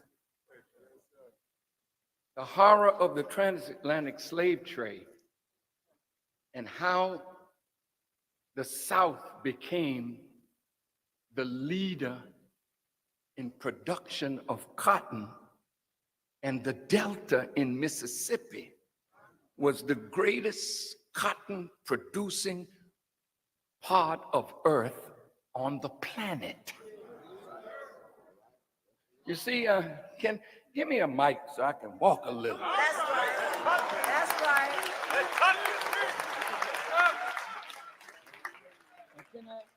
If I go to this board, will they be able to see it? If I may? Here. Oh, I can just take the mic. Yeah, well, that's right. Time to start taking things that belong to us.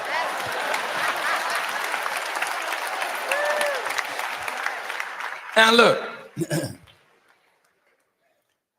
look at this. Black folk picking cotton. Listen good now. Cotton was then what oil is now. The largest producer of oil in the world are the rich ones, and the strategic interests of America means in order for them to rule, they have to link with where the oil is coming from and take it or maneuver to get it, but they must have oil. In the time of slavery, it was cotton.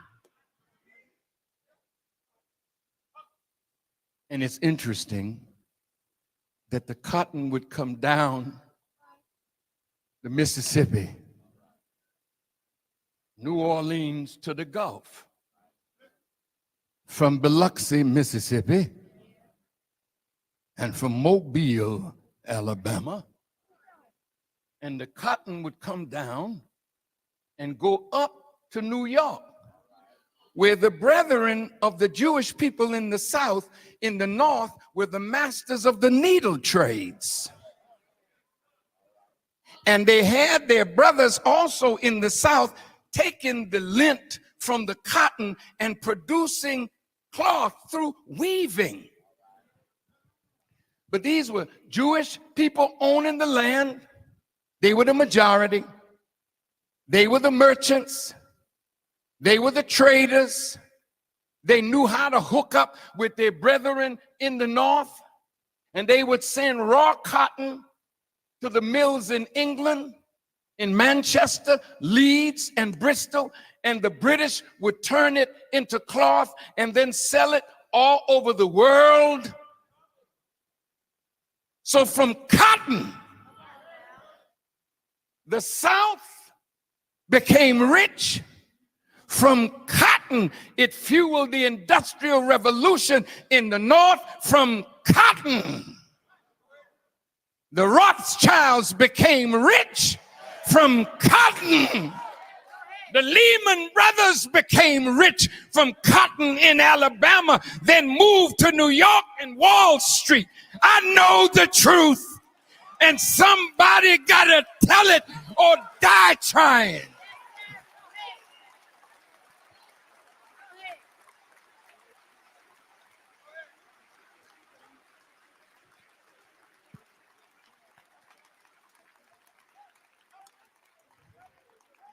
Put up the areas where the cotton was produced. Put it up. Put it up. I know the brothers say, yeah, bless your heart. They'll find it. I hope I don't have to wait. Time is running. I want you to see where this cotton, is that, no, that's not the one. That's not the one. Come on now. It's all right, but it's not the one I'm looking for. Here you go. Now, this is cotton. North Carolina, Tennessee, South Carolina, Georgia, Alabama, Mississippi, Arkansas, Louisiana, Texas. You see all these heavy black dots? Can you see them black dots?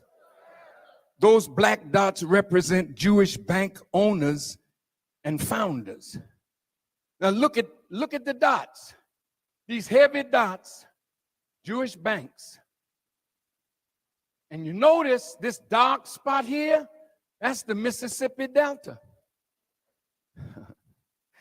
Let me tell you, your brothers and sisters in Mississippi, my brothers and sisters, even right to this moment that I'm talking to you, some of our brothers and sisters are still in slavery in Mississippi, in Alabama, in Louisiana. Listen to me good now. You can't plead for their freedom.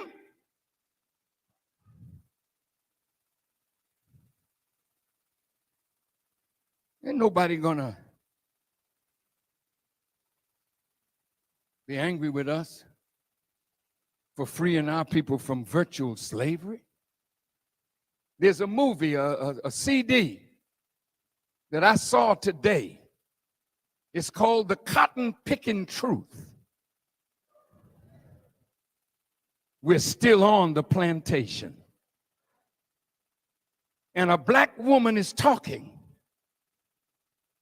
She just got out of slavery in the 60s. Did you hear me? She talked about how they raped her mother. And she was 5 years old. And how they raped her. Oh, man. This is from her lips. People on large tracts of land in Mississippi, way out in the rural district, but our people sitting there, working there, living there with nothing. This woman says she lived in a barn. She had no place to lay her head. She was sleeping on hay. Oh, Lord. And she said she would eat crickets. Sometimes there'd be a worm and she would bite a piece and give a piece of the worm to her children. Anything that came in front of them, they had to kill it in order to eat. This wasn't in 1850, 1860. This is in 1960. Damn right. I keep telling y'all that. Look into their case. Slavery in Mississippi in 1960.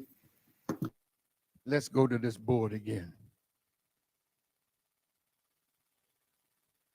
All these dots that look like zeros, they were Jewish bank presidents, vice presidents. But these holy black dots are the bankers. Now you get that book, all of it is documented in there. We have the names of the bankers. Lord have mercy. See, the messenger of God said, anything you want to find is written in a book. But if we don't read, how will we know? The research society in the nation researched it. And now we're going before the world with it. Why? What's the purpose? I'll tell you that in a minute. You see all these little dots here? Little dots. Look like somebody got measles. See, these are the stores of the merchants on the plantation. That while you were working on the plantation, you couldn't buy from nobody but the owner of the store on the plantation. You would pick the cotton and you would get your bacon or whatever you needed from the store, and they would write it down in a book. And by the time the harvest season had come, you go back to get your pay. You find the manipulation of the books that you still owed money. So you had to stay on the plantation. Listen, they forced black people back on the plantation. It's going on now.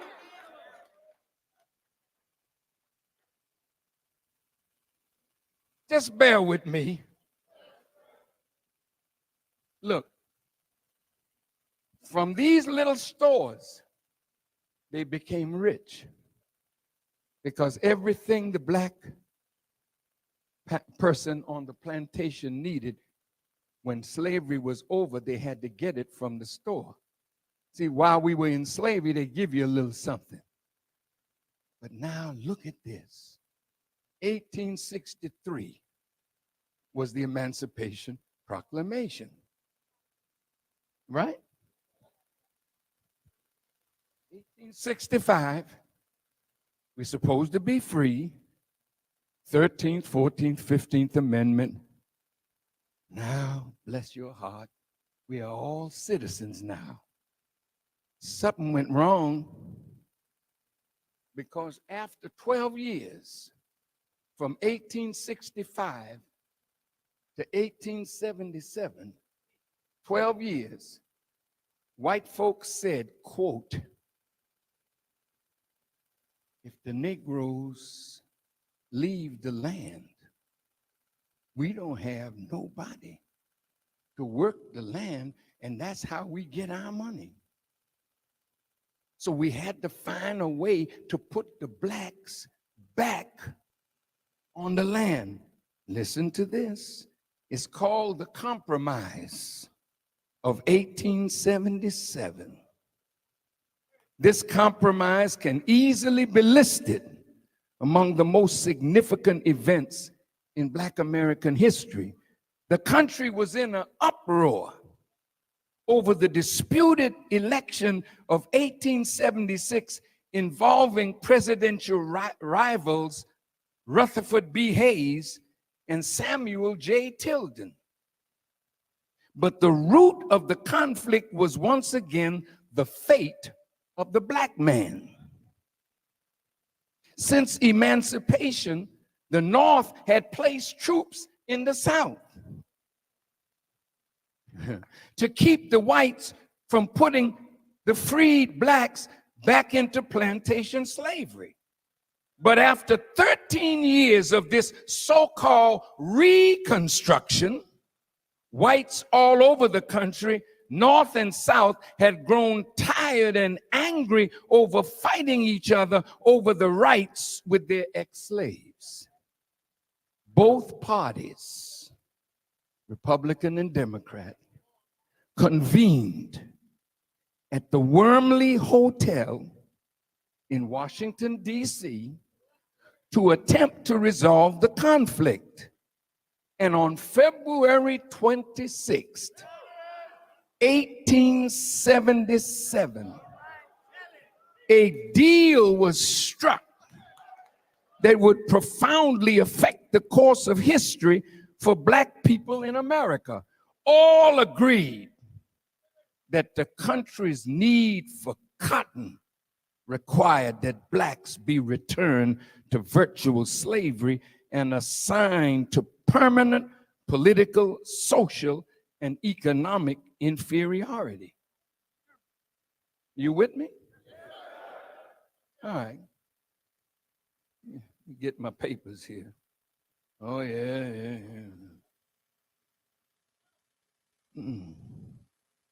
Tell me I lost my papers now, but it don't make no difference. We got it anyway. Now, they made a deal in the Wormley Hotel that we had to be put back on the plantation. A Jewish man by the name of Levy, who was in Congress, was the spokesperson that went back to Congress to sell the idea of putting us back in the plantation. It's all here.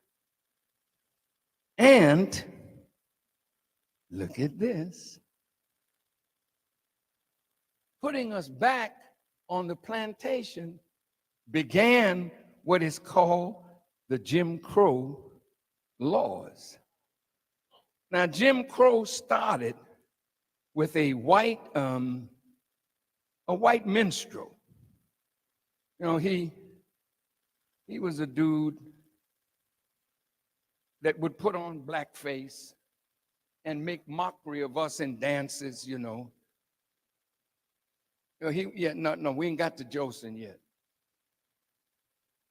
But he was imitating us, and it was called Jim Crow. So Jim Crow became the name that was used to put us back on the plantation. Now check this out. William Levy was entrusted to sell the deal to Congress and to assure his fellow Southerners that their interests had been protected. His entire speech to Congress is preserved in the Congressional Record, March 1st, 1877. A Jew was chosen to advocate in Congress for the permanent inferiority of the black man and woman in America. And this is what makes this event extremely significant in the history of black-Jewish relationships. Now, putting us back on the plantation, it was so skillfully done. But did you know that when they let us out of slavery, we were all the tradesmen? White folk didn't do that kind of work. Now listen to this. You remember James Weldon Johnson, the great poet that wrote the Black National Anthem? Listen to what he said. All the most interesting things that came under my observation were being done by colored men. They drove the horse and mule teams, they built the houses, they laid the bricks, they painted the buildings and fences, they loaded and unloaded the ships. When I was a child, I did not know that there existed such a thing as a white carpenter or bricklayer or painter or plasterer or tinner. The thought that white men might be able to load and unload the heavy drays of the big ships was too far removed from everyday life to enter my mind. It was indeed said that if a white man were even seen in public doing any form of skilled labor, he would draw a crowd of gawking onlookers. Now just think about you now. Think with me, please. Noted Southern writer Thomas Nelson Page concurred. The black man, he said, was without a rival in the entire field of industrial labor throughout the South. 95% of all the industrial work of the southern states was in his hand, and he was fully competent to do it. Every adult was either a skilled laborer or a trained mechanic. 95%.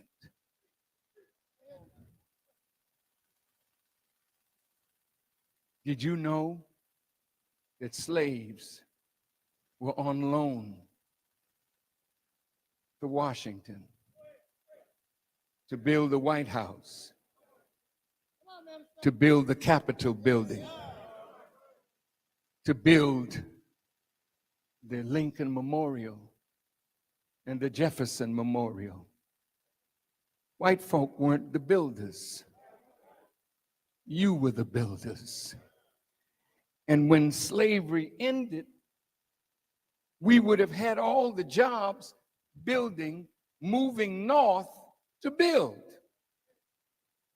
So they didn't want that. So they put us back on the plantation. Well,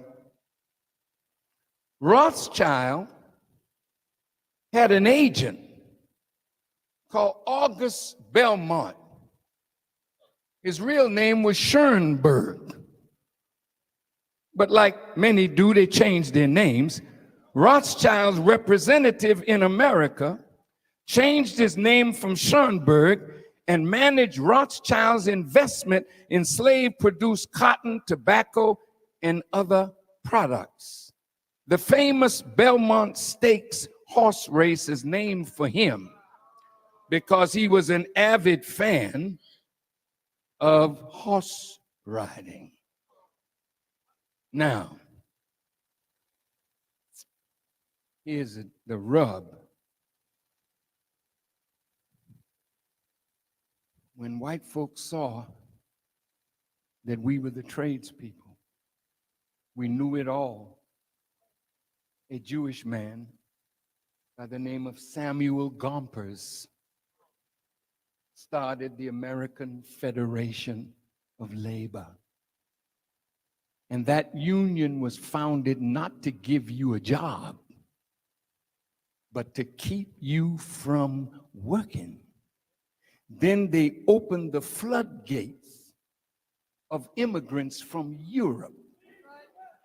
And the tradespeople from Europe began coming in, pushing you further and further out. So that today,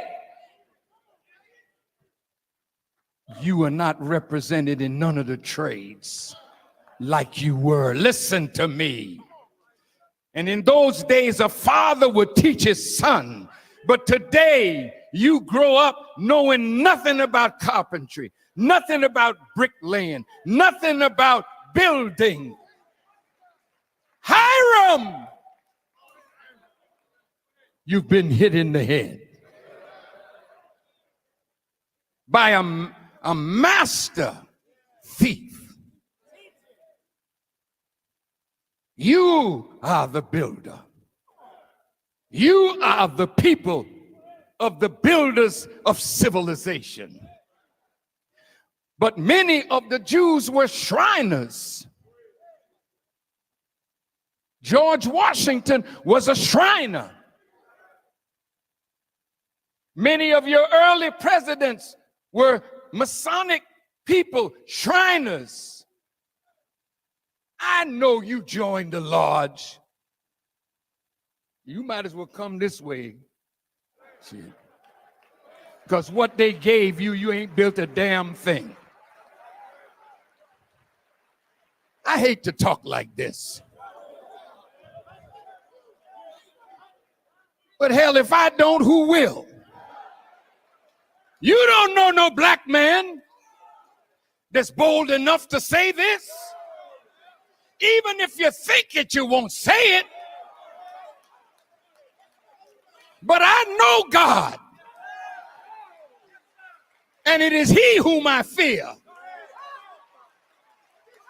The black man must go free in the Delta, in Mississippi, Alabama, Georgia, Texas, Louisiana.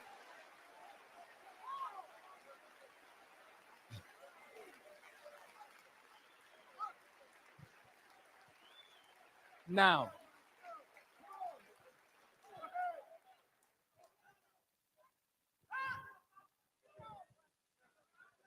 y'all all right? I hope I'm not scaring you.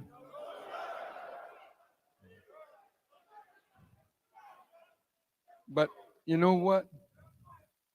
The Bible says the fearful and the unbelieving will have their part in the lake that burns with fire. If you are afraid, you're already on your way to hell.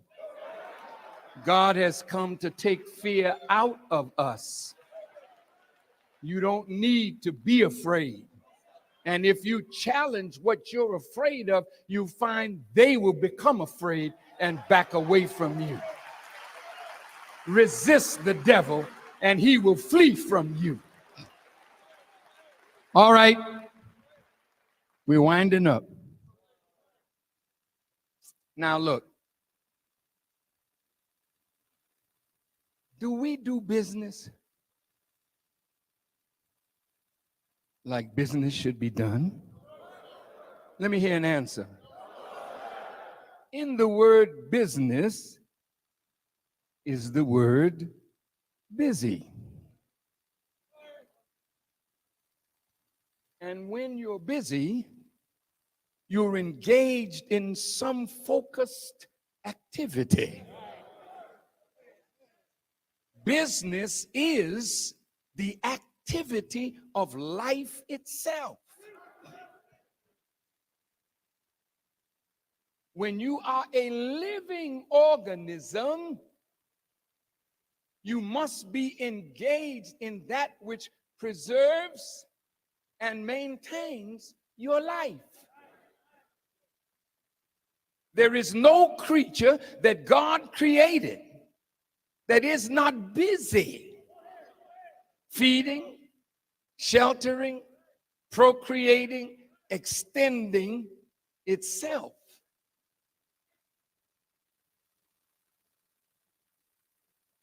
If we are a living people, see, inanimate objects don't do this. They don't procreate. They don't go looking for food or shelter. They're inanimate, meaning they're not living. But what about you? Ever since we've been in America, we haven't provided food, clothing, shelter, education for ourselves and our people. Am I lying? You graduated from Morehouse, Clark, Howard, Tuskegee, Florida A&M, North Carolina A&T. Yeah. And you have degrees. What have we produced? Of food, of clothing, of shelter for our people. If you find as a living creature that you need something that you don't have, you look around for somebody that has what you need and you enter into trade and commerce as a living people. But you are not alive. You are dead people. You have flatlined on business.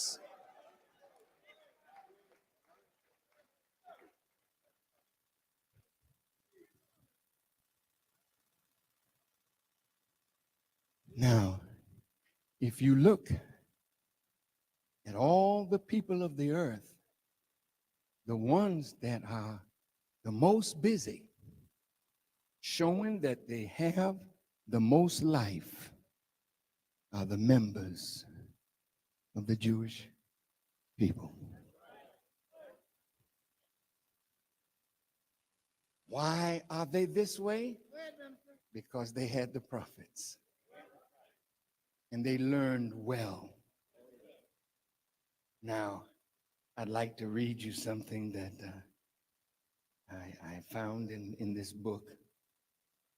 It talks about the percentage of Jews in America, but the number of Nobel laureates,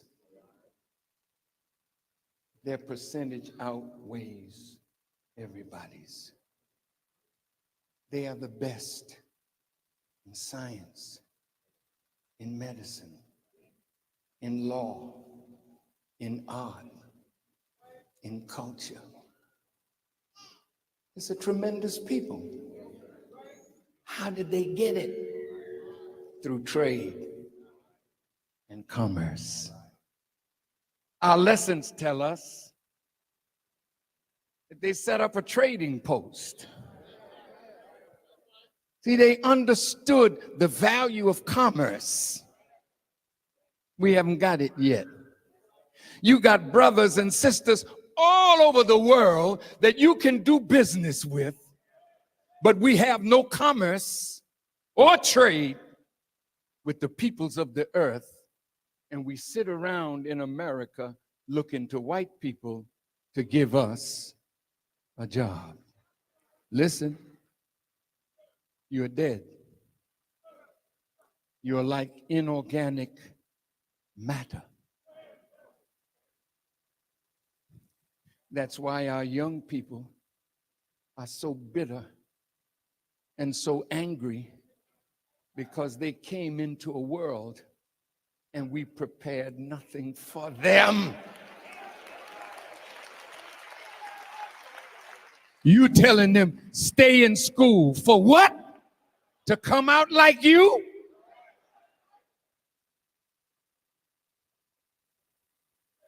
You're angry with them because they found unity in a gang, because there was no unity in the house.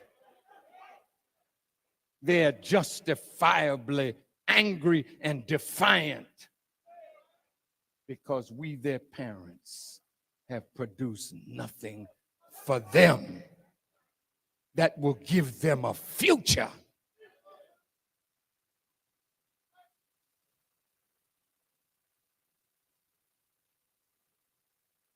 So the traitor always disappears. Did you know that the Jewish people got their real business skill from the Babylonian Talmud that taught them the science of business?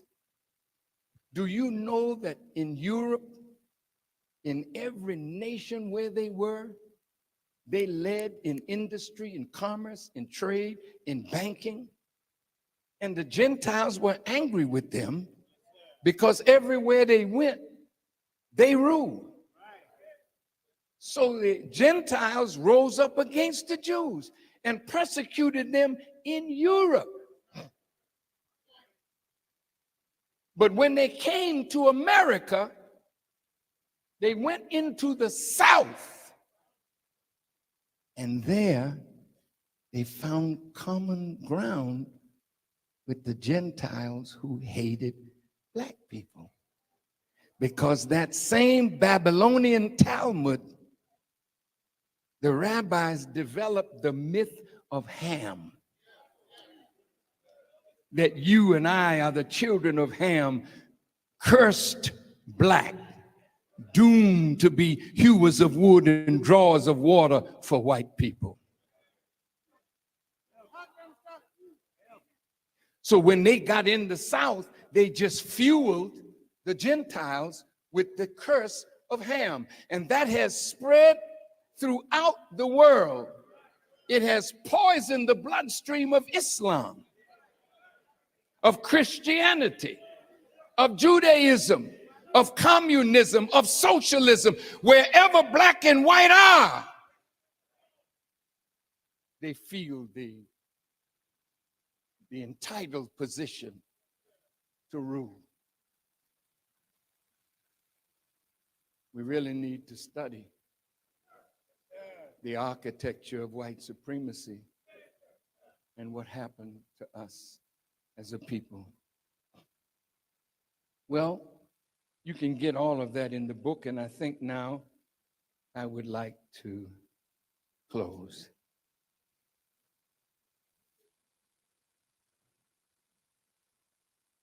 Did you know that we're still sharecropping? Wait now.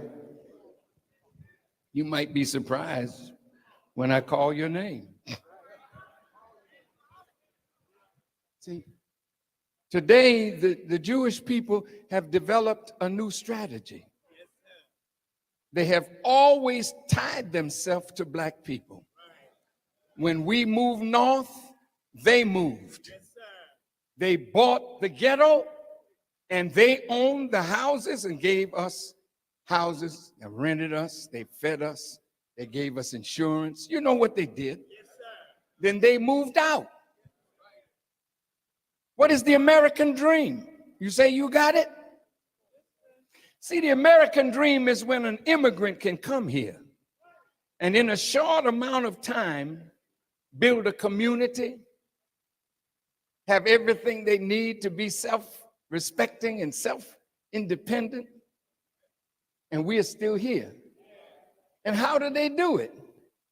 They come to us. They offer you, well, look at the Koreans, they're here now. Do you need hair?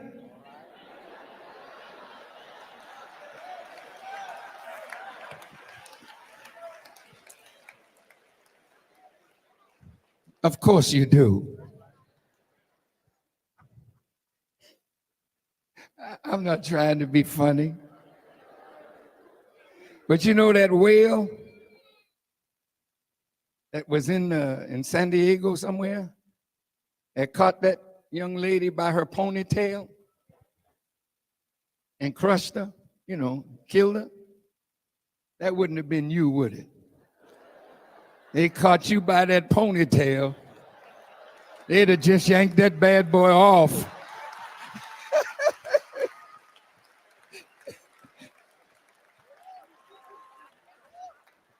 You just a little levity, just a little laugh, you know. But let's get back to serious business.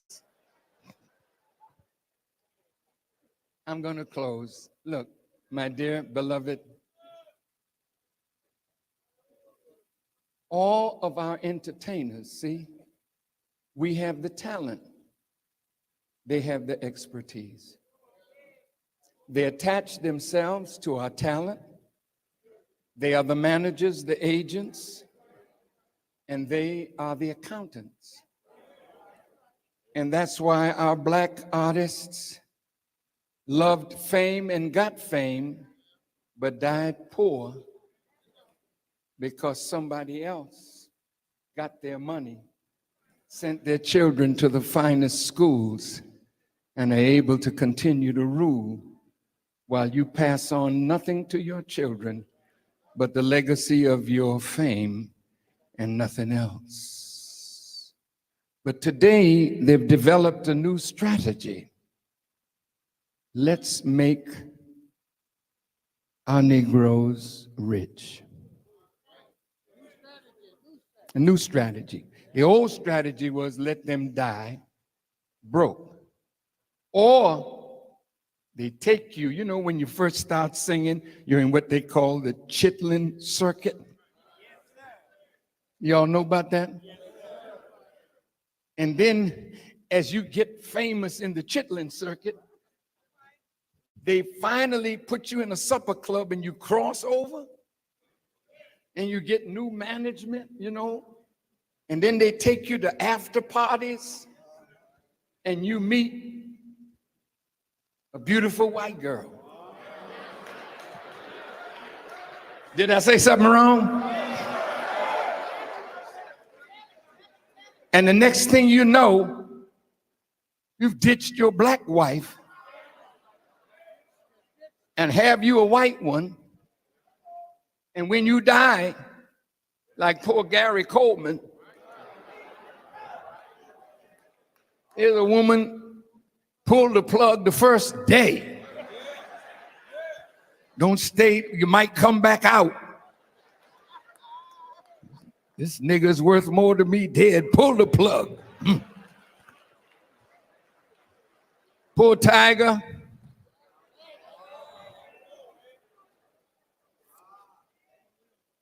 You know, he ain't black, you know, he's a Cablinasian. Whatever the hell that is. The greatest ball player that ever did it, golfer. And the girl that he married was a nanny, I understand. A nanny. And his man making billions. And he married a nanny.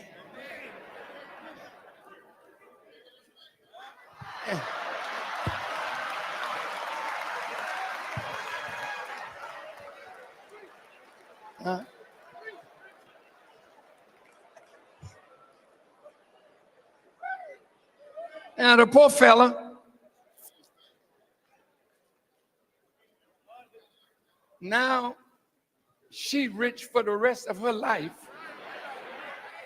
with her beautiful mulatto children, and now he's struggling to hit the ball right.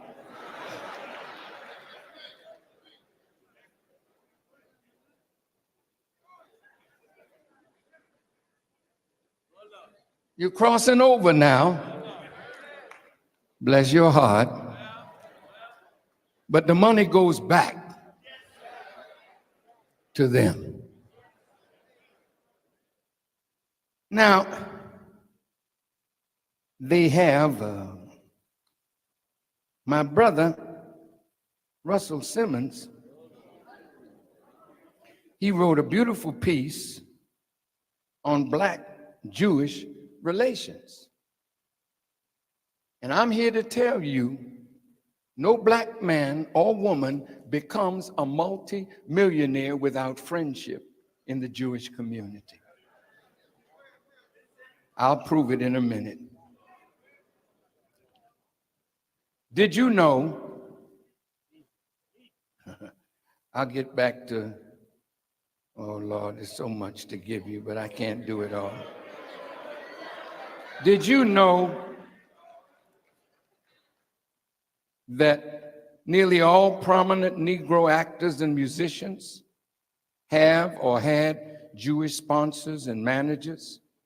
Florence Mills, Ethel Waters, Paul Robeson, Duke Ellington, Cab Calloway, Adelaide Hall, Valeda Snow, Bojangles, Hattie McDaniel, Stephen Fetchit, Rochester, Chilton and Thomas, and the Mills Brothers, the Ink Spots, just keep naming.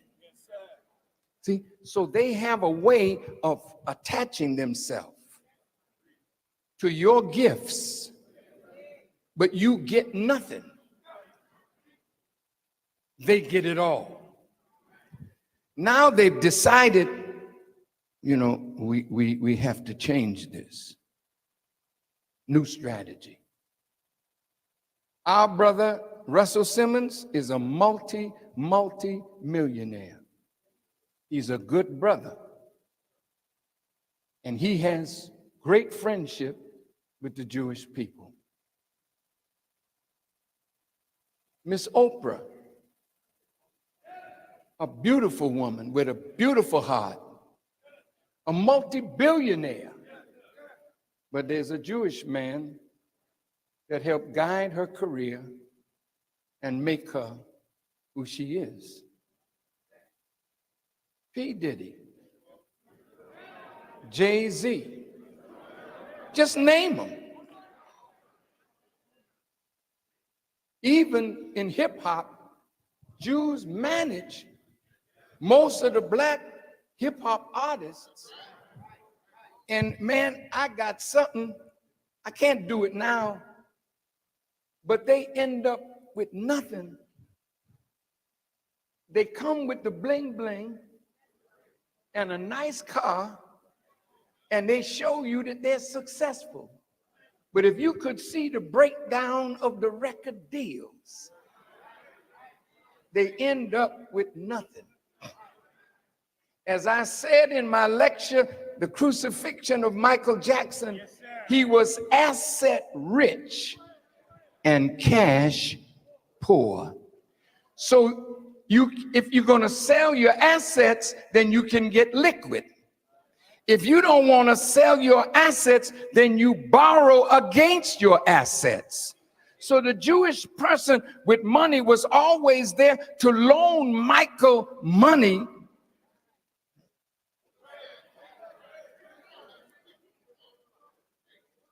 because Michael was smart enough to buy the catalog of Elvis Presley and the Beatles. Is worth $1 billion. So he had it. They were trying to get it from him. He had Neverland. They were trying to get it from him. So he loved nice things. So he spent money because he had it. But then when he needed to save his property, he had to borrow. Now, what is the strategy? See? I have a list of all the NBA owners. See, it's like a plantation. You just a piece of meat throwing balls in hoops. They got dogs, they can do that. And they go in the hoop. Now you the best at doing it. So you're on a plantation, but you're rich. A rich slave. You sharecropping again. LeBron James sharecropper. Now, I'm not downing my brother, but he's being used. And as long as he can play like he plays, they want him in Cleveland, they want him in New York, they want him in Chicago, they want him in Miami. So he's good meat, you know. Boy, in this book here, you should see the way they sold us. We have a nigger, 22 years old, strong, skilled in carpentry. We have a nigger wench. How did she get to be sold? She owed her rent and couldn't pay it, so they put her on the block and sold her. It's all here. Look at you today. You can't see how you tore up. You want a home, don't you? Everybody wants a home. So they made it possible for you to get one. No money down. No, all you do is pay interest. How the hell could you accept a deal like that? In 3 years, the interest now goes up. You didn't see that in the fine print. Now you're in foreclosure. It's a trick. Who's behind it? Wall Street. Who are they?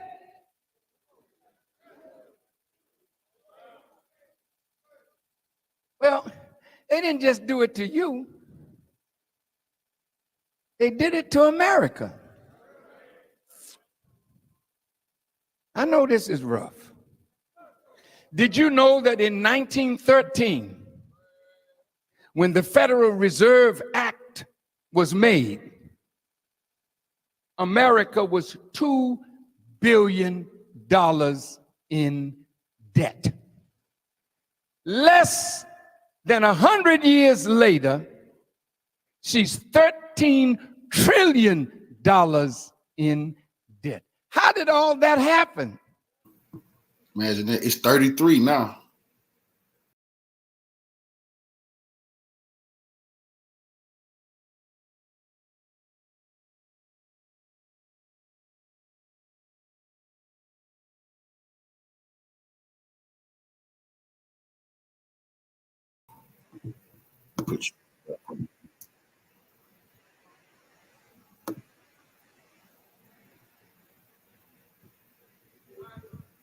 Now look, do you love your brother?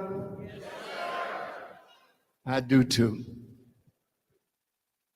Do you know that he was nurtured for this position?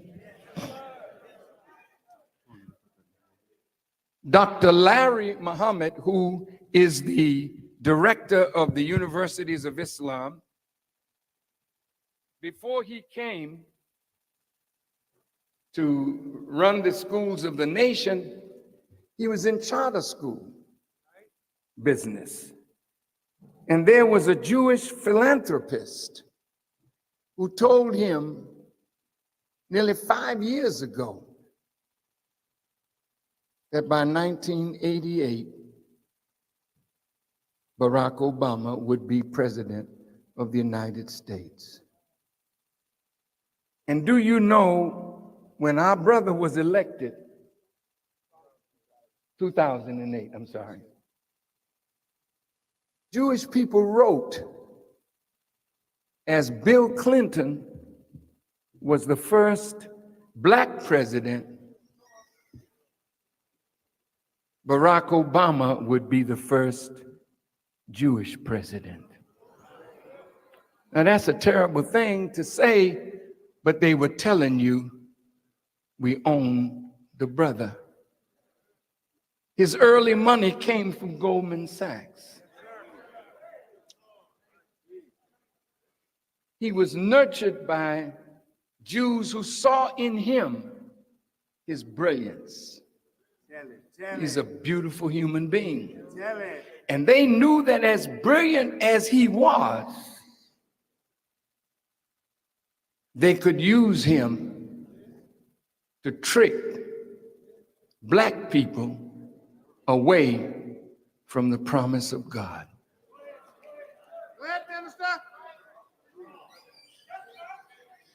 He's not a willing participant in madness. But Satan understood the time. And he knew that this was the right man for the time. They selected him, and what could we do? We had to vote for our brother because he was the best thing we ever saw. He's president now, and he's upsetting them.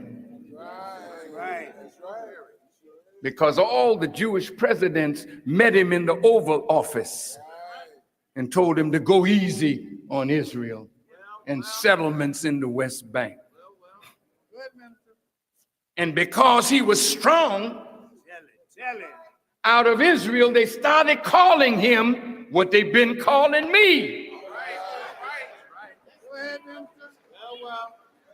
An anti-Semite. Y'all with me? Yes, sir. Look here. No, I don't have a lot of time, but I do try to take it. I don't mean to wear you out.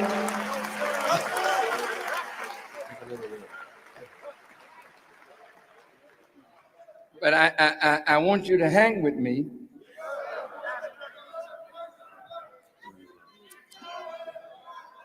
Because now, our brother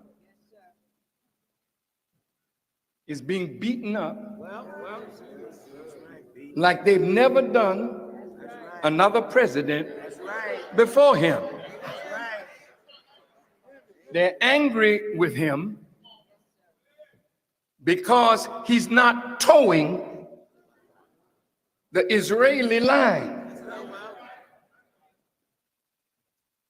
I have in my possession a letter written by Senators Reid and McConnell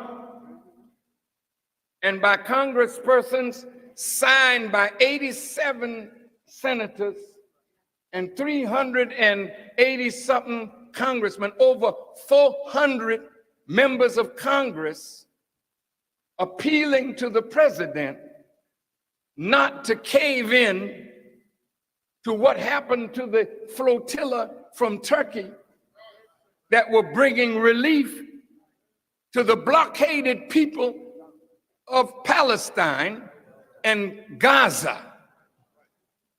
They told him in words, hang tough and veto anything in the United Nations that comes up condemning Israel. I don't know what he's going to do, but I looked at the list of who signed it.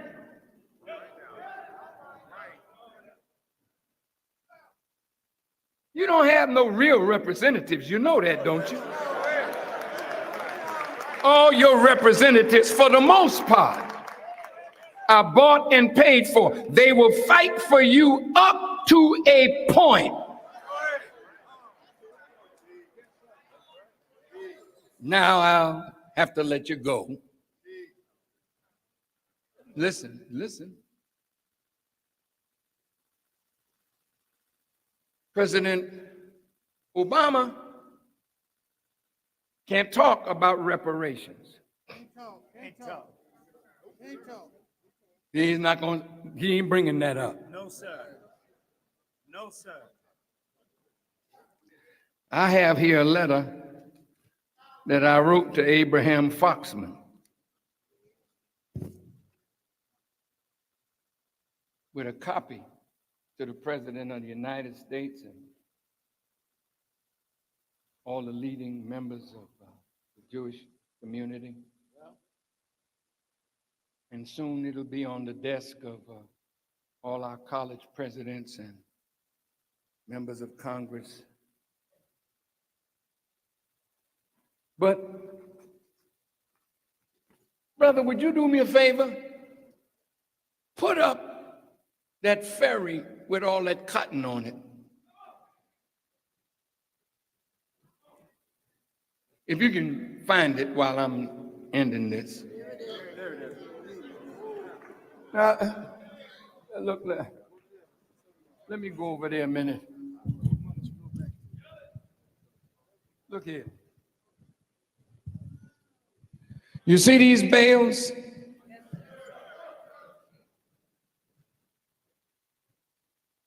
Black people picked this cotton and got less than 50 cents per bale. And white folk got millions. And that's why they can, through trade and commerce, they can lead in mathematics and science because their money puts them where they want to go. Now, let me ask you a question. Do you think, after making America rich and strong and fighting in all her wars, making Europe strong, do you think that we are owed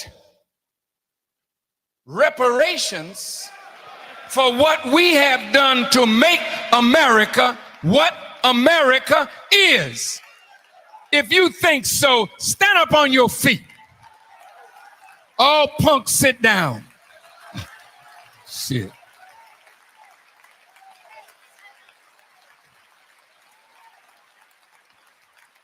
Well, all right. If that's what you think,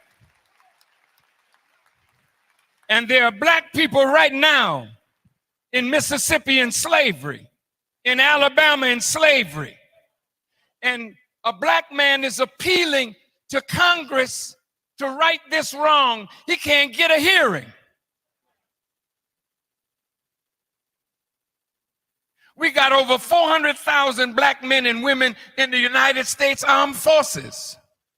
What are they doing in Iraq? What are they doing in Afghanistan when our fight is here? So look, the time has come when we have to present a solid case to America. They have no jobs for us. They don't intend to look after us. God has said, he raised the question in Isaiah, shall the prey be taken from the mighty, and the lawful captive be delivered. You are a lawful captive that is being used as a hostage. But as you see the plagues now striking America, one town was overrun with flies. Another was overrun with frogs. Rain, hail, snow, earthquakes. Now, after I leave you today, God is going to put an exclamation point behind this lecture, and a calamity of great magnitude is going to strike America. I am my father's helper. You don't need to look for no Moses. Elijah Muhammad is that Moses, and I am his Aaron and his Joshua. You don't need to look for your Jesus. He's the first begotten of the dead. You on a dead level. Elijah was raised from you, and I am to him what Paul was to Jesus. The Jews may not like me because the Jews didn't like Jesus. And they began to argue with Jesus, as they're going to soon argue with me. Over what? We the children of Abraham.